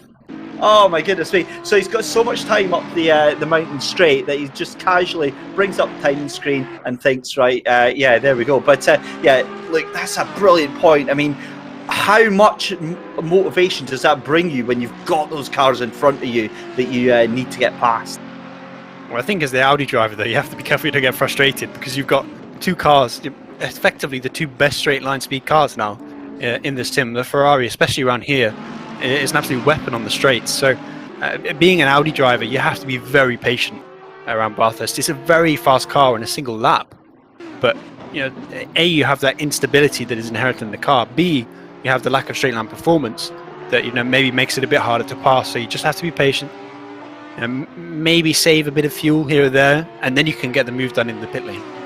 Brilliant little battle that we're now watching. This is for 9th and for 10th place. This is the 97 car against the 192 car. So that's the Side Max Motorworks car up in front, and that is Zachary Royal on board on that one. Currently trying to fend off the number 192 car, doing a very, very good job. That's the Racing Line Motorsport car of Jan Onorati. Trying to hunt them down as we switch to Ionic Timus, who is that's our guest car that's behind him, isn't it, in the Ferrari? Exactly that, and it's not for position as well. So I think we're going to expect that a 5-2-1 at some point is just going to sort of let that Ferrari by. If the Ferrari doesn't just get the pass done anyway with the straight line speed performance it has compared to an Aston Martin, but I expect it's not going to be this way around for very much longer as that cargo car continues to progress through the traffic and through the field towards a really respectable finish. But we saw that battle sort of for 9th place. I'm so surprised that is the highest placed Audi so far. Right? We were expecting they'd do right at the front. They qualified right at the front. We had an Audi on pole. And the fastest Audi right now is, well, there we go, it's just got into 9th place as the 97 Porsche comes to pit lane. But yeah, we were expecting the one car at the front. Obviously it's had some issues. We were expecting the 192, the 101 to be up there as well, based off qualifying performance, and it's just not been there. Back with Jaroslav Honzik, and what a battle he has got right now. He's got two silver drivers just in front of him. He has got the number 8 car in front of him just now. That is the Mercedes AMG GT3, and the waifu car, as I love it. Cursed car. Yeah, the cursed car. Jordan Burroughs currently driving that monstrosity right now. Hashtag sorry, not sorry for that one. And then you've got the number 68. That's the Leone V Racing team of. Let's see who is in that one just now. That's Montalbano. Who is driving that one side by side down through the chase just now, and Jaroslav just thinks better of it. And what is he going to do? You can see that happening right in front of him, and he thinks better of it, and it just dips behind. So obviously his stream just a little bit behind there. And look at how happy he is. Look at how sort of concentrating he is and just calculated he is there as the Ferrari makes a little bit of a slide. That was a couple inches away from disaster in the chase right there. But with this battling between the Ferrari and the Mercedes, that's an opportunity for Jade to make a position up, right? Because if they go side by side, let's say we're approaching Griffins, right, and the Ferrari and the Mercedes are side by side. If you tuck in behind the car on the inside, you can sort of cycle out the the car that gets stuck on the left as you take the optimal line through the corner, and you sort of dip the car into the camber. But it doesn't look like it's going to happen for now. The Ferrari not quite able to catch up with the quantity goodness of that Mercedes. And also the Audi, again, stuck behind in where the Audi sort of tends to get stuck behind, one of the good straight line cars. But I still think this battle is going to go on for much longer than the next couple of laps. I think this is the sort of thing we're going to see for the rest of the race now. I think you're absolutely right, and I think once he's released from these two, he absolutely does have a chance of getting into the to the top 20. I know that maybe seems a little bit far-fetched with him being down in P28, but given that there's an hour and a half left still to go, what we're noticing now is that time's starting to feel passing a lot quicker now. We've already broken the back of this race. We're over the 10-hour mark, and we're nearly approaching 11 hours in the book here. So, you know, Jaroslav Honzik, again, just really for me, just embodying the whole spirit of this race right now, and the determination to get back into the field. Yeah, if we had the Spirit of the Race award that you see in so many endurance series, you know, the Spirit of Le Mans, as is handed out every year, I think this is probably the car that would win it. Because they're doing such a good job, as we've been saying, of progressing back from such a horrible incident that really wasn't their fault. But talking of horrible, as we go through the chase there, if you notice on the right-hand side, there's something missing. There's no braking markers anymore in that corner. They've all gone from various incidents. I think it was actually the 557 driven by Maxi Hacklander at the time that took them out. So now braking is all done off of the off of A, your memory, and B, the sort of the dark lines on the ground. Right? You know, you're looking at where the rubber is laid down, because obviously as you brake in a car, you sort of compress the tires into the ground, right? And it rubs off more of the rubber on the wheel, so you can sort of guess, well, not guess, but see where cars are braking for the zones. But the problem then comes, if you're, let's say, in one of the cars that's not great on the brakes, like, you know, one of the I think the Mercedes is probably a great example of that. You have to brake a little bit earlier than, let's say, a Porsche. If there are no braking markers, the only thing you're using, the only reference you have, is that sort of rubber on the ground. We see it right there as well, how many cars have locked up coming through here in the cutting, all those black marks on the ground. And let's say you brake 5 meters, 10 meters too late for a place like the cutting because of it, that's when you hit a wall, and that's when you make a mistake that will cause immense damage to your car and lose you, a lap, if not two.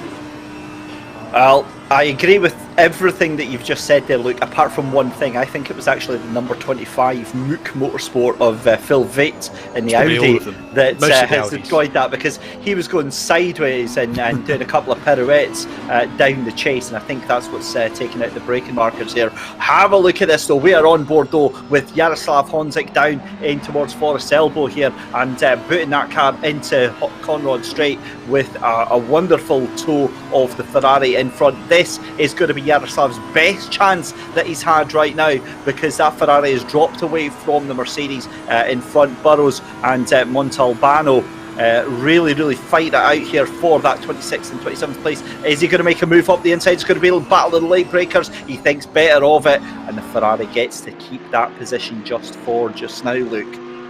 Yeah, and when you are on that onboard, you see the sort of the characteristics of the car. You know, you're coming through the mountain section as the Audi sort of closes up, and talking of the Audi closing up, it has been released by the Ferrari, is able to catch up now towards the Mercedes and make a bit of progress. That clean air, I think, will really help Jardia in terms of progress past those two cars overall. You know, but you see through the mountain section, the Audi's closing.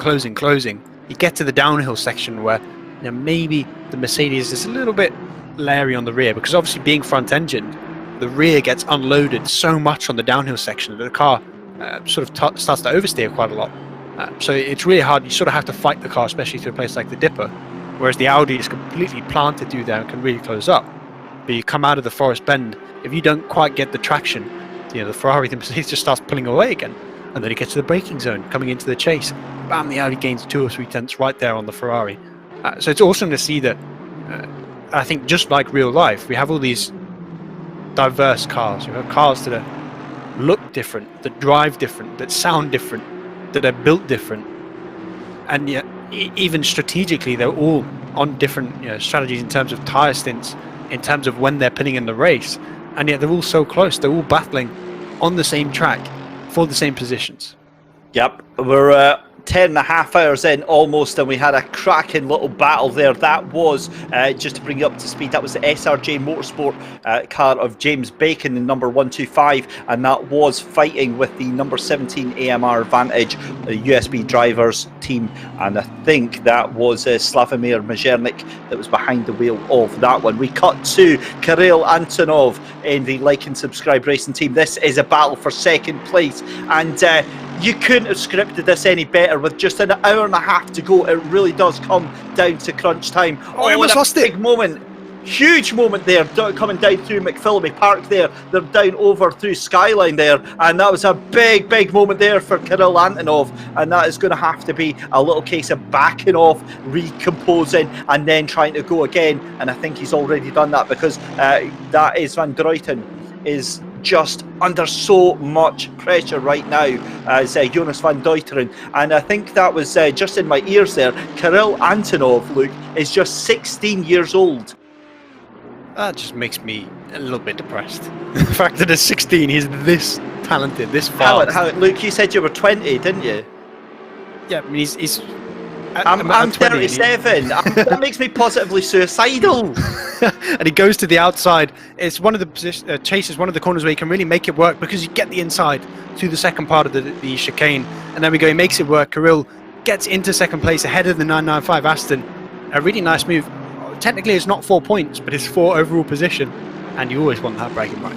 Oh yeah, you absolutely do. Meanwhile, it's never going to be a bad day at the office for that third place car. They're going to be absolutely delighted with that. We cut main screen then to this battle for 21st and 22nd place. As we said there, that is the USB Drivers 3.0 of Slavomir Mazernik ahead of 22nd place of James Bacon. They are fighting tooth and nail in the two Aston Martins. James Bacon get a little bit out of shape there as they come up through the cutting through Quarry Corner, and then Reed Park. They're going through Frog Hollow now, and then it's over into Solomon Park.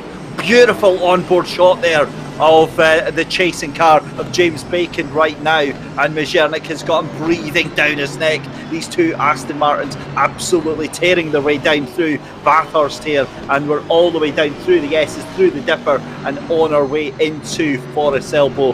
One of the trickiest turns in the course here, out of the corner, and that's a great exit, but I think that's a better exit for Mazernik, but it's going to be the toe for James Bacon, and we've got 3 cars of traffic up in front, Luke. Yeah, the chase is really such a diverse corner, so it doesn't really matter which side you go to. If you're more confident on the brakes, you want to go left. If you think you can super around the outside, you want to go right. He goes to the left. Can he get into the late braking? Obviously no braking marker, so it's all by feel, all by memory, and it looks like he's going to get the position done. He's getting a little bit loose, a little bit leery, but he gets the position done. The 125 moves ahead of the 17 Aston Martin, full position, but the 17's looking to fight back, and I think this isn't going to be the end of this little battle. What a fantastic move from James Bacon. The confidence in that Aston Martin really showing through, and you're absolutely right. I don't think that Slavomir Mazernik is going to be letting that one settle. It's all going to come on this mountain straight. Who would have thought 10 and a half hours into a 12-hour race we would still have door handle to door handle racing? But that's exactly what we've got here on round 2 of the Sim Grid, powered by Thrustmaster. And yeah, this is awesome stuff, and I've got a feeling, Luke, this is just getting warmed up. Yeah, this is sort of the start of the sprint race mentality. You know, you start the first sort of 2 hours where it's all about survival, and then sort of hour 2 to hour 10, it's about setting yourself up for the end in terms of strategy, in terms of maybe track position, and then you get to the 2-hour sprint race at the end, and that's where all hell breaks loose. But I want to give a little quick shout out to James Bacon, because I know he's a nicely experienced sim racer, but if you look at how much time and effort he put into practicing just to qualify for this World Cup, I think he did something like 300 or 400 laps in the quali servers. So obviously you go from that and you think maybe he's doing 600-700 overall as practice. I mean, he's done a couple 12-hour races as practice on Bathurst before this to get himself up to speed and to get himself into the World Cup, and I think that's paying off. We're seeing the pace that he has in this car. They're not necessarily running towards the top of the overall field, but in the silver class they're running pretty well. They're a car that actually won last time out in Suzuka, so they're the current championship leaders, again looking for a fairly strong finish, currently running I believe 4th in class. Yes, I think maybe the 995 will pull ahead owing to that first place finish that look like they're going to get, but there's a real opportunity here that the 125 can maybe catch all the way up to the 70 car, and we could have first and second be flipped around from Suzuka. Well, let's see what is going to happen in the tail end of this race. I think the next car on track that James Bacon is going to come across is the Bentley Continental GT3 number 194 of ACOS Yetvan. That is directly in front of him. But meanwhile, we are back on board with Yaroslav and he is just absolutely loving this right now. And that's the sign of someone who is very much enjoying what they are doing. The wry little smile. He knows he's got the pace as he is hunting down in 26th place. I believe that is going to be the Mercedes AMG, although I don't think that is. It might be actually for position. I believe it is. The number 49. So yeah, this is starting to develop into something completely different. That is the obviously the number 49 that he's in, and it's Burrows is in the number 8 silver car. So that's the Mercedes AMG GT3 and the cursed car. Oh, into the wall! And you said it. You said that was what happens in other platforms. He just gets by.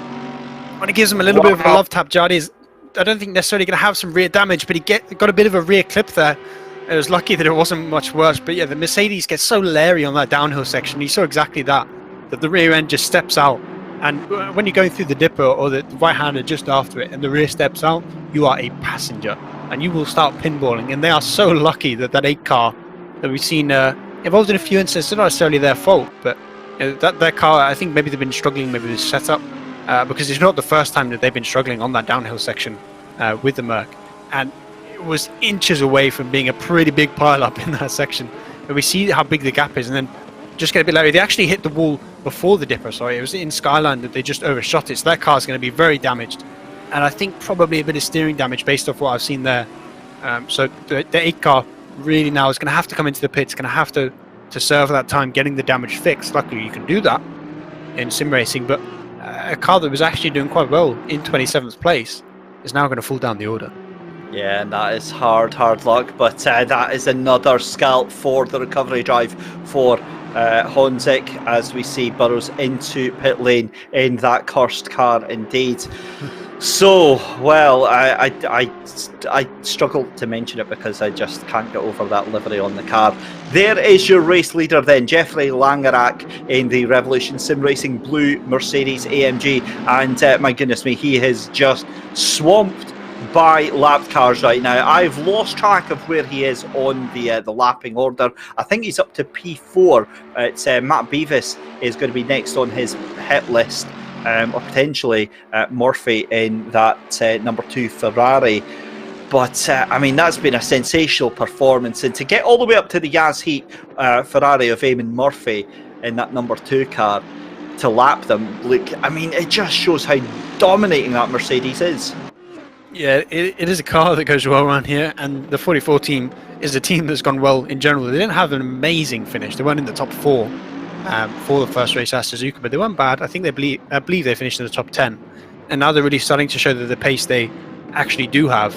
And yeah, as you said, they're all the way up, nearly lapping all the way to a podium soon. I expect they probably will before the end of the race. It's just incredible to see that kind of pace, and I think that's something that, because we don't have safety cars in ACC, you sort of see a mixture of those guys that dominate and the guys that fall off at the back. And then in the sort of 4th to 6th, 9th to 12th, you get those battles, those little packs of cars that form around similar pace, and that's where we see the fighting. But I mean, it is incredible in a field as close as this for the 44 to be this dominant. And it almost makes us feel bad as commentators, doesn't it? Because obviously he's done such a wonderful job, and in fact the whole team have throughout the past 6 hours of holding on to that position. And of course, we have to kind of focus on where the entertainment is, where everything else is going on. And we don't speak about it as much as possibly we should. But yeah, an absolutely dominating. I mean, when I say dominating, I mean literally, stamping on all of the other cars right now. And fantastic job for the number 44 car. We're having a look at Christian Steinhauser in the Revolution Sim Racing red car. Now that is the second in class silver car, P17, and your P1 silver car is up in 3rd place. At some point I'd love to just get an entire lap on board with that 44 car, because it really feels like they've just got that car really dialed in. Right? The car is just working perfectly around this track. I am hearing an absolute bombshell if production can cut to this. We have an absolute monumental moment here. So this is the 44, and this is coming down the chase here. Cursed car. It's the cursed car behind him. Now, hang on. How is We've actually cursed the 44 with the we've summoned a demon, as I believe he must have missed his braking zone. There's no braking marker there. He's plowed into the back of him, me! taken out the leader. Obviously, he's got a lap to spare, but that is the last thing you want to be doing as a back mark. Well, not a back marker, but a car that's a couple laps down, plowing into the rear end of the leader. I said not having brake markers there is going to cause incidents, and that's exactly what we've just seen. I need to know how much damage does he have. I wonder if production can cut to our number 44 car, because we need to keep an eye on that and see if that car pulls into pit lane. He's just going up. Yeah, I think he's just going to have to muster on. The one thing is, as well, damage. you have to bring out is that you have to do 65-minute stints, right? So they're looking right now. We've got 83 minutes left. So that they can't pit. Yeah, they have to pit with 65 minutes left. So they have to drive 20 minutes now with a damaged car. How damaged it is, I'm not sure.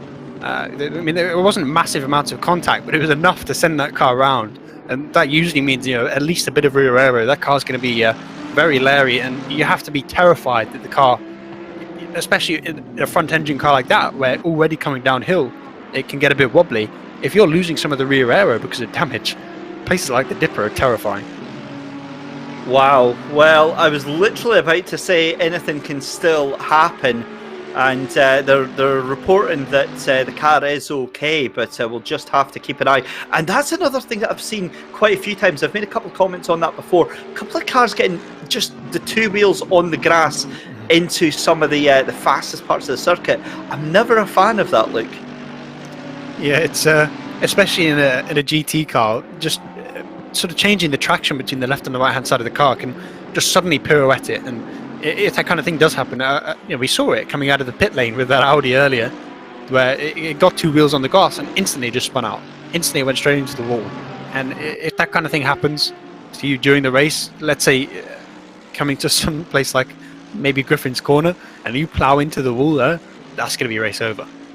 Well, as if you wanted more drama, then that last lap for Jeffrey Langerak, we'll keep an eye on the lap times. That last lap there was a 2 minute and 3.6. The last lap from Kirill Antonov, 2 minute 0.9. So, yeah.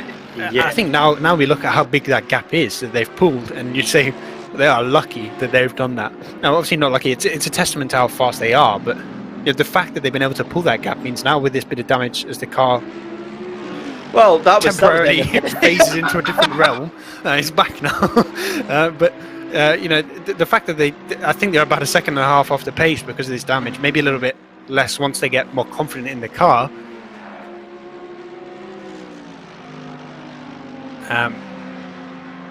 But yeah, so the 44.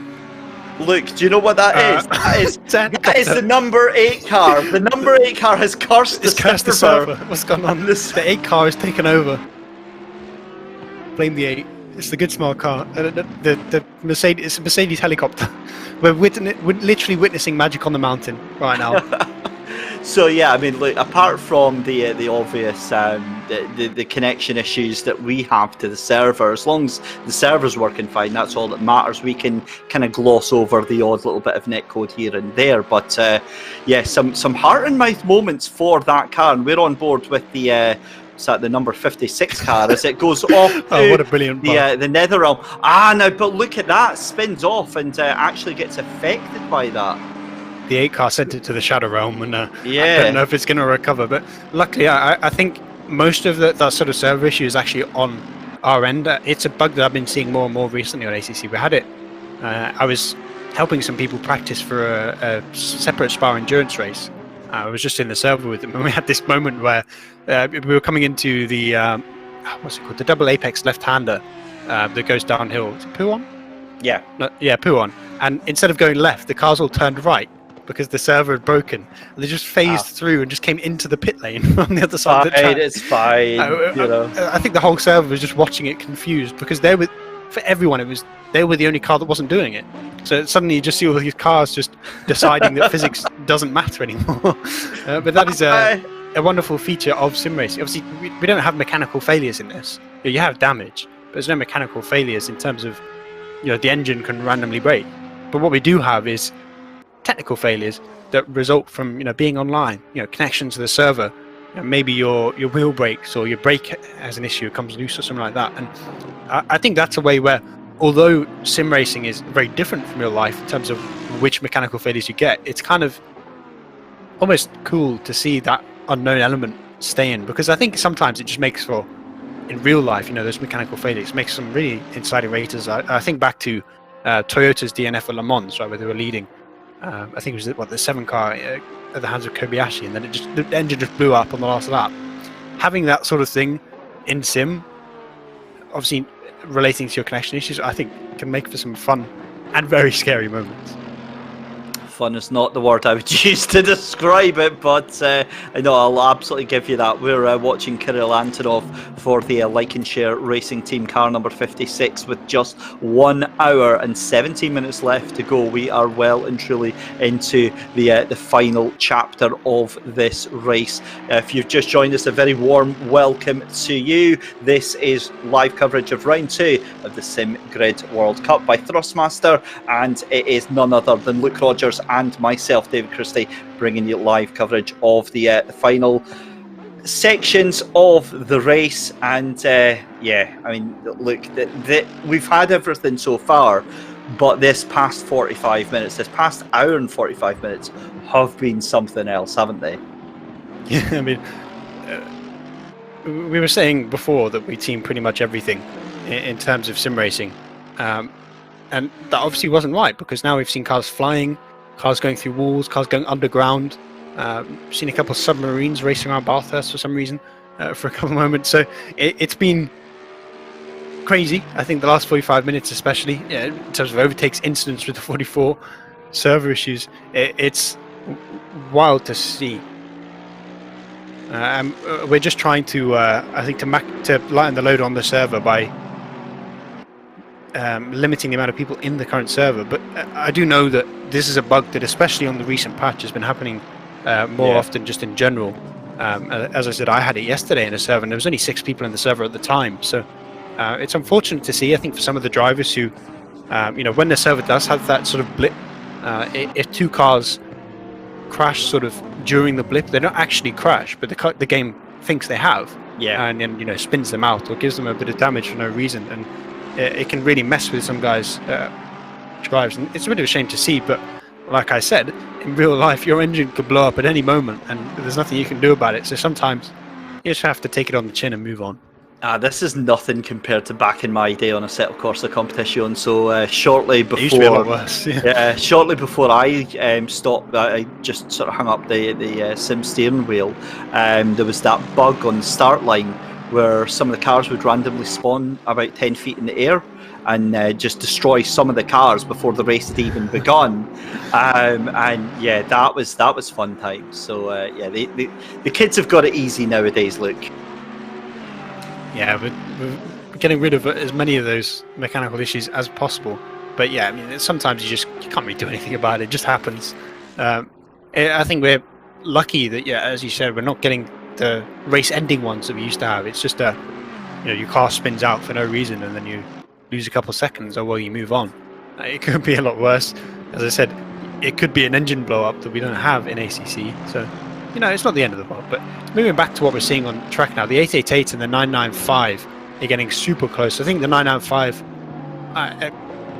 production, correct me if I'm wrong, but I think they've saved some of that double stinting to the end of the race, which is part of the reason why they've got so far up, as sort of the 56 and the 888 had done more double stints earlier and dropped off in terms of track position. And now we're starting to see... Yeah, so the AAA has already done all its double stints, whereas I believe the 995 has one more left. So all they have in terms of the 888 is just going forward now, racing as high as they can. And despite the fact that they had a big issue with the 557, they had that big crash that cost them, I think, 45 seconds, they're still on track for a podium. Do you remember our Team 44 in the lead when they told us that everything with that car is okay? I think I might have been lying. I think they were fibbing. Do you want to know why? Because every single lap since that accident, they've been doing over 2 minute and 3 second laps. Their last lap there was a 2:04.482. Kirill Antonov did a lap there of 2:01.047. 3.4 seconds Kirill Antonov has just taken out of the leader in one lap. This gap's come down, and it's come down very, very fast indeed.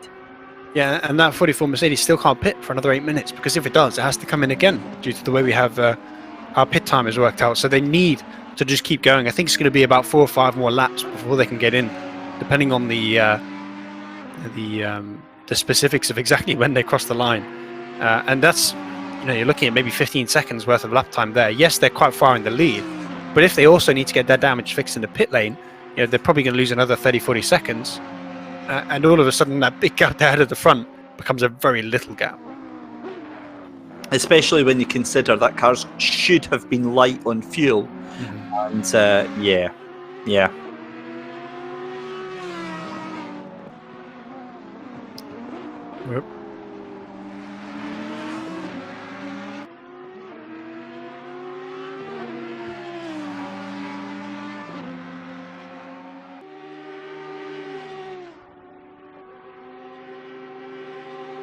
Being treated right now from production in our ears to a pretty comprehensive sort of report of exactly what's gone on, and in terms of cars that have moved, around in terms of position. You look at the 11 car; they qualified first. In the first 6 hours of the race, they lost 26 positions due to various incidents they're involved in, and since then, since the 6-hour mark, they've claimed 16 back, and that's why we see now they're back in 11th place. Can they claim a few more? I think they can.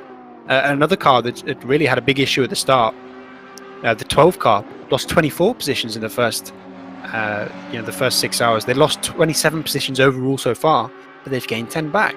We see again the 11 car minus 28 first half, plus 9 in the second half. So we're seeing those teams that had the big issues that were running towards the front coming back from it. And I think actually it's mostly Audis that have had those big drops. If I go, the ones in Audi. The 11's an Audi, right? If my brain is working correctly. I believe the 49's an Audi as well. So you're just seeing it's the 12 hours of Audis crashing. Oh, 11's a Mercedes, of course. But there's so many Audis there that have had big moments at the start of this race, and are starting to climb their way back up. And that's why now we're seeing the 192 in 7th place, the 1 car in 11th, the 25 up into 13th. Those cars that we expected to be towards the front that have had those issues are now starting to make their way up. Another man making his way up, 3rd place of Jonas van Druyten, has just done the fastest lap of this stint, or for himself anyway, 2:01.131. So he is flying right now and making hay while the sun shines. That gap again on that last lap came down by 1.3 seconds from leader to 2nd place, and I'd be very interested to find out what the time difference is between 1st and 2nd place right now, because this is going to get very, very interesting with just over an hour left to go in this race. 57 seconds, we've just been told, is the gap now between the 44 and the 56. And if there's like 40 to 50 seconds worth of damage repair in the pit lane, after losing probably another 10 seconds before they can even come into the pits, it's going to be a very tight race between that 44 and the 56. And one thing I absolutely love in GT is when you get 2 cars from the same manufacturer battling. Because it's not like when you have an Audi stuck behind a Mercedes where, it's really fast through the area, it can't overtake, and it's really slow through the area it should be trying to overtake. There are 2 cars with the identical straight line speed, factoring in for a little bit of setup change. They're the same through the mountain. So if we do get that Mercedes versus Mercedes battle to win the race, it is going to be an epic one. Oh, absolutely. And it definitely is shaping up that way, because Antonov on that last lap did a 2:08.25, just 0.3 of a second off their complete best lap in this race. And the last lap for Langerak, 2:03.393. So again, that's another 2.4 seconds off of the lead gap. So it's coming down, down, down, and every single lap that Langerak is having to take that AMG round in the lead is hurting them significantly. And as you say, there is nothing they can do about it. How frustrating must that be for the 44 team? Yeah, I mean, especially when you really know it's not your fault. I mean, those kind of things happen, where people make mistakes in endurance racing. Sometimes you just can't avoid it. But to know that you had such a dominant lead, and that you might lose that entire lead for an instant that you were completely innocent in, it has to be frustrating. And I think what that team really needs to do is to just put their head down, to just say, these are the cards we've been dealt. We just got to deal with it. We've got to move on, get that damage repair, make sure they don't get flustered, because when you get flustered, that's when you make a mistake of your own and you damage your car again and you lose even more time. So I think that's something that they're doing right now. I expected the car was a little bit faster than what they're actually doing, probably maybe a half a second faster, and they're just conserving it, sort of a safety thing, right? They know they've got that lead, they know they can chew away at it a little bit by just going a bit slower, making sure nothing extra happens so they can have the quickest pit stop possible. But but that's the thing. I mean, if it was a 202 or a high 201, yeah, I could maybe see that. But I just the fact that they've dropped a complete second across the board, it just makes me wonder. I don't think it's the damage that's causing that second, but the confidence knock that must have given to Langerak. Must be absolutely huge. Anyway, back to the case in point, and James Parker takes over that 888 Ferrari for Coach Dave Academy. A very, very strong performance from them today, and they are well within shout of a podium right now. I believe it's just 2 seconds behind Jonas van Druyten in that number 995 car. In fact, we see Jonas van Druyten just coming through Murray's corner just now to start lap number 313, as they are a lap behind the lead car. Again, just checking back to that last lap round, Jeffrey Langerak 203.336, and it was a 2-minute flat, 0.706. In fact, it was even longer. Jeffrey Langerak has just done a 2-minute and 5-second lap there. This is starting to get really, really painful to watch. And I think the big thing that you have to be scared as the 44 is how much time you have to serve in the pit stop to get it fixed, because you can't do a full 65-minute stint that far down on pace. So you need to get that damage fixed, and the 56 is on a charge. I think right now we're going to see that 44, that 56 right next to each other, because especially with that pit stop that's going to happen probably in a lap or two's time, I think that damage is going to put those cars right next to each other on track, and then we're going to have a two-way battle for the win. I said this track produces some incredible finishes through the luck of, the curse of the Hatsune Miku Good Smile Racing livery of the 8 car. We're going to have another one, I think.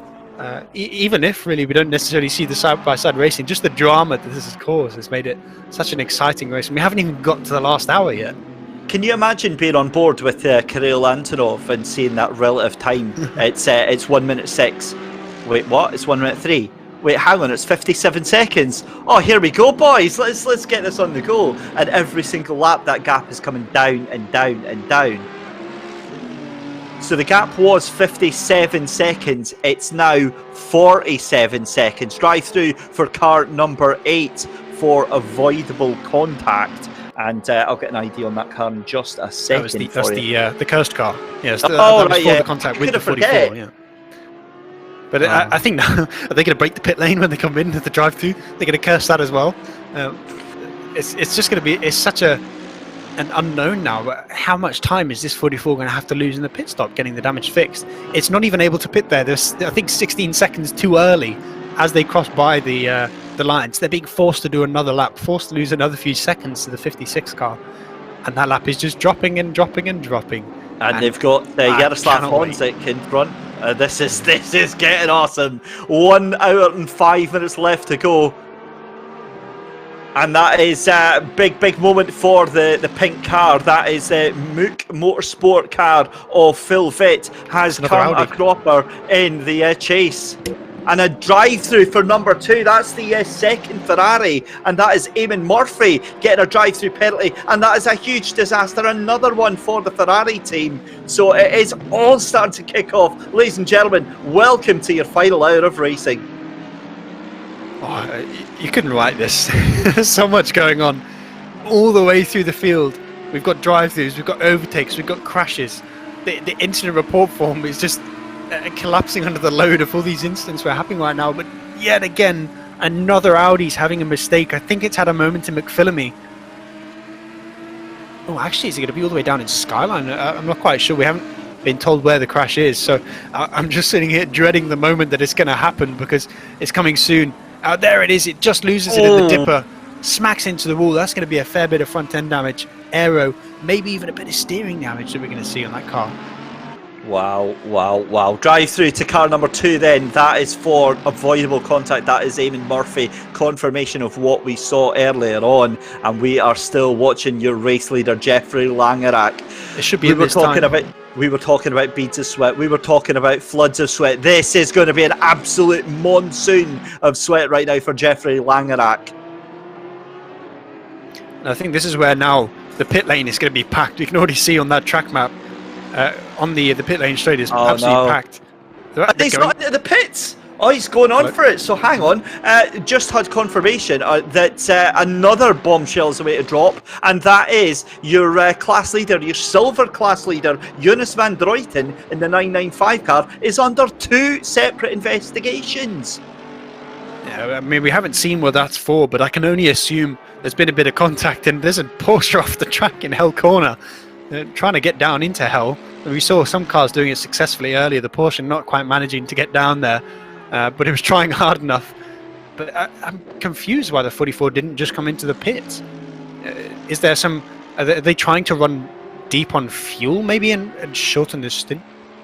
Oh, of course, pointed out by the production, they have to account for the fact that there might be an extra lap at the end, because obviously it's when you cross the line with 0 seconds, +1.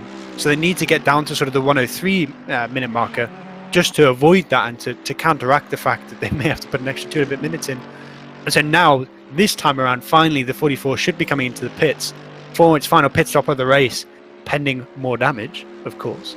But I think right here we're going to see exactly how the complexion of the battle at the front is going to happen. You know, is the 44 going to have to serve 40 to 50 seconds and fall behind the 56 car and then try and fight its way back? Or is it going to hang on to the lead by a thread and defend its way to the win? I can't see that one happening purely because that gap is coming down again. From my estimates, that's got to be about 44 seconds, the gap between the 42 seconds that I'm being told in my ear from our production team. Oh my me. Ladies and gentlemen, this is your warning. You've got 1 minute and 30 seconds to go get some popcorn, go get some light beverages in, and we're going to enjoy the final hour of the race.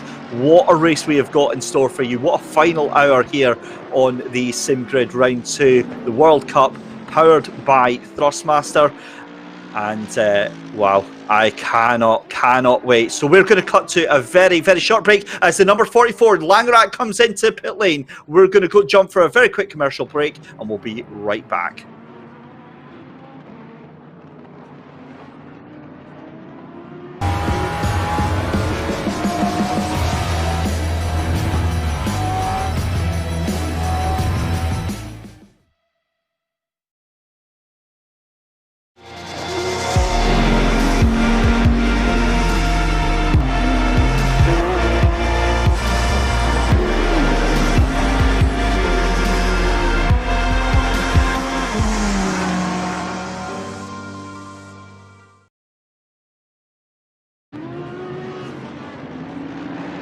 Back then, and what a final hour we have for you for the SimGrid World Cup Round 2, powered by Thrustmaster.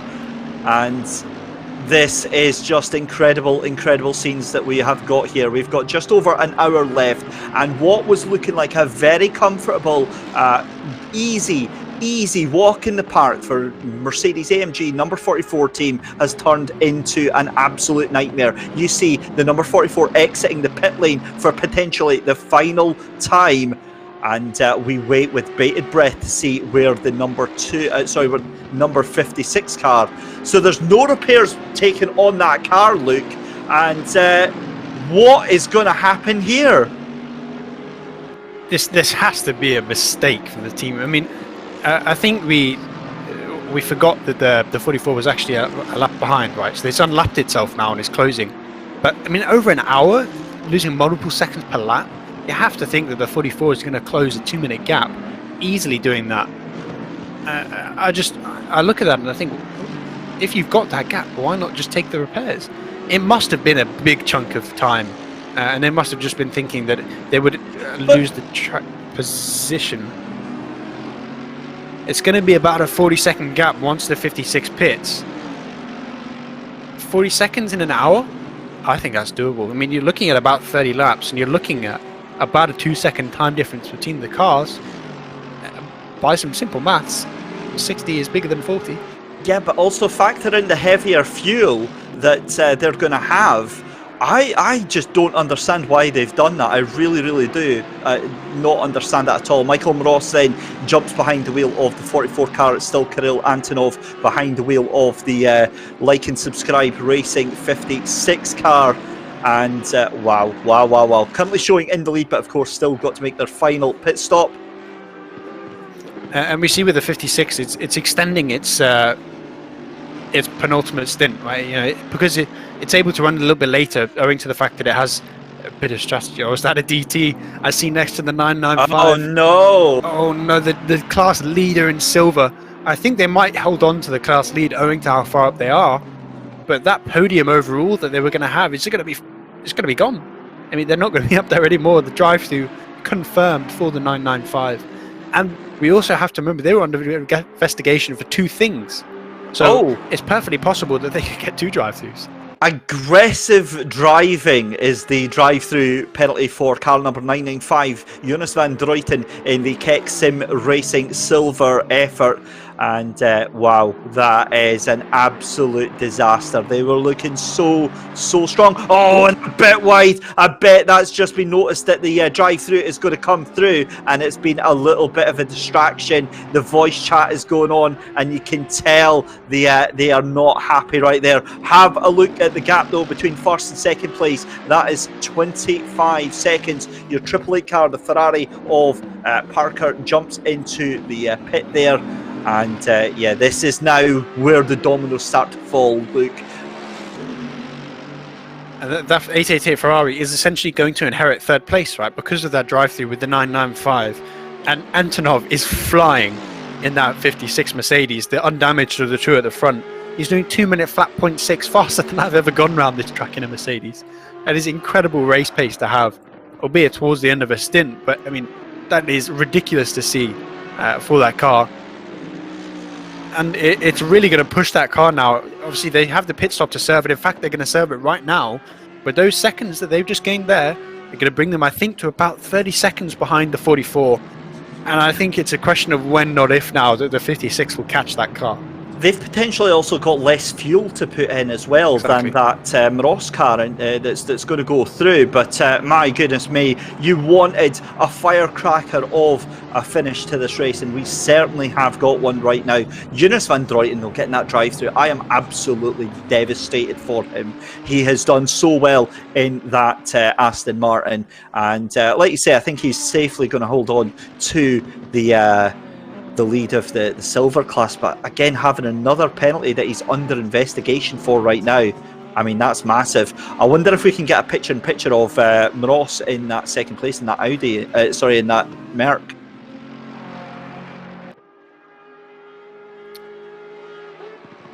So confirmation that the 95 is just going to get the 1 penalty. They had 2 reports for related incidents, and the steward deciding that a single drive-through was enough to serve for the 2 incidents that happened. And there we go, the 56 pit coming out of the pits now. It's going to be a little bit behind the 44, which is just about in front of it, but now it's going to be closing on the 44. It's got a shorter stint on new tyres with less fuel than it needs to in a normal stint. I think it's a matter of time before that car gets there. But another thing we have to point out is that 37 Honda is only, 6 seconds behind the 995. And we saw before it pit that the 888 Ferrari was about 1.5 seconds off the 995. So not only could we have a battle for the win in this last hour, we could also have a battle for third place. And there is confirmation of the gap. 32 seconds the 56 car has to close in this final stint. It's definitely doable across 54 minutes to catch a damaged car, and especially in the hands of Antonov, who still is a bit of a teenage sensation. I don't know what to say anymore. Look, I've got to be honest. had planned for a lot of things during this 12-hour race, but coming right down to the wire for the race lead is not one of those that I even considered, given that 2 hours ago it was looking so comfortable for the number 44 there. And it's anything but comfortable right now. The other thing is as well, that last lap there, we'll find out again as Ross goes over the line, that was a 2:02.2 for Ross, so it was slightly faster, but ultimately it was still slower than Antonov by a significant margin. So we'll have to see as he goes across the line, what can he do? We'll find out in just a second. But yeah, this is scary stuff. Yeah, at least they're not setting those, the 205s we see. I think that was a combination of really old tyres and the damage. So it's looking like it's about a second a lap, maybe a second and a half worth of damage, or worth of lost time that this car has. But I mean, we saw how fast Antonov was. He was setting 2-minute flats pretty consistently in the previous stint. If he can do that again in this stint, it's going to be a heck of a close battle. And we see that gap now. It's closed by another second within a minute. So, I mean, they're on track right now to get to the back of it. But catching a car is one thing. Overtaking a car, especially a Mercedes, is an entirely different kettle of fish. It does scare me, the thought of those two being side by side on the track, but the way this is shaping up, if times are right, the final 15 minutes is when these two drivers are going to be together on track. That is something I don't think the sim grid could have ever scripted for. And you see just there the pace difference. The 44 is now setting 201s, so the car is definitely driving a lot better. I think, as I said, they were on old tyres. That's the best lap. The last lap. Of course, yeah. Sorry, I'm blind. Yeah, 202s they're doing. So if Antonov can go back to the pace from the previous sector, where he's setting the 2-minute flats, he is going to catch him about halfway through this stint. Well, absolutely gripping stuff. And look at how on edge Kirill Antonov is on this right now. He is so on the button. And look at Matt Beavis as well in that Honda. We've spoken all the way through the 12 hours here, Luke. And do you know what? I'd love if we could get on board with that Honda NSX. It is just full commitment from Matt Beavis every single lap. Here we go then, through the bottom half of the S's then, and we're going to come round the right-hander down towards the dipper, turn number 15, and then it is down through towards Forest Elbow, then out on the Conrod straight here, and this thing just absolutely screams like a banshee into life here along the Conrod straight and then down in towards the chase. And Matt Beavis, I've got to be honest, Rookie Monsters will absolutely chew your right arm off if you said they were going to have a third place today. And I mean, it could be a lot better than that. If the 56 catches the 44 and we get an incident between those two cars, maybe the 888 and the 37 cars get brought in to the battle for the win. We say that it's going to be between those two Mercedes cars, but all it takes is for one loose moment from one of those cars. And talking of loose moment, there's the 995 getting Larry, getting off track. Luke, just about keeping out the wall. Last lap for Michael Moroz, 201.9, fastest in that section for him. Kirill Antonov, that last lap, 2-minute flat 0.5, 1.4 seconds off on that last lap. Oh, it's going to happen, isn't it? I'm so excited for this. It's not going to happen for about another 30-40 minutes based off that pace, but we're going to just watch that gap close. It's below 30 seconds now, and it's just going to keep getting smaller and smaller. But as I said, if that 56 gets to the 44 and the 44 starts to get its elbows out, it could end tragically for both cars. And Matt Beavis, you made a point there, and I never even clicked onto that. Just 19.5 seconds left to go. Now, what we need to know is, has Matt Beavis done all of his pit stops for the session? I believe they need one more, because they were behind the 888, right? They were running behind in terms of overall track position. So I think they have a pit stop to serve still, somewhere in the next 10 minutes or so. And they should slot in a couple seconds behind the 888 car. But there's also a couple of cars ahead of the 888 that I believe need to come in as well. And obviously you have that drive-through of the 995 car that could potentially bring both the 37 and the 888. If not in the battle for the win, they could have a serious battle for third place.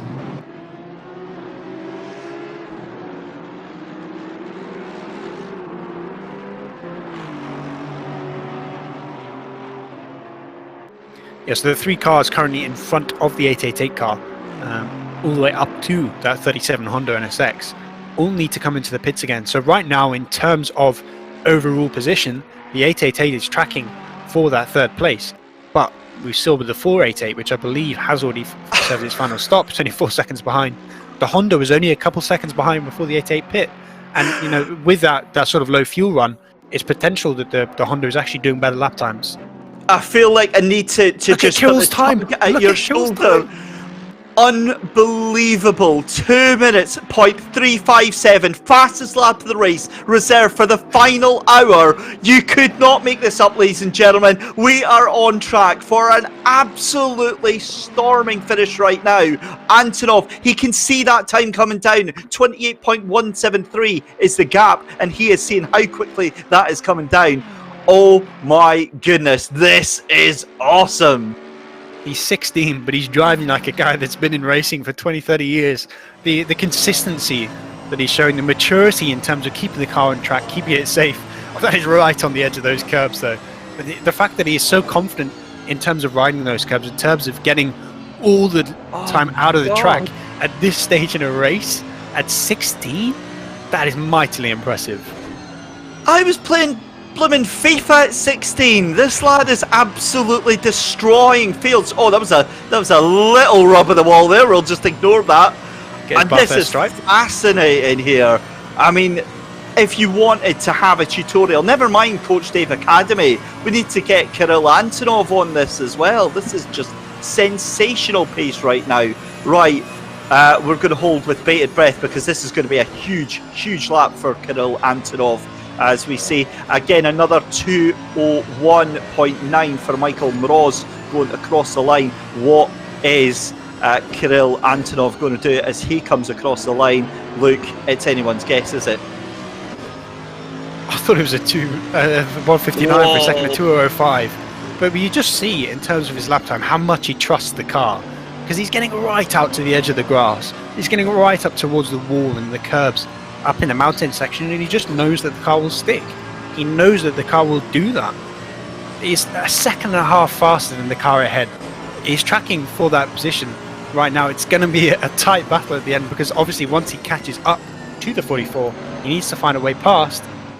But if he does, I mean, there is no one in this field that can contend with that kind of pace. I've got to say, Luke, right, I've been in sim racing for way too long, right? I started off with LFS, Live for Speed.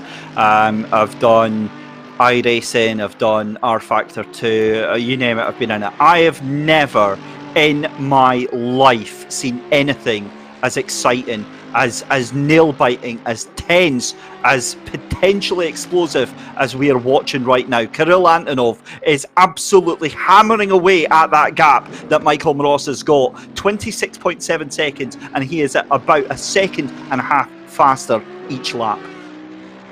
I mean, that is absurd pace. I mean, his average lap time over the last two stints has been faster than my fastest lap time in the same car.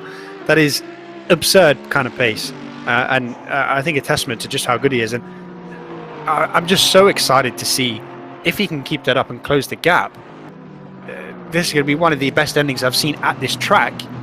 And it's in the sim racing world. Like, I'm sort of accustomed to the great finishes.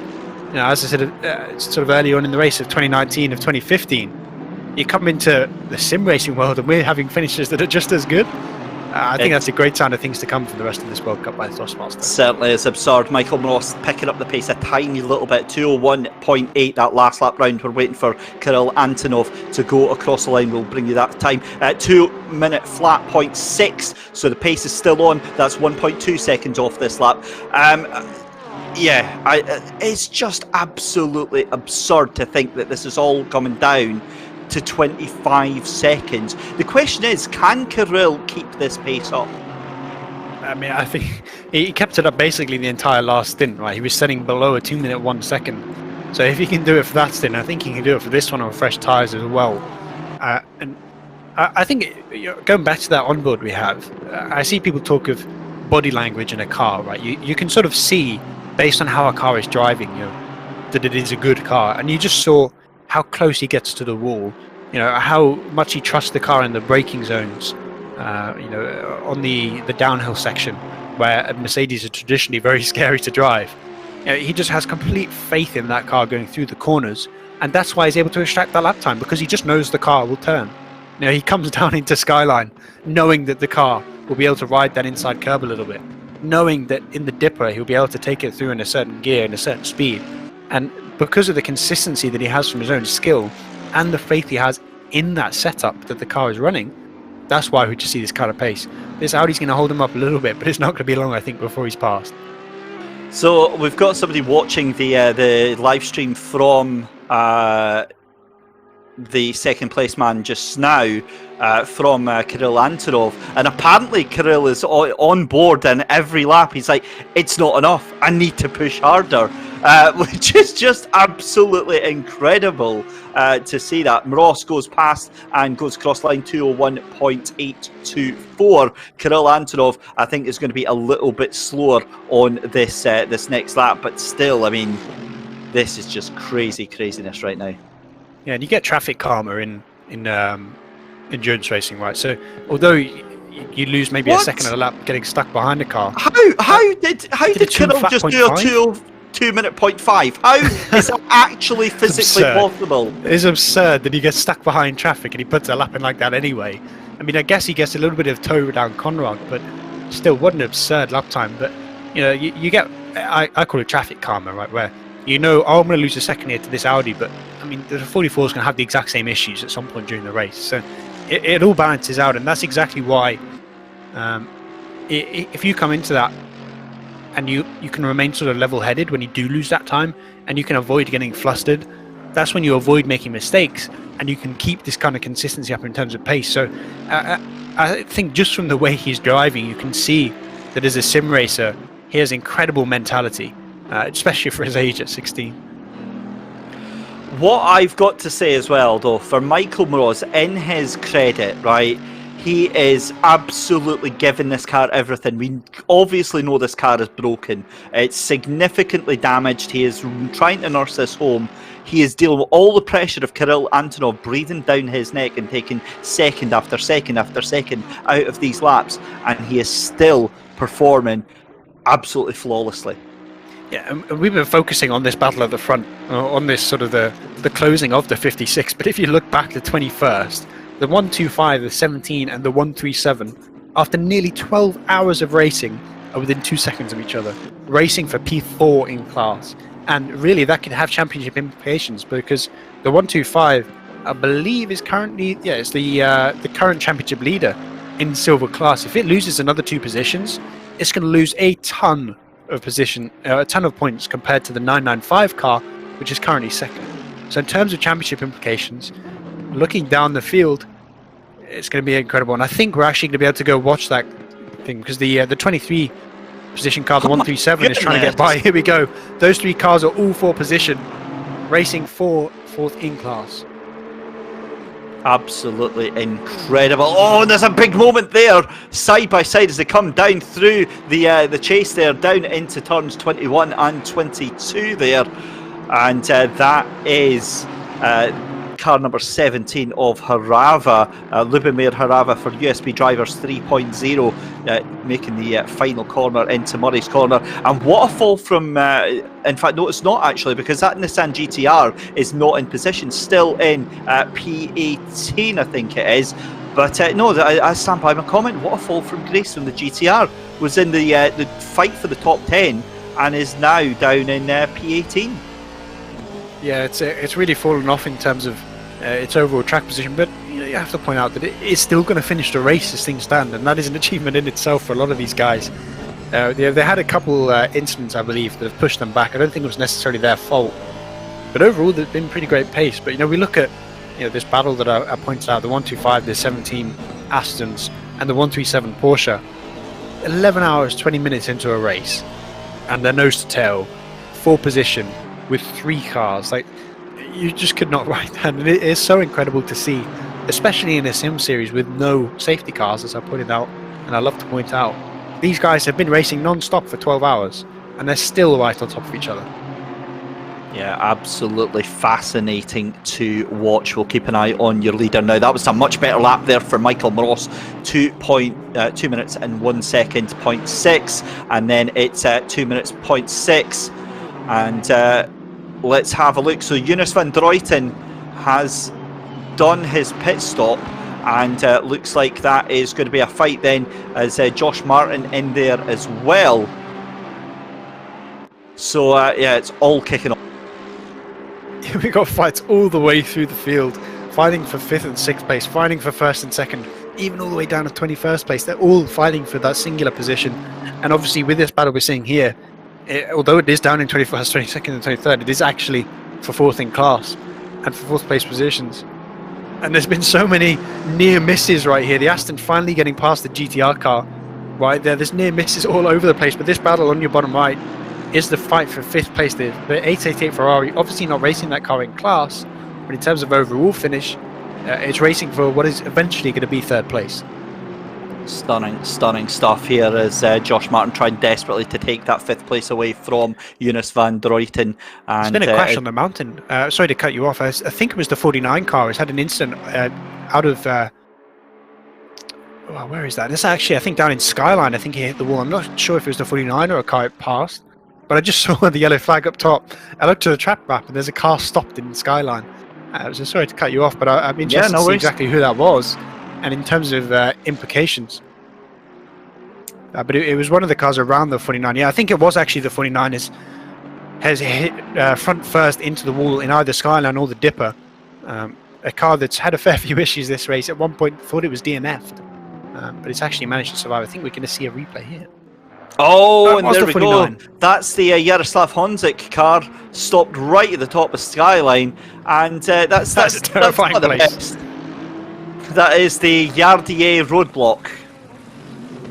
That is an awful place to crash. In real life this year, there was a monumental hit in that corner between it was an AMG GT3 and a Ford Mark car, where I think the Mark car spun off. Oh yeah, I remember that. Yeah, and the GT3 went through the dust cloud and hit it. It T-boned it essentially and totaled both cars. And we're so lucky that someone, obviously, in a sim racing world, there's no injuries to these drivers. But in terms of ruining their races, if that 49 had been collected, that would have been 2 cars out of the race. So lucky that all that happened was a bit of front nose damage for the 49 car there. But what a terrifying place to crash. Last lap for your race leader, Michael Moros, 2 minutes 2.496. Last lap for Kirill Antonov, 2 minutes 0.780. That gap is almost at 20 seconds now, and we have got 36 minutes left to go. Is this who I think it is? Is this our boy, Kirill Antonov? It certainly is. Look at the determination on his face. He is absolutely going for it right now, and yeah, I think doesn't matter who you're supporting, who you are cheering on right now, the real winner of this, Luke, right now is Sim Racing. I think he's got a donation goal there for a Honda Accord, which is random but awesome to see on screen. Some lofty Sim Racer goals right there. That is a pretty awesome goal, the 25,000 rubles he wants. But I want to bring everyone's attention to something else on screen. The lap time difference delta, sort of at the bottom of the screen in your top left. Watch how little that changes across the lap. Now, when I race, it fluctuates for me. If I'm doing a good quali lap, I tend to, go green a little bit, then I drop back a little bit, and then I go back green again. Despite the fact that he's stuck behind a car, it's been so consistent all the lap, and that's why he's doing so well. Because every single lap, he hits the right braking marker at the right time. He applies the right amount of brake. He puts the right amount of throttle in at the right time.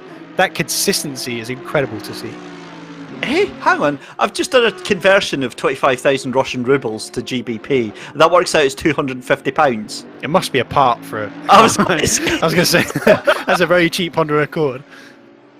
Oh, dearie me. Right, okay. This is frightening to watch, I've got to be honest, because he's so fast.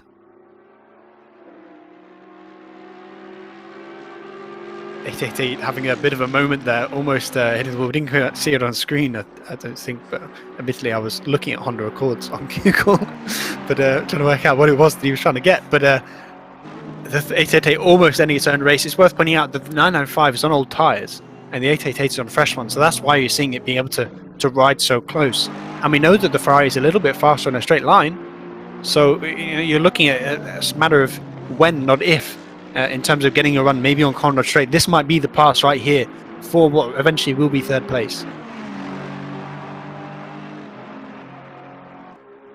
Silence fills the room here as we wait to see if Josh Martin can do anything with it. He can't get the pace on the Aston Martin. They're almost going to go side by side into the chase. Josh Martin thinks, go for it. Oh my goodness me! It's going to be battle of the late breakers, and I think that's going to be Jonas van Druyten every single day of the week onto the brakes, and Josh very wisely pulls out of that one and doesn't deter himself for the next lap. He sets himself up very, very nicely, and it's game on. Yeah, and that's just something you need to do in this kind of the race. You do not want to bin it and end your race now with 30 minutes left. So you have to be patient with the passes you make. And he's going to go, I think, for the switchback up the mountain. He should get a better run than the Aston. In fact, he's already almost alongside. I think this is where we're going to see the pass for position right here. As the Ferrari should be able to outdrag. It is worth pointing out that he's on the suboptimal line, but that Aston's actually doing nicely on the straights. That might actually be why it's doing so well. They said in chat earlier that they had taken off a lot of the wing, and he actually managed to defend. Maybe, yeah, he just about holds on for now. What a battle. Wow, this is heart and mouth stuff, and you think if we're sounding giddy in the commentary booth, you want to hear our production team. They are getting very, very excited. And Jonas van Druyten doing a fantastic job to hold on to that 5th place from Josh Martin. But as said, this is essentially the battle for 3rd place. Gentlemen, I hate to bring it to your attention, but that gap for the lead now, under 20 seconds, 19.5 between Michael Moroz and Kirill Antonov. And as mentioned by Jan in chat, that Aston Martin, the 995, is running 2 clicks on the rear wing. Bear in mind, at Bathurst, usually if you're in a car that works quite well in the corners, you put a fair bit of rear wing on it and just make it stable, you know, especially if you're coming in somewhere like the downhill section, you want a bit of stability. So they've taken out stability in an endurance race to make the car faster on the straights. I mean, it's a risky one, but it's definitely paid off, and it definitely seems like they have the handling of this car. I mean, I've been driving the Aston a bit today, you know, in the sim, just to test it, because I'm sort of done with the Mercedes in terms of it being my main car. I want to switch up, and that thing is a challenge. You can run a lot of rake on the car, you can pull a lot of wing off it in return, and give it a lot of straight line speed. But I was trying to send that thing around Spa, and it is a challenge to fight. So taking off that stability that you get with the rear wing and still managing to complete the 12-hour race with relatively few incidents is mightily impressive. Well, what's even more impressive is what the news coming out of Josh Martin's camp is the fact that his game is bugged, so he has no force feedback and no ABS right now. So he is driving essentially blind in that Ferrari, and what a job he is doing of it. Yeah, it's definitely suboptimal, I think is the way to put it. And I think that's something that just tends to happen in endurance racing. Something is going to go wrong at some point. Whether it's a car hitting you, and talking of something, that I think that's the Ferrari trying to take it too wide in the cutting. What a move. Gets it done before we get to the cutting. The Aston, I think, gave up the position and conceded because you do not want to be going too wide there. And now the 888 moves into what will overall be 3rd place. The 995 now needs to hang on. Maybe if he can get back to the straight, it can use that lack of rear wing to pull back. But you can just see how the 888 Ferrari on the newer tyres has been unleashed. How fast it is through this section now with that extra traction, with that extra grip through the corners, and maybe a little bit more downforce as well.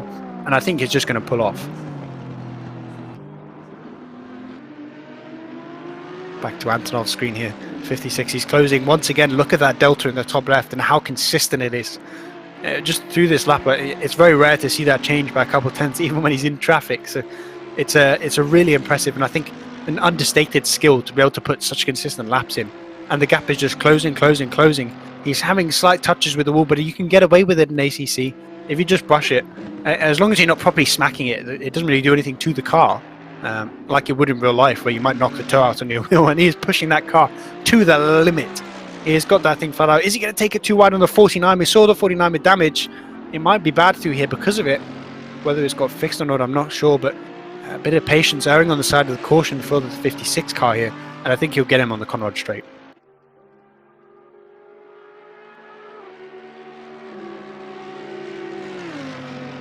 Losing a bit of time stuck behind the 49. He's had another little tap of the wall there.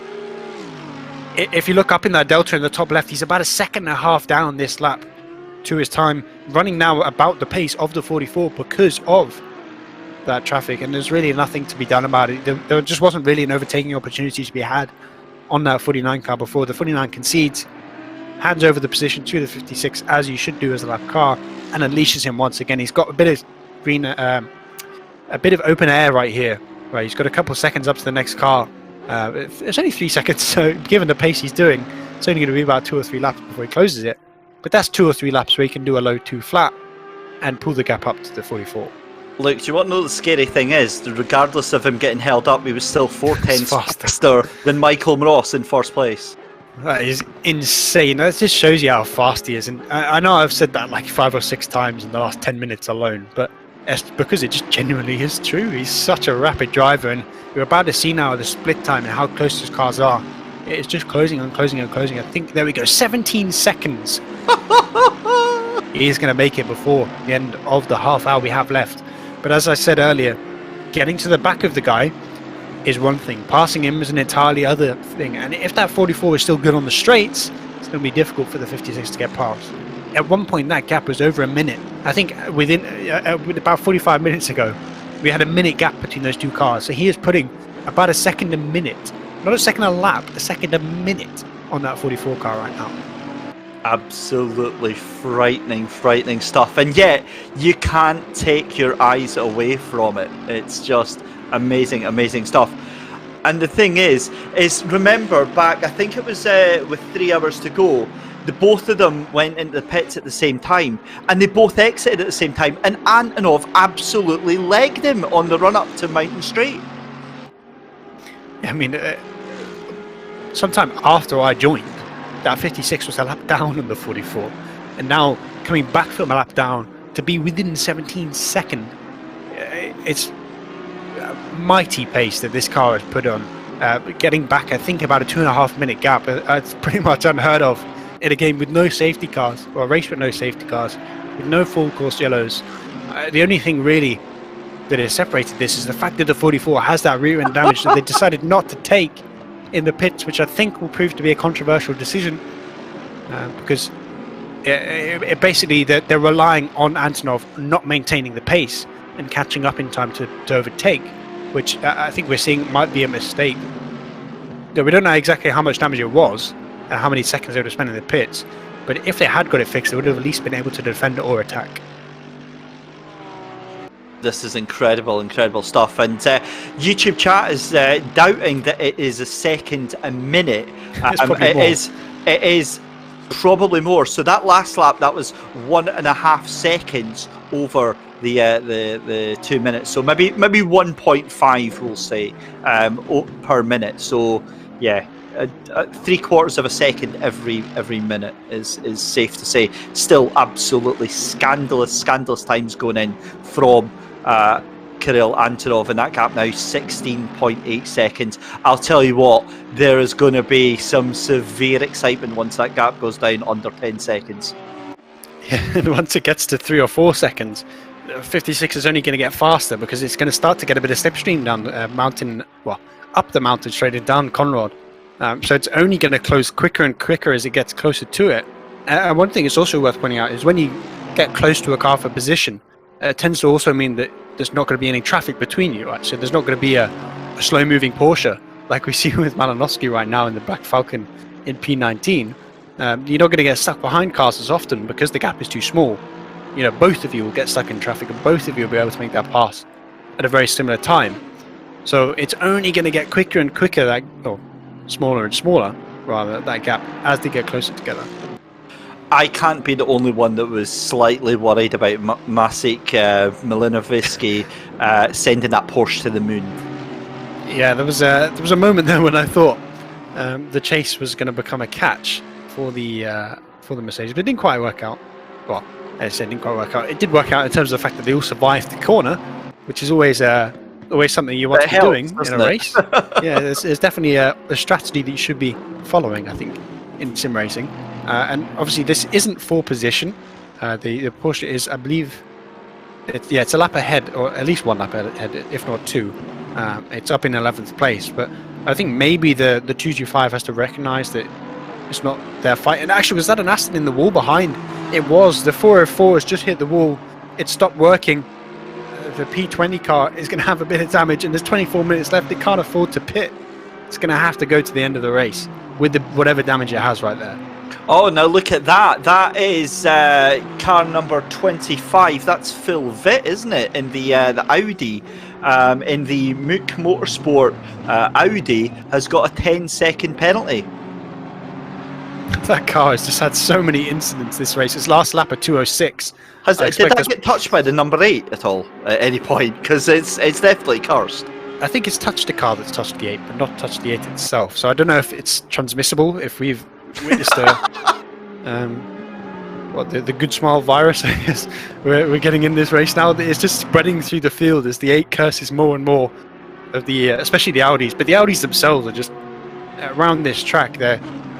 It's fast. You know, it's undeniable that the Audi is fast around here. But sometimes speed, especially in terms of single lap speed, you sacrifice stability for it. You know, that's where you get the speed, is by taking out maybe a bit of rear wing and getting your car faster on the straights, or adding a bit of toe and taking out stability for turn and oversteer that you can use for some of the faster corners. And that's just where the Audi can get very scary, because you put maybe a little bit too much toe into the car, and suddenly you're turning into McPhillamy and the car's taking a pirouette instead of a corner. So the gap for the lead is at 15 seconds. That was 1.2 seconds taken off by Kirill Antonov on that last lap round. And you mentioned this, Luke. I have never seen a driver that can keep his delta exactly the same every single lap around. This lad is a machine. He's got in faster. That's just where that little slipstream, I said, as you get closer to cars, especially when you're behind a Mercedes that's already great on the straight, that little bit of slipstream you get is going to pull your delta up. Although, yes, in the corners you're going to get a tiny bit of dirty air, a tiny bit of aero wash. It's going to harm your overall pace. It doesn't seem to be harming Kirill's. But once you get to those straights and you're sat right behind a Mercedes, that bit of toe, that bit of draft is going to just add, a couple hundredths here or there to your lap time. And even if we're in traffic, even though we're in traffic, I mean, just look at that delta. Look how stable it is. Yes, he's losing a couple tenths through here, but only losing a couple tenths stuck behind back markers that are down in 20th place. That's pretty much optimal. Yeah, it's crazy stuff. I tell you what, right now, if he gets a 159 in the race pace, I'm done. I'm just disconnecting. Give him the World Cup. Yeah, just hand it over. I'm quitting. He's gone that fast that he's aged a year already. He's 17 apparently, so we do apologise. Oh my goodness me, so he's well in this jam-packed battle. And you can just see, bottom right, obviously it's a little bit ahead of his stream, but you see how aggressive he's being for these moves. 2 cars in one corner.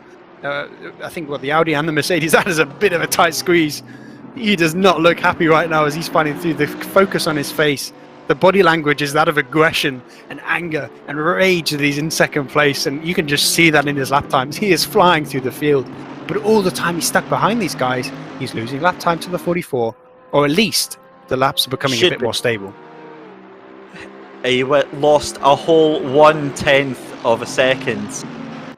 A 1/10 of a second. That would, yeah, it's not anything to write home for yet. But the overall thing is that Moroz is actually finding a little bit more confidence in that car, a little bit more power, and a little bit more time. Now, 10 laps is what we're hearing to go in this race. Is that going to be enough time?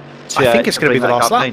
I think he's going to get him on the last lap, and it's all about how close can he get on Conrad, because I think it's really going to be one of those times where we get to the final lap, he catches him sort of as the lap begins, closes on the mountain, and all he has is Conrad as the as sort of the place where he can make that move work. And if he doesn't make it work, then he's going to be in second place, and all of it's going to be for nothing.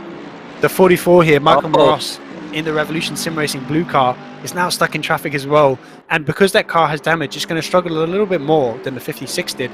At least people are moving over for him, so we've got some well-behaved cars in the field, although the Ferrari changed its mind. But still, that traffic karma, as I said, is coming back into play here. The 56 loses time, the 44 loses time. My, how the turntables. as we see Michael Ross on lap 337 away to complete lap 338. That was horrific. Come on. It's only like 10 people will actually get that joke. Courtney, and enough. Oh my goodness me, Michael Ross climbing the grass on the exit of Murray's Corner there, showing just how much determination he's got right now. That last lap 2:02.337, and we've got 20 minutes left to go. You are watching SimGrid World Cup round number 2, powered by Thrustmaster, live and direct, with none other than Luke Rogers and myself, David Christie, and we've got a battle for P4.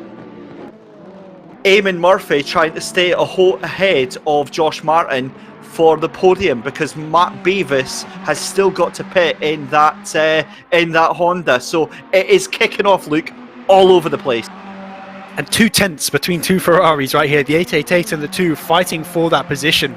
There's fights all over the field. We saw the sort of the closer of the 56, but we're seeing side by side line astern battles as well through the field. We've seen one for 4th. I believe there's also a fight going on for 9th place right now as well, or at least there's a couple seconds in it. You see with the 97 and 225, only 3 seconds in it. So there are so many battles, even back to 21st and 22nd, 6 tenths in it. The Honda will come out into this battle as well, pitting, so we could have a 3-way battle for 3rd place, because all he needs to do is take fuel, have those slightly older tyres. I think he pit with hour and 20 to go, so he should be coming in this or next lap. But those tyres are not going to be that old. Yes, it's a double stint, but it's only a double stint in name only. And it's going to put that Honda right in between these 2 Ferraris, I think. And we're going to see a 3-way fight for 3rd place. Look, my little heart can't take this excitement. What is going on right now? Just calm it down.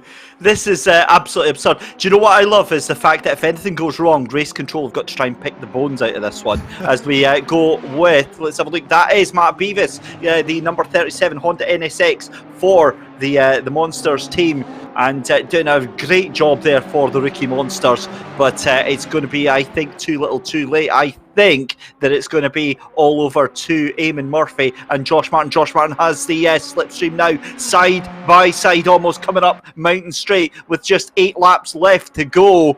And what's Josh Martin going to do? Surely can't make that move right the outside. He goes side by side round Griffin's Bend, gets forced wide.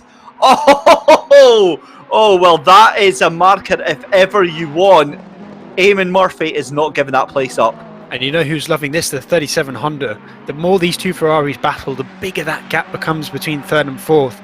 And he gets to pull up, and now look at that delta on the screen, 11 seconds with 16 minutes left. That 56 is going to catch the 44, and we're going to have a fight for the win. 2.1 seconds Kirill Antonov has just taken out of Michael Ross on that last lap. I am giddy with excitement. Like, I have not experienced excitement and anticipation like this in sim racing at all. It's just insane. 11.1 seconds, chat. We really need you to go absolutely mental right now, because this is, I've never seen anything like this in my life.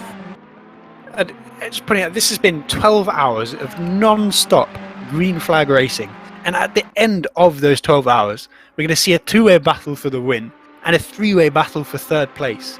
I mean, that's just a testament to how fast these guys are in this field, how close this field is, and really a testament to the level of competition at ACC, because 12 hours to run that similar pace with other cars, it's just unheard of. I've never seen something like it. Absolutely incredible. I need to take a deep breath here, because I'm just like...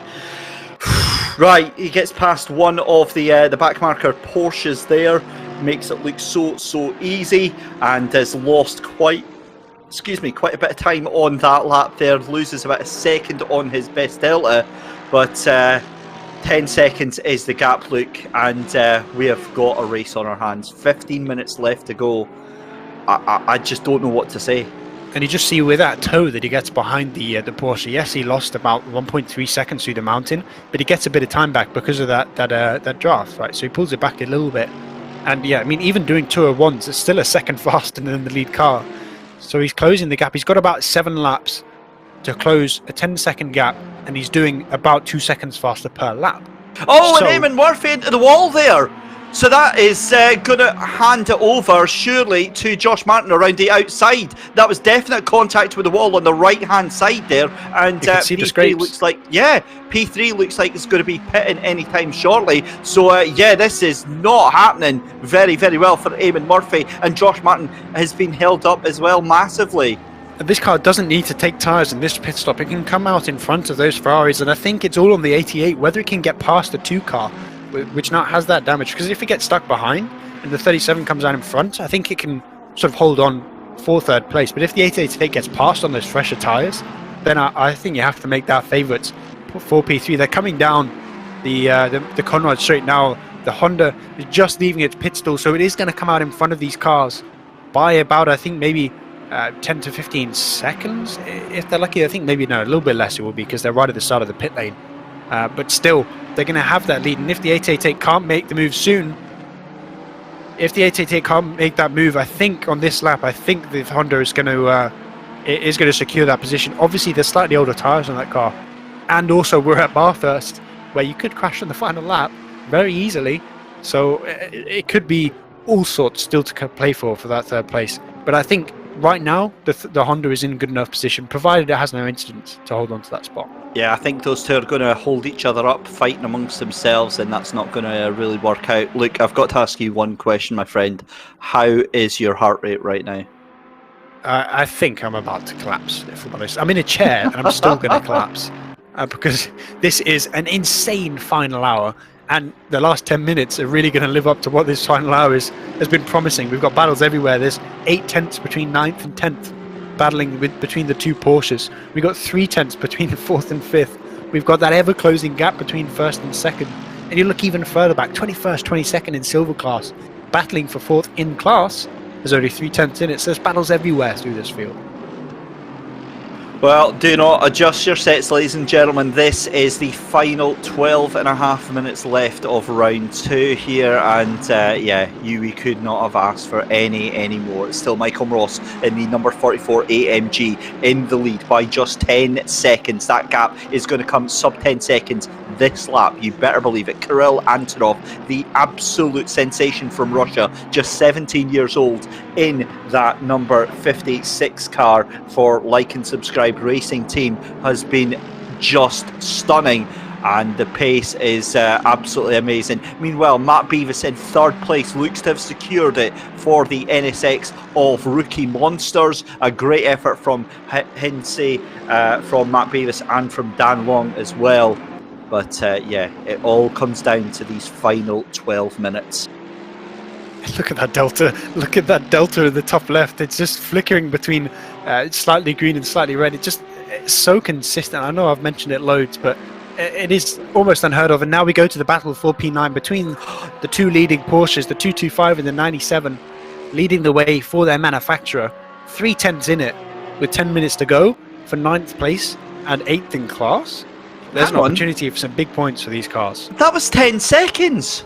That was a 10-second gap between those 2 Porsches. I saw it in YouTube chat earlier. I went to check it on live. I think this must be a tyre strategy change, right? Obviously, I would expect the 97s on old tyres here, double stinting at the end, and the 225s on the charge on those newer ones of the Sidemax Motorsports car.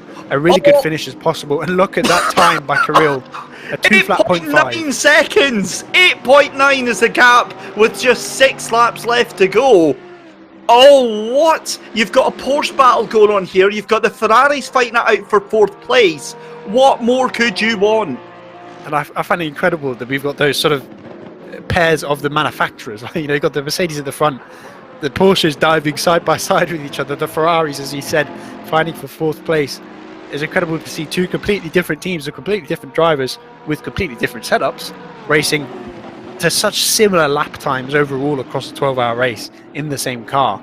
And that gap is just closing between those 2 at the front. It's right on the edge of whether there's going to be enough time. I think maybe when the leader crosses the line is going to determine whether the 56 has the time to make the pass.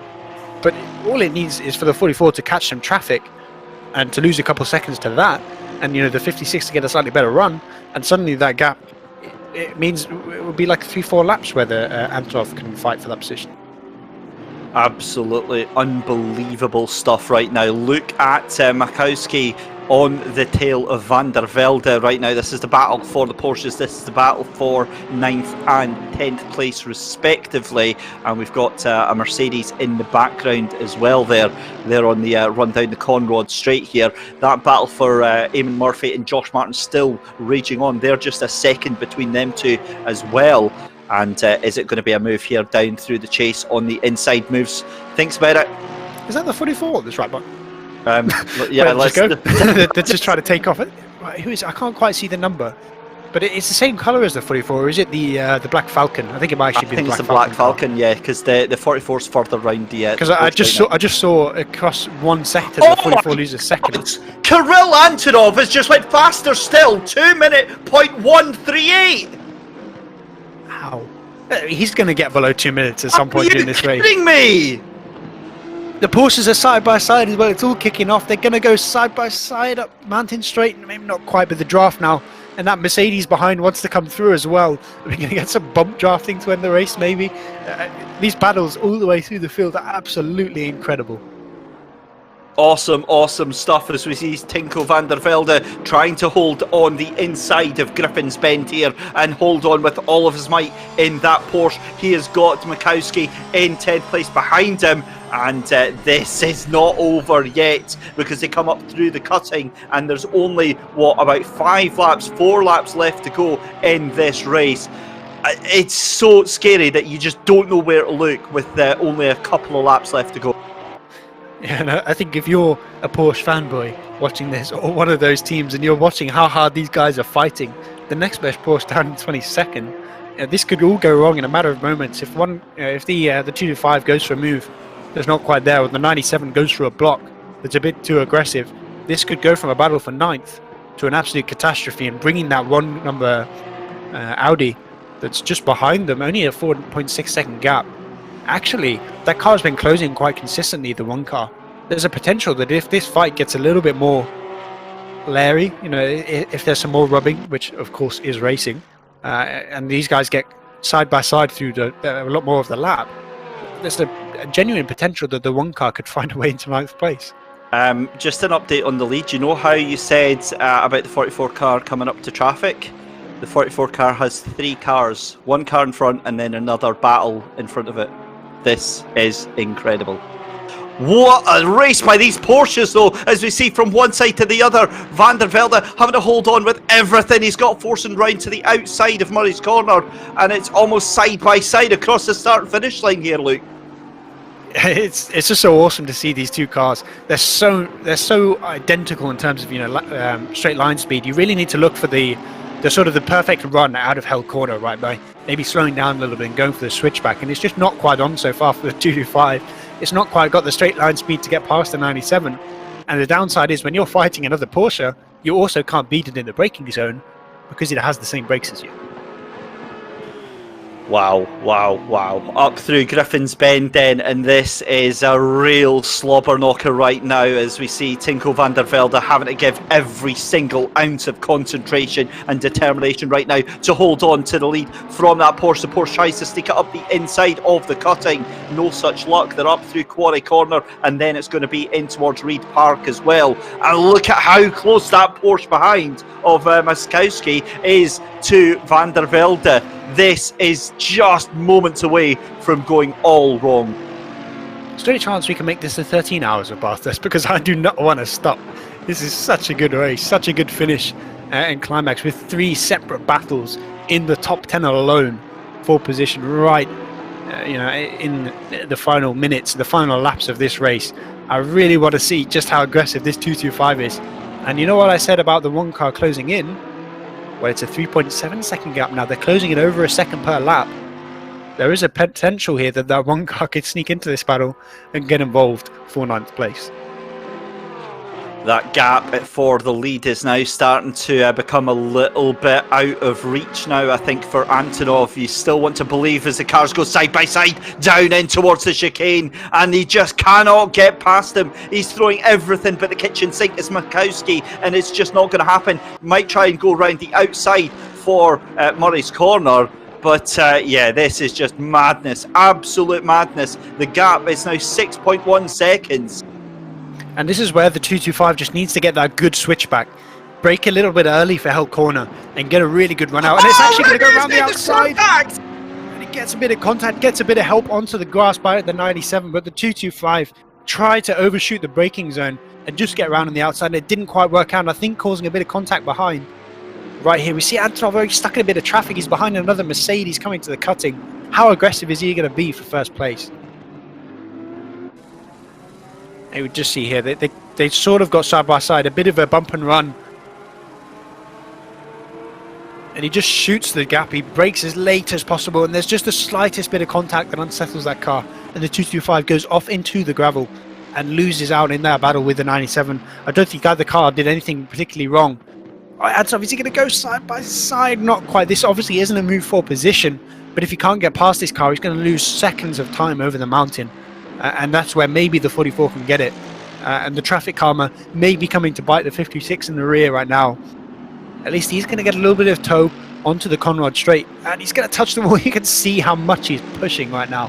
The 5.7 second gap with 3.5 minutes left. I think the 44 has to make a mistake. I don't know, because that could potentially be what he's going to do. 2 laps. So he's going to start a lap here. He's going to have one more lap. So it's going to be, I think, what, another 2 laps? Yeah, we should get who 2, knows? maybe. It's 4.6 seconds though. I think the gap might be too big, especially with those 2 cars that the 44 has just passed. The 56 is going to catch 2 cars on the mountain, and the 44 is going to have that clean air for the rest of the race. It's going to be so tough for Antonov. You see how hard he is pushing, but I don't know if it's going to quite be enough. The traffic maybe sort of holding Antonov back. Even if he doesn't catch him, the rate at which he's been catching, he was 6 seconds faster. He was a lap down a couple hours ago, a lap down on that car, and in his since, he's closed it all the way back to 4.5 seconds. Yes, he might not get the position in the end, but my God, it's been close. Wow, huge stuff. So as you said, Ross now in the clean air. He's got 3 cars behind him, and what's more, I think he's got a Ferrari behind him as well. Is that Kausch in the 488 car that's back there, or is that Sheriff Truly? And look at the determination on that face right now from Antonov. He is really giving it everything he possibly can, and you can't fault him for trying as hard as that. And you can just see, just on the top of his Delta is that 44 car. You can see how close he is, but I think he's just a bit too far behind. We'll soon see. This is going to be the penultimate lap then. So Moros, and just making his way down. And wow.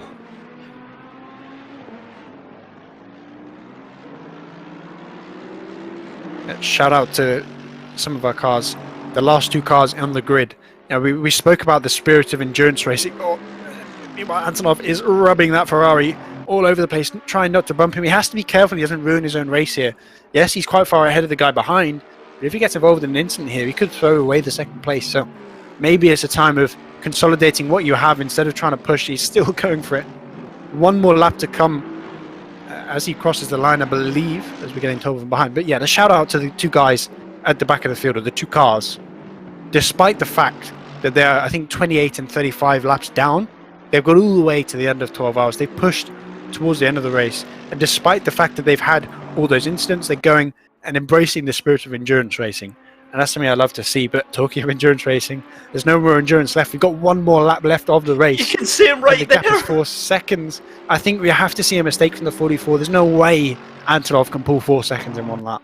Yeah, what a performance from Michael Ross as well to nurse that damaged car home for the final lap of this race. And what a lap and what a race it's been from the number 44 Revolution Sim Racing Blue team up through the cutting for the final time. The car looking very going Antonov still got the car in front of him. That is one of the cars that we were seeing quite a lot of earlier on. But it's going to be a case of trying to get past that, as Ross is absolutely on it. Every single thing that he can throw at this championship, he's doing right now. And Antonov is past that car. 3.5 seconds now, the gap between them. I think you're absolutely right, Luke. I think it's not going to be enough as we go down through the S's towards the Dipper for the final time in this race. And you're absolutely right about that 44 car being nursed home. That thing is damaged. It's got, I think, probably rear diffuser damage based on the way it's driving, which is costing it second after second. But somehow Maros has been able to keep it out of the wall, able to stop that car from getting glary on the downhill section. And now he's just approaching the end of the race here. Obviously, with a couple of corners left to go, as long as he doesn't bin it in the chase or send it into the wall in Murray's corner, he's going to be okay for the win. And what a race. What a performance from that 44 car. At one point, they had lapped the entire field. And if it wasn't for that damage that they had, I believe, with the 8 car, which I think he's praying is not hiding around the final corner. But here we go. So Michael Ross then down into Murray's corner for the final time. Round 2 of the Sim Grid World Cup, powered by Thrustmaster, goes to Michael Ross. A stunning second place, despite all the effort for Kirill Antonov there in second place. Matt Beavis is going to come across the line one lap down in the Honda NSX for the rookie monsters. A brilliant performance, and Josh Martin does get past the number 2 Ferrari, so it's going to be a 4th place for the team Coach Dave Academy, number 888 of Josh Martin. Eamon Murphy is going to finish in 5th place there. Eunice van Druyten, stunning performance for Eunice van Druyten in the Keck Motorsport 995 car there, finishing in the top of the silver standings, significantly ahead of the rest of the silver standings. It's going to be Shins in 7th place, Kausch in 8th, Tinko van der Velde finishes in 9th, and Miszkowski in 10th place there. I'm just absolutely floored. Yeah. I mean, if you look at the 97 and the 225 cars, right? You know, we saw that they had that contact in Hell Corner a couple laps ago. The 225 was able to bring that gap back to 0.3 of a second and just couldn't quite get the position in the end. But an absolutely awesome performance. What is the time penalty for that one car? Is that 130 seconds that they're getting added on to the end of their race? Was that the Audi that was stopped at the start line, or? No, that was a Porsche that they had stopped at the one car. It is 130 that I can read. Yeah,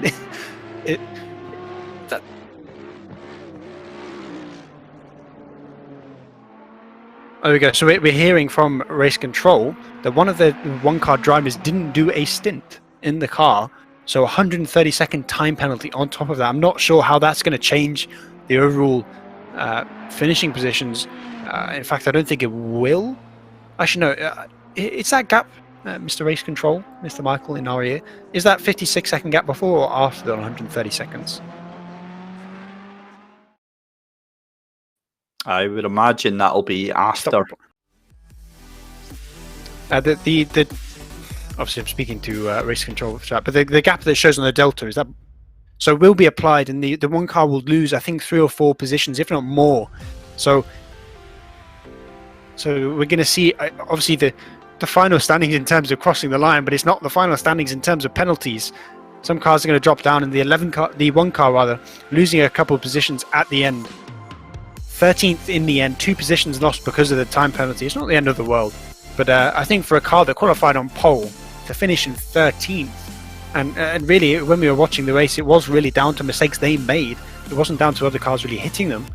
I think they have to be disappointed. Obviously they had that disconnect, which I think if not for, they might have made up all the time that they had with the mistakes they made. But still, I think for that car not finishing first is going to be a real kick in the teeth, especially given the fact that they were second in the championship coming into this. Whew, big deep breath. Ladies and gentlemen, thank you so much for sticking with us. What a fantastic event we have had. I hope you've enjoyed it just as much as we have. Look, that was just absolutely incredible. We see some of the highlights here, and yeah, that was just awesome stuff. Oh, I'm lost for words about how just intense and dramatic that final hour was. We had 3 battles for position in the top 20 that went to the final lap. We had the closing rate of Antonov that pace was absurd. He was doing 2 flat point 1s in the end of a race with a car that's probably a little bit damaged, with tyres that are a little bit old, with a bit of fuel in the car, and he's setting times that would have put him in top 10 in qualifying at that point in the race on warmer, I think the track was a little bit warmer as well in qualifying. It was absurd pace that he put in the end, but it wasn't quite enough to get first place. The 44 holding on after that big hit we saw with the cursed 88 Good Smile racing car. Oh, it's cursed 8 Good Smile racing car, rather. And I think they were... We never mentioned that car again. I think they were sort of going around the final lap, just absolutely terrified that it was lurking in a corner, waiting to gas it and be T-boned by the leading car, but it didn't happen. The cursed car didn't affect the race as much as we were perhaps nervous that it was going to with that incident. We actually saw there, that's something we actually missed at the start of the race. There was a spin that we saw before the start of the race, but something we are about to get treated to. One of the 44 car drivers is going to come for an interview post-race. Mr. Ghost, what a race for your team. Oh, what a race, yeah, still sweating. That last stint there was nerve-wracking. I think everybody was biting on his nails. Everybody we were. Everybody was watching in the stream. Yeah, it was really intense. Oh my god. With that damage, I mean, how much time do you think you lost per lap just from that hit that you had from the 8 car? Do you think that the lap time was purely down, the difference between you and Antonov was purely down to that damage? I don't really think so. I think the damage was maybe a little bit more for the confidence, that you're a little bit like, you know there's damage, so you're a little bit like judging every move of the car in every corner. But yeah, I would say at the end we were driving our pace, and yeah, Kirill was just insane what he did with the car. I mean, I was watching him, and yeah, when you are also in the same car and it's like some stints before, you know what he's doing. Absolutely crazy. I think we saw some. I think it was about 2.5 hours left to go, and at one point you guys had lapped the entire field. I mean, when you were there, how confident were you that you could hold on to that position no matter what happened? I'm not really sure. We were confused by ourselves, but I think we didn't lap the field. I think we were close because I was following Vasily Anurfiev. I don't know if I pronounced it correct, but yeah, it was close, and then somehow we started to lose that gap. I mean, in the first like 10 hours we had a perfect race, no incident at all.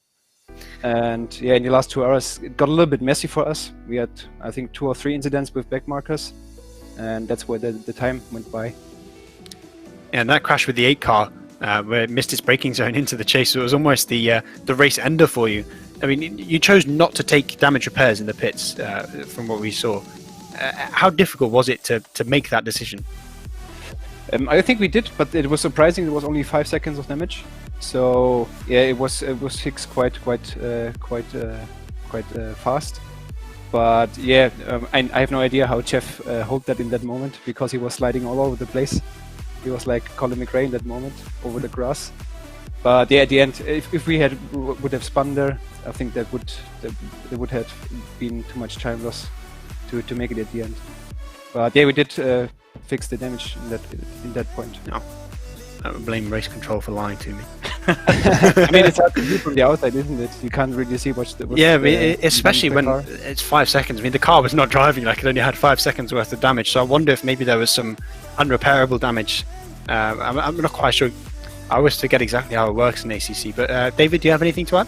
Yeah, Dominic, I mean, congratulations on the performance. It was absolutely stellar. We were saying that to Michael, to hold that car in the position that he did. But how fluid was your team's strategy through the race? Did you have to change much, or did things pretty much go to how you planned them out? It was like we planned. We just switched around little double stints. We planned to do them a little bit more later at the end, but after we saw that everybody else at the front is also double stinting at the beginning of the race, we did the double stints. Like, we were finished at, I think, 2 p.m. in game, but that was the only thing. Other than that, we had no incident the whole race. We had no crash. We didn't need to go to the pits out of sequence. So yeah, it was like, we set it up in the Google spreadsheet and followed just that in the end. And the last question I've got for you, Dominic, is what everyone wants to know is, how are you and the boys going to be celebrating tonight? I'm going straight to the fridge now and getting a beer. I have no idea what the others are doing, but I hope they will join me and do the same. Well, Absolutely. Congratulations, Dominic Goltz and the rest of the number 44 team. A fantastic, fantastic performance and incredibly worthy winners tonight. Yeah, thanks very much. Shout out to Manu from RSR to hosting that platform for I don't know how many years now. Yeah, it had been a great pleasure to like find the other guys there and now race with them and now win at your beautiful event at Bathurst. I mean, thanks to you. It was a pleasure to watch the stream.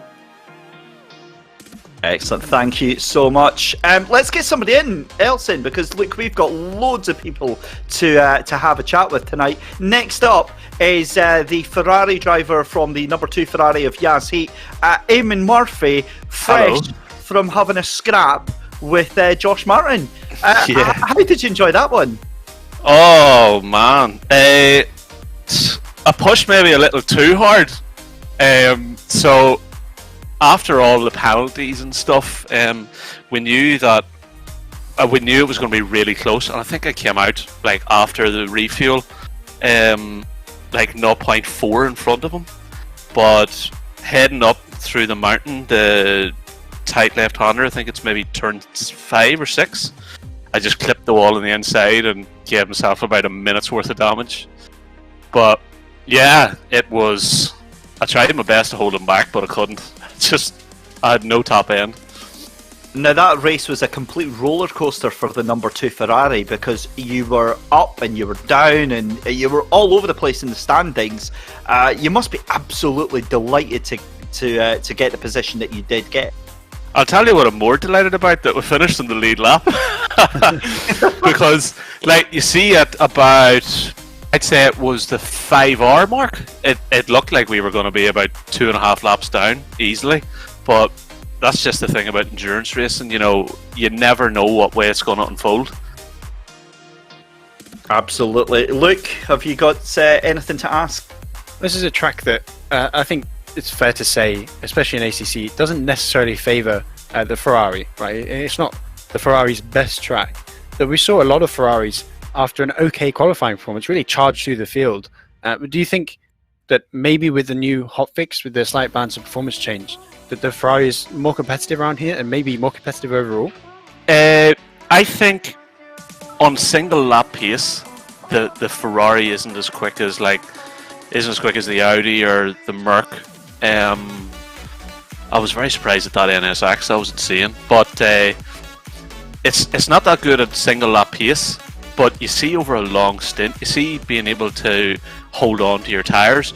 Like, I double stinted mine and I was still doing 202s by the very end of the second use of them. So after, you know, nearly 2 hours, I was still doing 202s.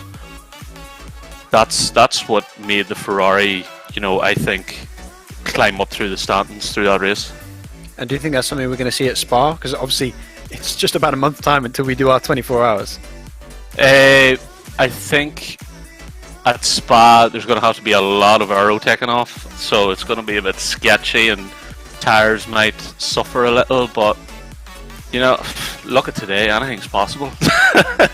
It'll definitely be up there, but I'd say they'll probably be qualifying in around the P15 till, you know, P30 mark probably.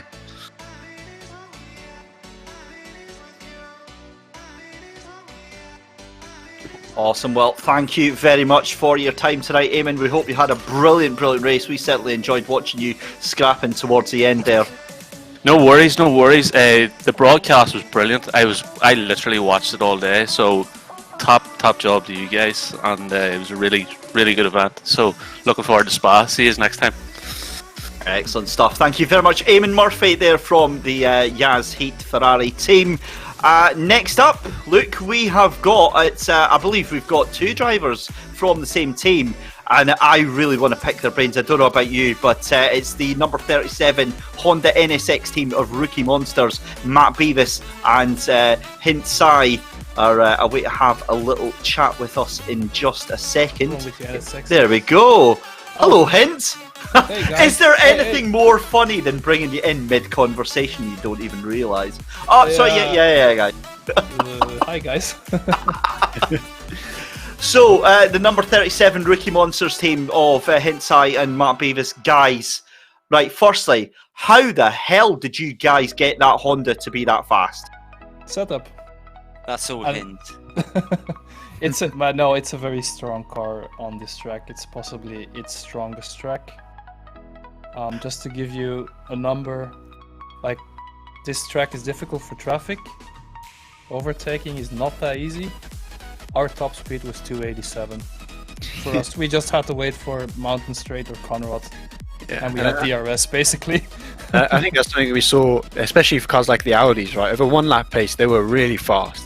But as soon as they get stuck behind, you or Mercedes, or maybe even a Nissan, they just really struggle to make progress through the field. So, while maybe your single lap pace wasn't quite there with the Audis that qualified right at the front of the field, just the fact that you were able to make your progress through the field so easily, it really seemed like a massive benefit. Yeah, a testament to you to getting a car set up like that to A, be stable enough through the mountain that you could be fast, and B, have that straight line speed. Yeah, the car was absolutely solid. It very rarely stepped out of line.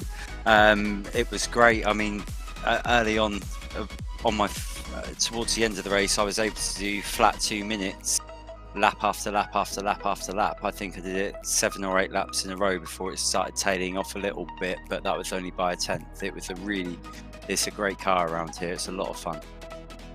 Yeah, and everybody who's watching, drive the Honda more. It needs love. I've been trying to find a new car because I normally drive the Mercedes. I'm self-confessed front engine car, but I've been looking for something different. And I tried this thing, and I've always been hearing that it's a car that is a bit scary to drive. And then I drive the thing, and it's not at all. It's such a. No. I think it's got a bit of a stigma around it. And People misunderstand this car, but it has to be said, the default setups, they're not that great with this car. So you do have to spend a bit of time in tweaking. But if you get it dialed in, it's not going to be as quick as a lot of other cars, especially on the European tracks. Maybe because of the BOP. But it is still fun to drive, and it has a very nice feedback that it gives you. It's neither too understeery, it's neither too oversteery. It's kind of all those things at the same time, but keeping you on track basically without many issues.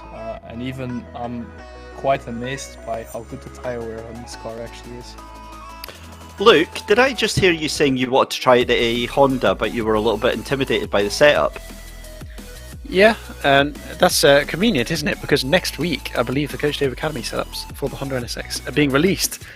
So there's a nice little plug for our sponsors there, and for the people that have been helping out. And I think actually they're going to come speak to us. So off the back of what you're speaking about how the aggressive presets and obviously all the other presets are not that great in that car, I guess in a bit when we get to speak to those guys, we'll be able to pick their brains about exactly what they've changed in that car. And maybe if you're still listening in, you can provide your own feedback about how similar that is, because it's obvious that you have this car driving fast, you have this car stable, fast on the straight. So this setup, in my mind, is one of the better setup cars I think we've seen on this grid. So a testament to you, and also for all you people out there that are thinking about trying the Honda NSX, Coach Dave Academy setups are about to come out, and you don't need to use those presets. I set it up and Luke knocks it out the park.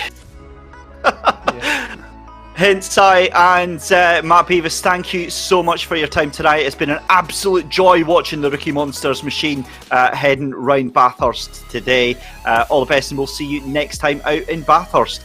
It's Spa even, sorry. It's been a long day. Guys. 24 hours been a long Bathurst, day. anyone? Yes. I don't mind doing another Bathurst. I mean, Well, YouTube's already calling out for it. They said we need to restart the server, guys. But we'll see you next time out. yeah, not Thanks, today, guys. please. Cheers. So that was Matt Beavis and Hensai from the number 37 Rookie Monsters Honda machine. And next up, we have got... well, I thought it was going to be Krzysztof Makowski, but let's instead speak to Gregor Schill, James Parker, Josh Martin, and Aleric Inslin. Aleric, I'm so sorry if I've butchered your name, buddy, from the number 888 Ferrari of Coach Dave Academy. Gentlemen, good evening. Hello. Hello. Evening. Good morning, actually. It's morning. It is, yeah. I just realised what an intimidating introduction that was, guys. But Start speaking. firstly, we have to before I let Luke loose on you guys, I have to speak to you, Josh, because that fight at the end there with Damon Murphy, that was a proper awesome scrap, wasn't it? Yeah, it was made slightly harder by the fact that I had no force feedback for the final stint, but I have to take my hat off to James, Gregor and Alti and the Coach Dave Academy guys, because that setup was what gave me the opportunity to fight. So yeah, massive thank you to those guys, such a great team. Luke, it's all yours, buddy.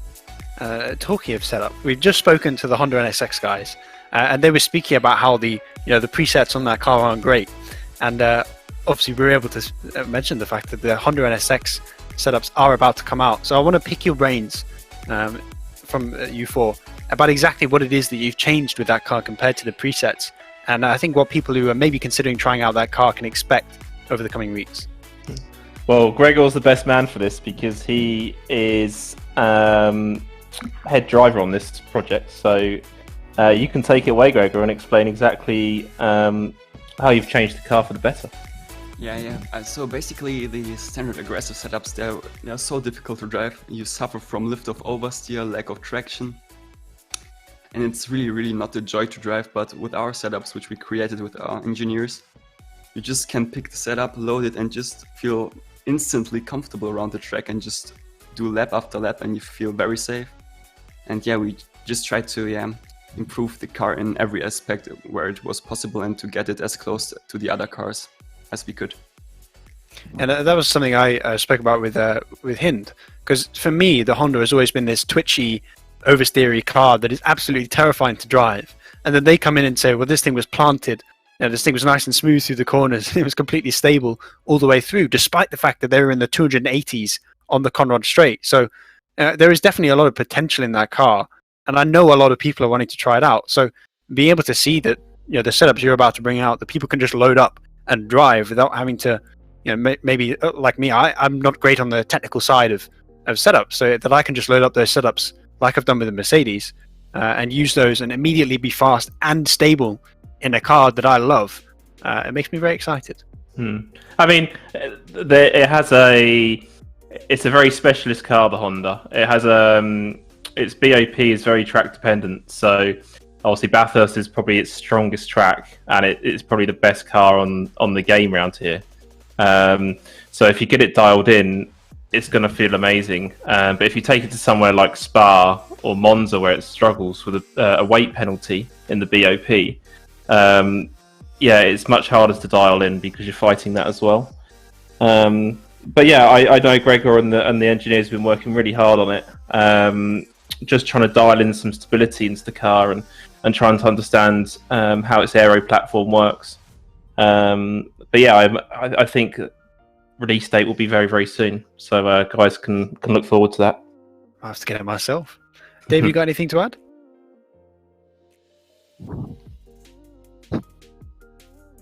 That obviously moves you guys up to P5 in the championship standings. What's going to be the plan of attack for the rest of the season? To get another clean start for one, that would be really nice. Obviously in Suzuka we got killed on lap 1, unfortunately, which kind of really compromised our race. And this round 2 here, this was the first race we've had, especially in the Endurance Cup as well. We've had a clean first lap and a first hour where we can get our head down and focus on going forward. So yeah, next round again, it's always nice to qualify higher up because obviously the mid-pack could be quite dangerous. But the key to today was our consistency and our lack of mistakes. We didn't have a single error that was driver induced over 12 hours, and it just allowed us to progress through the field really quickly. So I think for the next round, if we just continue on these, this foundation that we've built across all 4 of us, the results will just continue to go. Will continue to come to us. So excellent. Thank you very much for your time tonight, guys. Thank you. No worries. Take it. Thank you. Cheers, guys. Bye-bye. All the best then to Gregor Schill, James Parker, Josh Martin of the 888 Coach Dave Academy Ferrari. And I think that is us done, isn't it, Luke? I believe so, and I think it's time for bed for me. I am worn out after that. Those last 2 hours were an absolute joy to watch, and I think we have to say thank you to our two sponsors, Thrustmaster and Coach Dave, for being able to make this happen, for providing the support that we could get here and produce, to my mind, the best sim racing watch I've ever watched. And also, it's only a month and 2 days until Spa qualifying, so we've not got that long to wait before the 24 hours. I'm excited for that, and I believe both of us will be back for that as well on commentary with the usual crew. 29th will be qualifying. I believe 31st is the 24-hour race. I really hope people don't miss that, because it is going to be just as good as Bathurst.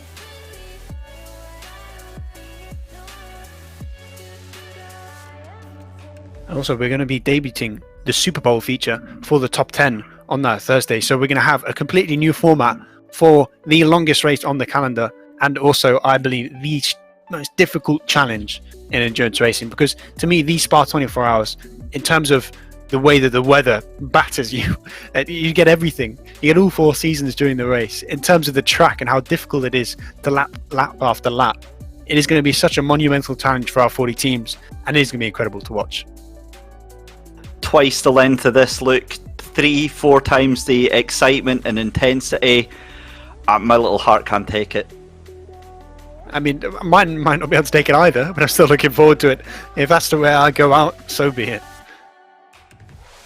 Well, I think that is pretty much us done and dusted. I can't believe that is 12:30 at night and 1:30 CEST time that we are signing off. I've been a very, very welcome intruder into the SimGrid community. My name's been David Christie, and joining me throughout the day has been Luke Rogers, Rennie Butler, and many, many other people as well. I've just had an absolute blast, Luke. Yeah, it is an absolute privilege to be able to commentate on something that you enjoy. It's really like a hobby that you and just being able to do this every month, watching these races of some of the best guys in ACC. There's nothing quite like it. Yep. So big shout out, thank you to Luke Rogers, to Connall Courtney, to Mike Simply Race behind the scenes, Michael Hamlet for making this happen in production, and as well to our man that we should have had tonight but couldn't actually get sorted out. We will see him back very, very soon. That is, of course, Jack Werrell, and our man Chaz over in Germany, over in Nürburgring. We will see him very, very soon as well. And Rennie, how could we forget Rennie? I wanted to leave him easy. No, we can't, because I wanted to just be gentle with Rennie, because he's had a busy and quite stressful day with his team. So hopefully he's not giving them too much of a rollicking. He's gently going to collect some spare parts that I think were left at Forest's Elbow earlier on this afternoon. But from myself and everyone here at the SimGrid production team, Luke, it's been an amazing trip, and we'll see you next month.